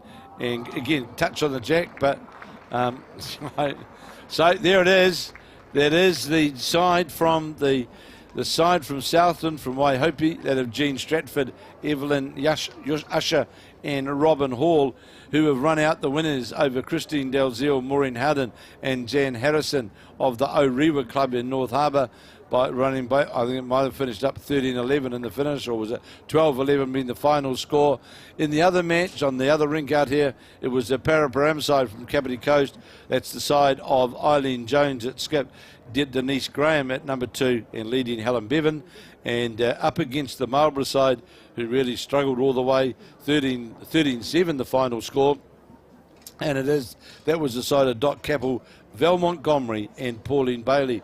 Now, we'll shortly, when we come back on, we'll be bringing you a men's triples match. But what we will be able to do is update you complete on that really up-to-date position of the ladder as far as the women's concerned, because they'll be back here tomorrow morning bringing the live action. So the next game we'll be bringing you will be the opening game of the men's champion and champion pairs here from the Nainai Bowling Club, and we'll be back with you very shortly.